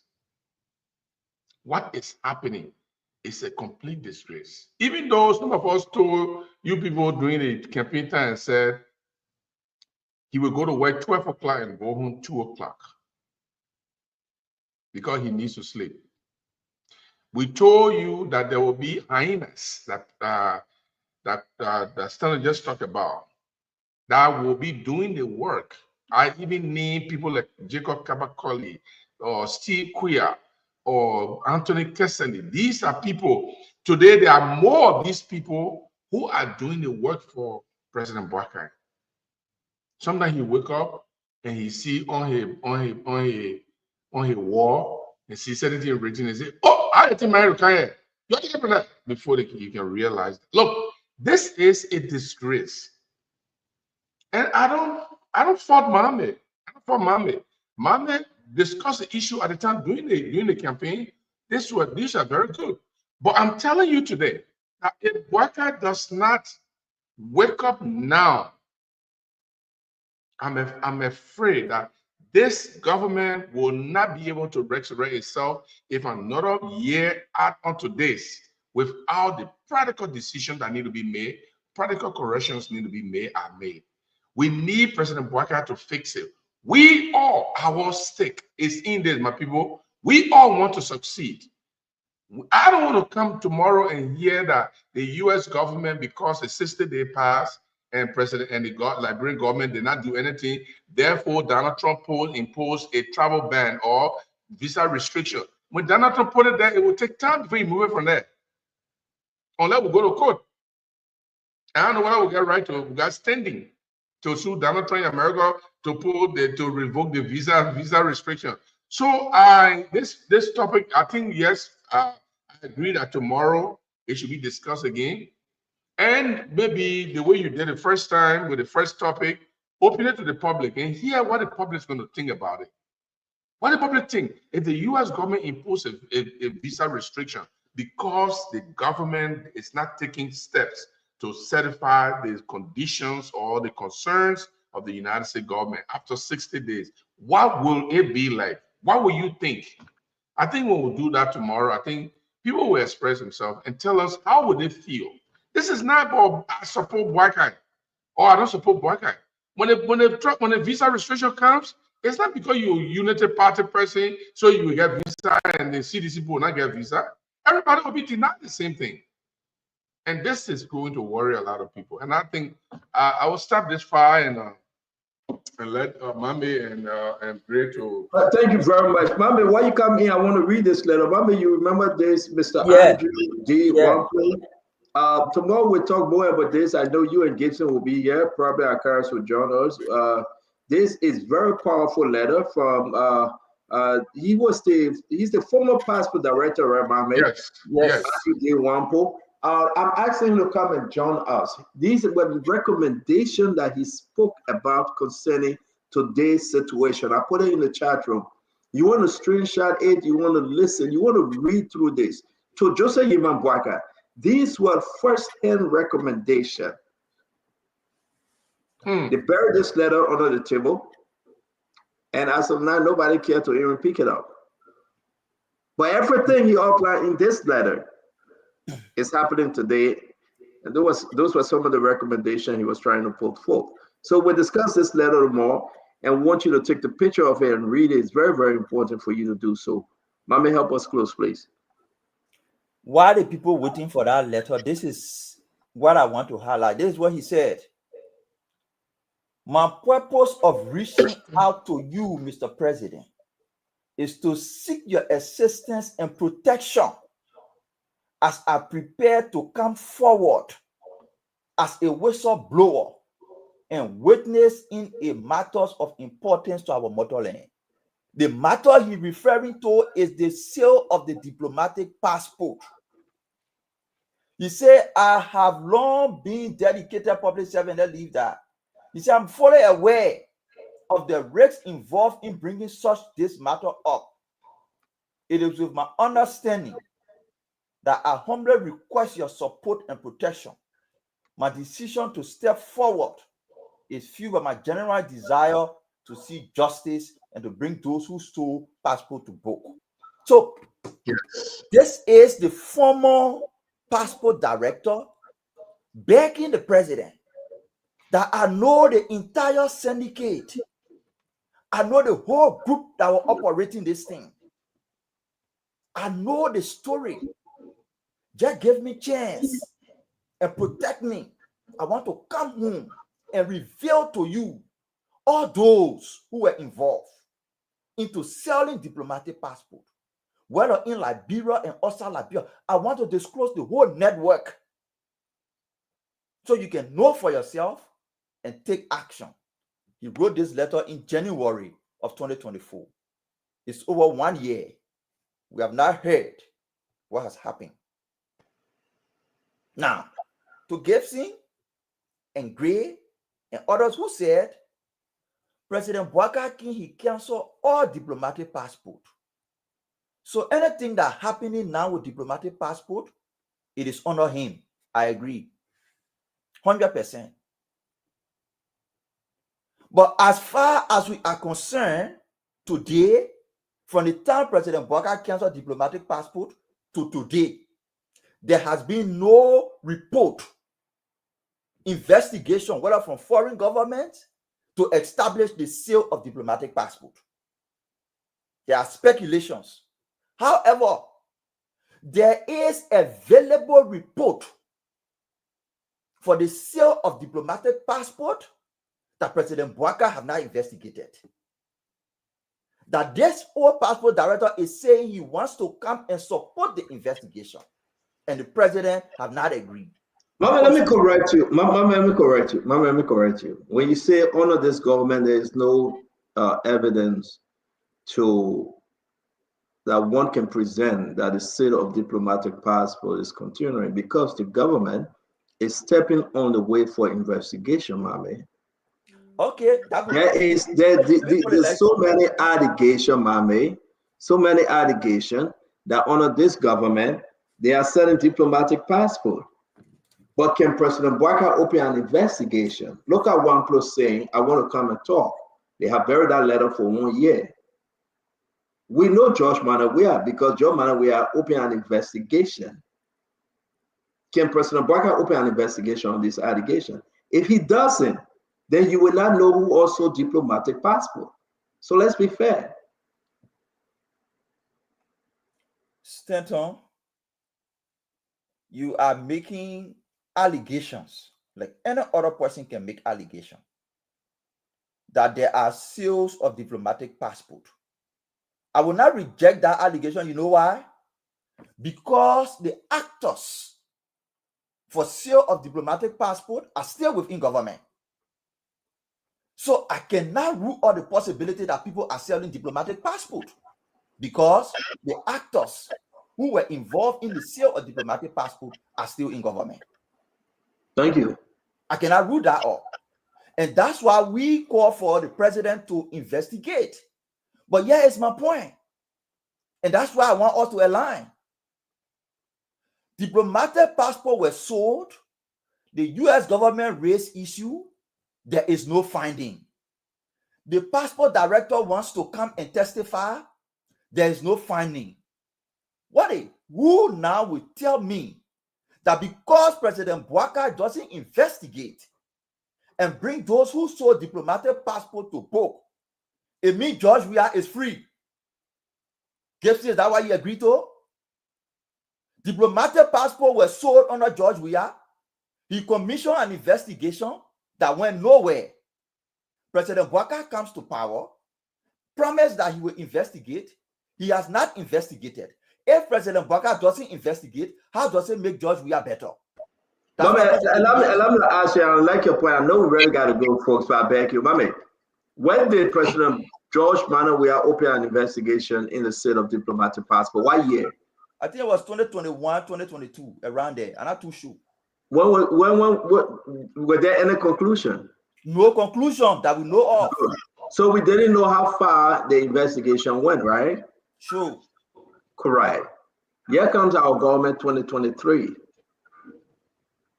As much as we hold President George Weah responsible, can we say we bear more responsibility here because we are failing to even follow the investigation? Where everybody that you mentioned, Sawyer, Gray, passport director current now from NSA, President Bouaka have endorsed them, that therefore there is no crime on them and he's keeping them in his government? It's not even more. Don't say we bear more responsibility. President Bouaka bears all the responsibility. But let's move on now. Thank you. Then let's move on. President Bouaka bears all the responsibility for not investigating and bringing to book those who sold diplomatic passport and ruined the reputation of our country. When we say that, the people who presided over the sale of those diplomatic passports cannot come back and tell us that they are exonerated. That's my argument. Mame asked me a question. Can I do 30 seconds? Just 30 seconds. I won't stay long. Mame, my concern is not that what George Weah had ever done wrong is good because Bouaka failed to do the right thing. That's not my argument. Thank you. My argument is that if you come to power and you promise to do certain things, to make the corrections, and even those who the barman was investigating, the man who was a ratty man, the man who was a buku man, he was investigating people for doing bad. The people he was the barman were investigating, you took them and made them good. So how you argue the point? I'm investigating John. I'm a wicked man in the country. I investigated John for doing bad things.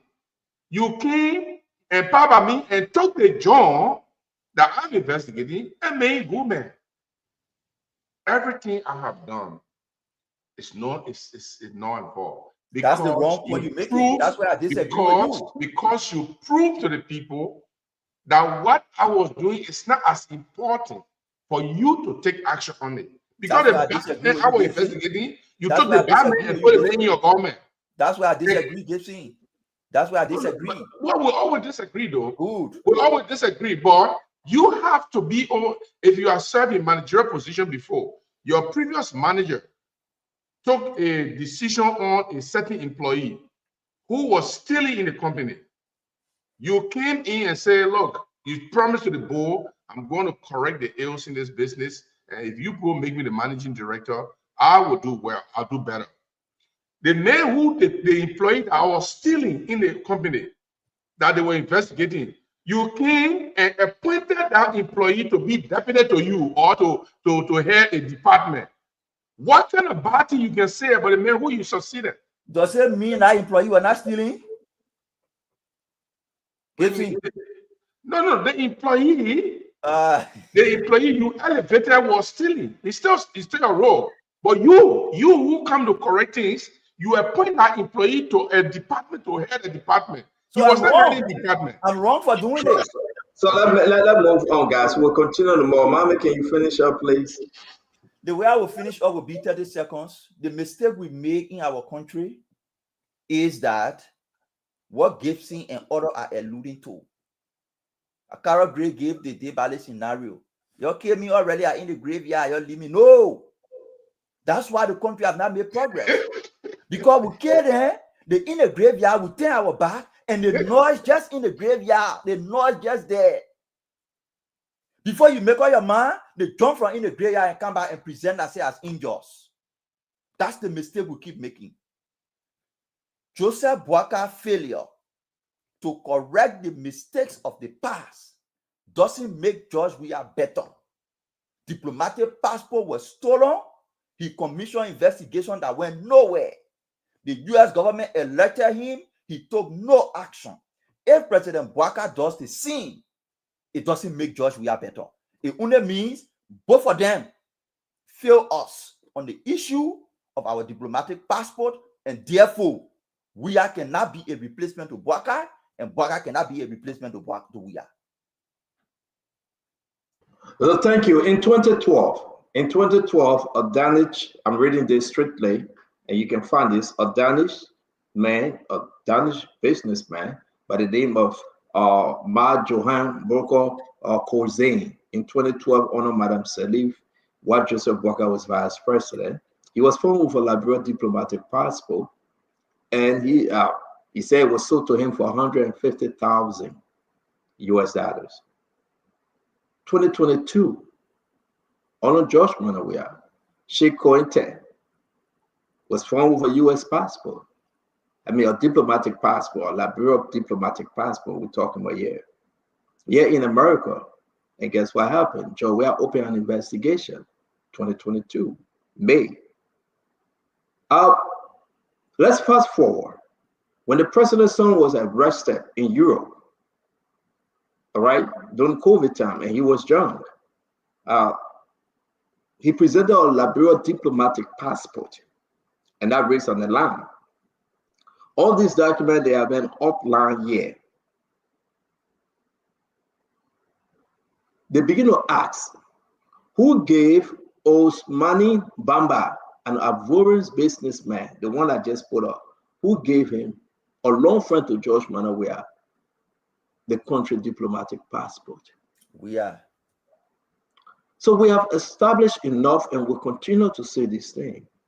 From May 2022 to April, to May 2023, that 1 year, election year, the whole passport saga, everything fell flat.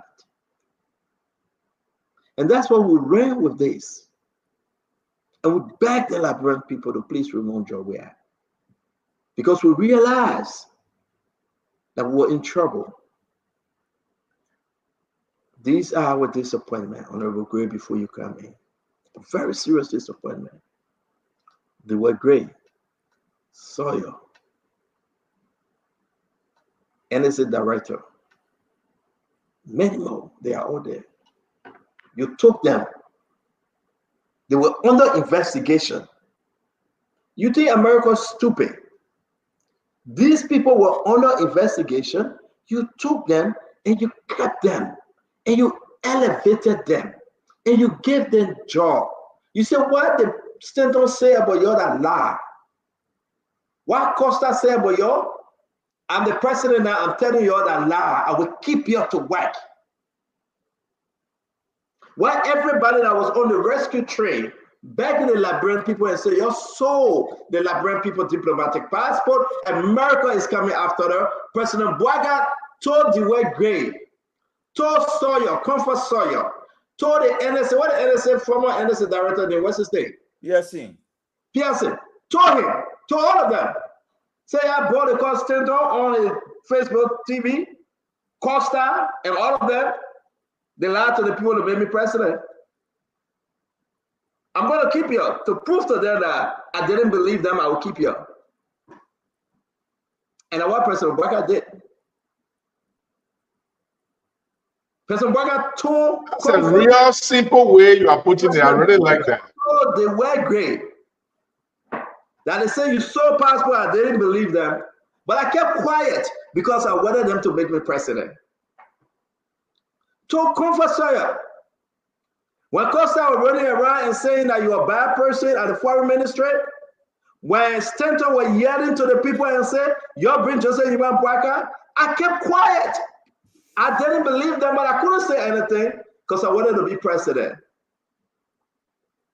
But to prove to them, I didn't believe them, I will elevate you, you are great. You are legal representative and made deputy minister. Comfort, I know you're tired. Go on the boat, go enjoy yourself with NASCAR. PSC, I know the woman will take it from there. I'm not going to take it from there. I will make you not to hurt Stanton, to hurt Costa, to hurt everybody. I will make you the passport director. I will put you there.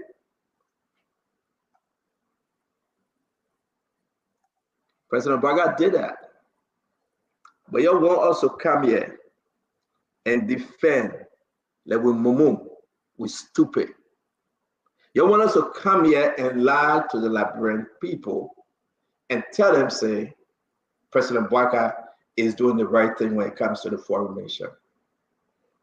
President Boakai, look at Louis Brown and say, Louis Brown, they say you on TRC, you supported Cummings, you said the West Ebony. I'll send it to you. I'll send it to you. The TRC thing, I'll send it to you. I will prove to the young man. I will send you as Liberia representative, permanent representative. I will send you. Go ahead. Go to the UN. We'll give you $5 million to lobby for the non-permanent seat. May God save our state. May God save our country. Honorable Great, take us home, please. To be continued tomorrow. Yes. I will start with defending the indefensible. You cannot defend the indefensible. The Boakai administration is the indefensible that cannot be defended. After the entire campaign, with the commitments made and our thematic concern today with a focus on prosecuting criminals who sold Liberian passport and putting in measures, the action by President Boakai is what the Englishmen would call a despicable act of betrayal. Let me repeat. His action is a despicable act of betrayal to the essence of the history of 2023 Unity Party Rescue Campaign. All that they committed themselves to do, they have dismally failed and walking on a single leg of decadence, a deformed leg,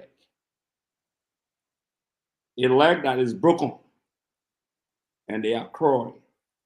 That's what I call the Unity Party, the deformed Unity Party. There can be no defense put out tonight for the failure of the Unity Party-led administration to put in the measures to take the appropriate actions. They announced the cancellation of diplomatic passport except otherwise, where necessary. The minister made that pronouncement. To make it further up, the minister is on public record, the Minister of Foreign Affairs, that even if you did not turn in your diplomatic passport, you cannot travel on it. They get a time frame. It will be canceled automatically across the world. How dare you come, Unity partisans, the jingoists, the sloganers? How dare you come to put a blame on the past administration when you announce the appropriate actions and measures and you took those actions and measures? How dare you blame a government?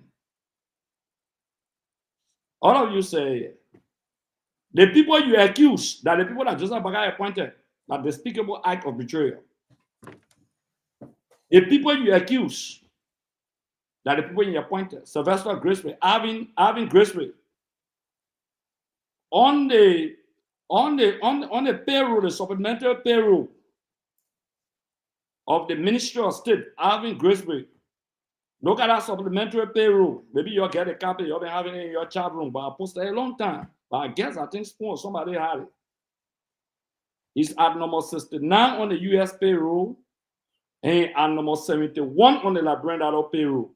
His title is aide to the minister. The minister is Sylvester Grisby. How can the aide to a minister will be bearing a diplomatic passport? Is a violation of the regulation announced by Miata Beslo. But she still issue a diplomatic passport. Also a conflict of interest. Not only that, an nepotism by itself to appoint your brother. We ain't go that route here. We on passport. Liberia is under serious security scrutiny. The key word, every country they get the reasons for which they put them on the yellow line. Every country under Liberia, clear security. Security reason, Liberia, security concerns by Liberia. In the past, they were sanctioning officials or government, but now the Americans are saying to you that you risk visa restriction, all Liberians. If you get a green card and maybe you get an American passport, you can join the green card people, maybe they can't get a hard time. It's a deadly situation Liberia is going to. Tonight, if you don't know, the maritime program, listen to, I think, the Commerce Minister of America, the Secretary, the way he talk about Liberia in a demeaning manner, taxation, Joseph Boya can be running to that again. They will say that CDC, they say those who fly in Liberian flags, those ships, maybe tomorrow we'll discuss that one. The government is not only running into red, the government has shot herself in the legs. It's a government of mere pronouncement without actions. You're talking about Sheikh Bashiru, that's why you talk about 2022. The one Stanton just talking about. But let's talk about last year. Jokoto, Japan, Tokyo. They say he carried dubious diamond and took money from one businessman. The man is in the presidential flight with Joseph Boakai. We're looking for the picture. Put it up tonight. Jokoto. He's sitting in the presidential flight with Joseph Boakai. They don't want to Boakai to what they play in China, Malaysia area there, where they carry the Liberian government delegation. They took them there. I have no regret for my statements tonight. These people are rascals and group of gangsters who came to pillage this country. They don't love Liberia. They pretend it. They lie. When Mami said the day ballistic causing, no, that means the medical doctor lied that we were dead. You now know some medical doctor can lie to bury him or me. Day body can cause noise. That the people who you all lie on, that ain't die, that they won't cause no in the graveyard or something. Oh yeah. Your lie that we die. But guess what? We stay alive. From the day we lost election year, Carlos Grace still talking like I did 12 years. This government is a government incorporated with not just criminals, but black money boys who stole from the Liberian people, who Joseph Boakai was depending on and gave all kind of diplomatic passport to, that they will go call criminal states. Criminal states, deviant states, but international partners. To be continued more, sir. Communist era. To be continued more is it's 1 a.m. in the country. Can we matata second, man? Let me just the movie continue tomorrow. The movie continue tomorrow. To be continued tomorrow. Always leave room for the Honorable Gray. Act of betrayal. Thank you very much. I think what that was. Honorable Gray, I'm going to put this up real quick. People are concerned as to what are some of the things that the American is talking about.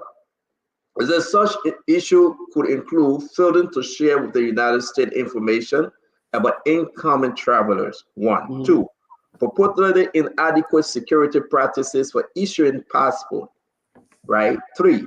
A selling of citizenship to people from banned countries. We have seen Liberia diplomatic passports all over in those countries that America do not have affiliation with, but we gave them the passport. They come to Liberia and they operate as under the Liberian diplomatic uniform, and they travel to America. This is the big one. Selling of citizenship to people from banned countries, which could serve as a loophole around restriction. Now, give me my. We gotta go. We gotta go. You can't do that to me. Give me my. Honorable Grace, thank you very much. We appreciate you. See you, man. Mommy. I think as the door has closed, so I think as the door closed. Thank you very much. We'll see you, Honorable Grace. As always, I'll talk to you on the other side. Mommy, thank you very much. I'll talk to you. Gibson, you get trouble. You can't want to, then you won't create a problem. Sylvester Triplett, man, I appreciate you, Sylvester. Thank you very much. Don't forget, do what you have to do. Is Nelson there? I saw him trying to log on. Is he there? Yes, he just entered. Can I see him real quick? Can you just put your face on camera? I know you got to go home, but it looked like this Sunday morning. Well, what is it, Nelson? I'm here, sir. Nelson, let me see your face. Nelson, no, do the needful for Sylvester before you go home. Oh. Okay. Thank you very much. Sylvester, thank you. I appreciate you. The man worked over hours, so thank you, Sylvester. Okay, thank you. See you. Yes, sir. A special one from the CEO, stand coming with the spoon. And your boy, right at the south.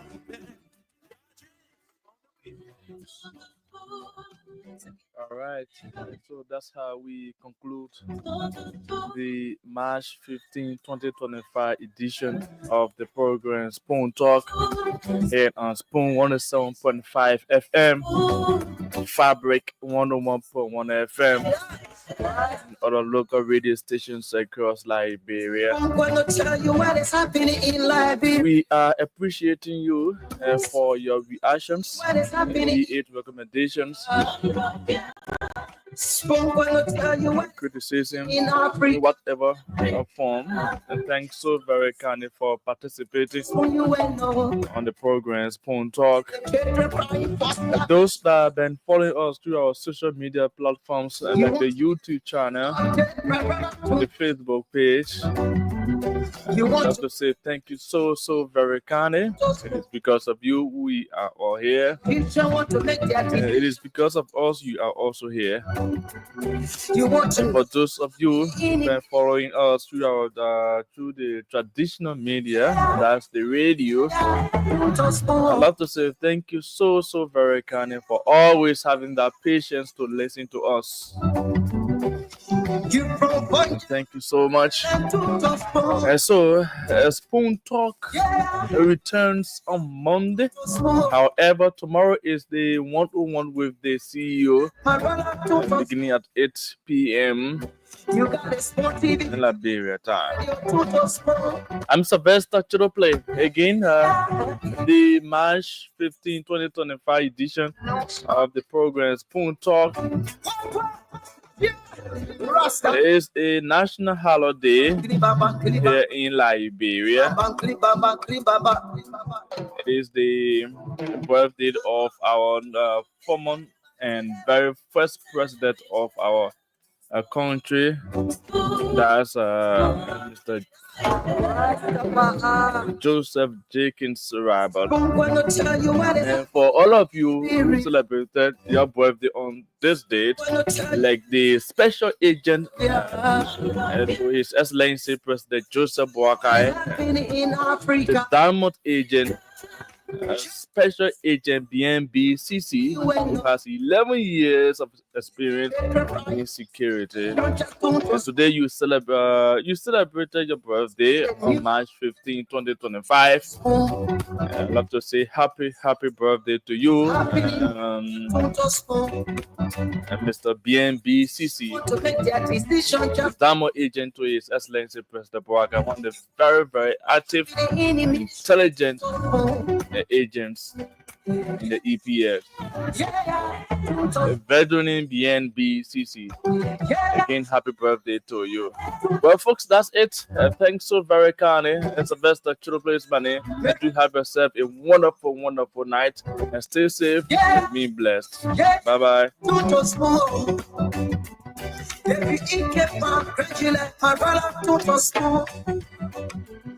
You got a Spoon TV, you got a Spoon Radio, Tuto Spoon. Yeah, Tuto Spoon. You want to get a news update, Tuto Spoon. Yeah, Rastafari. Kilibamba, kilibamba, kilibamba. Kilibamba, kilibamba, kilibamba. What I want? It's what you got. TV.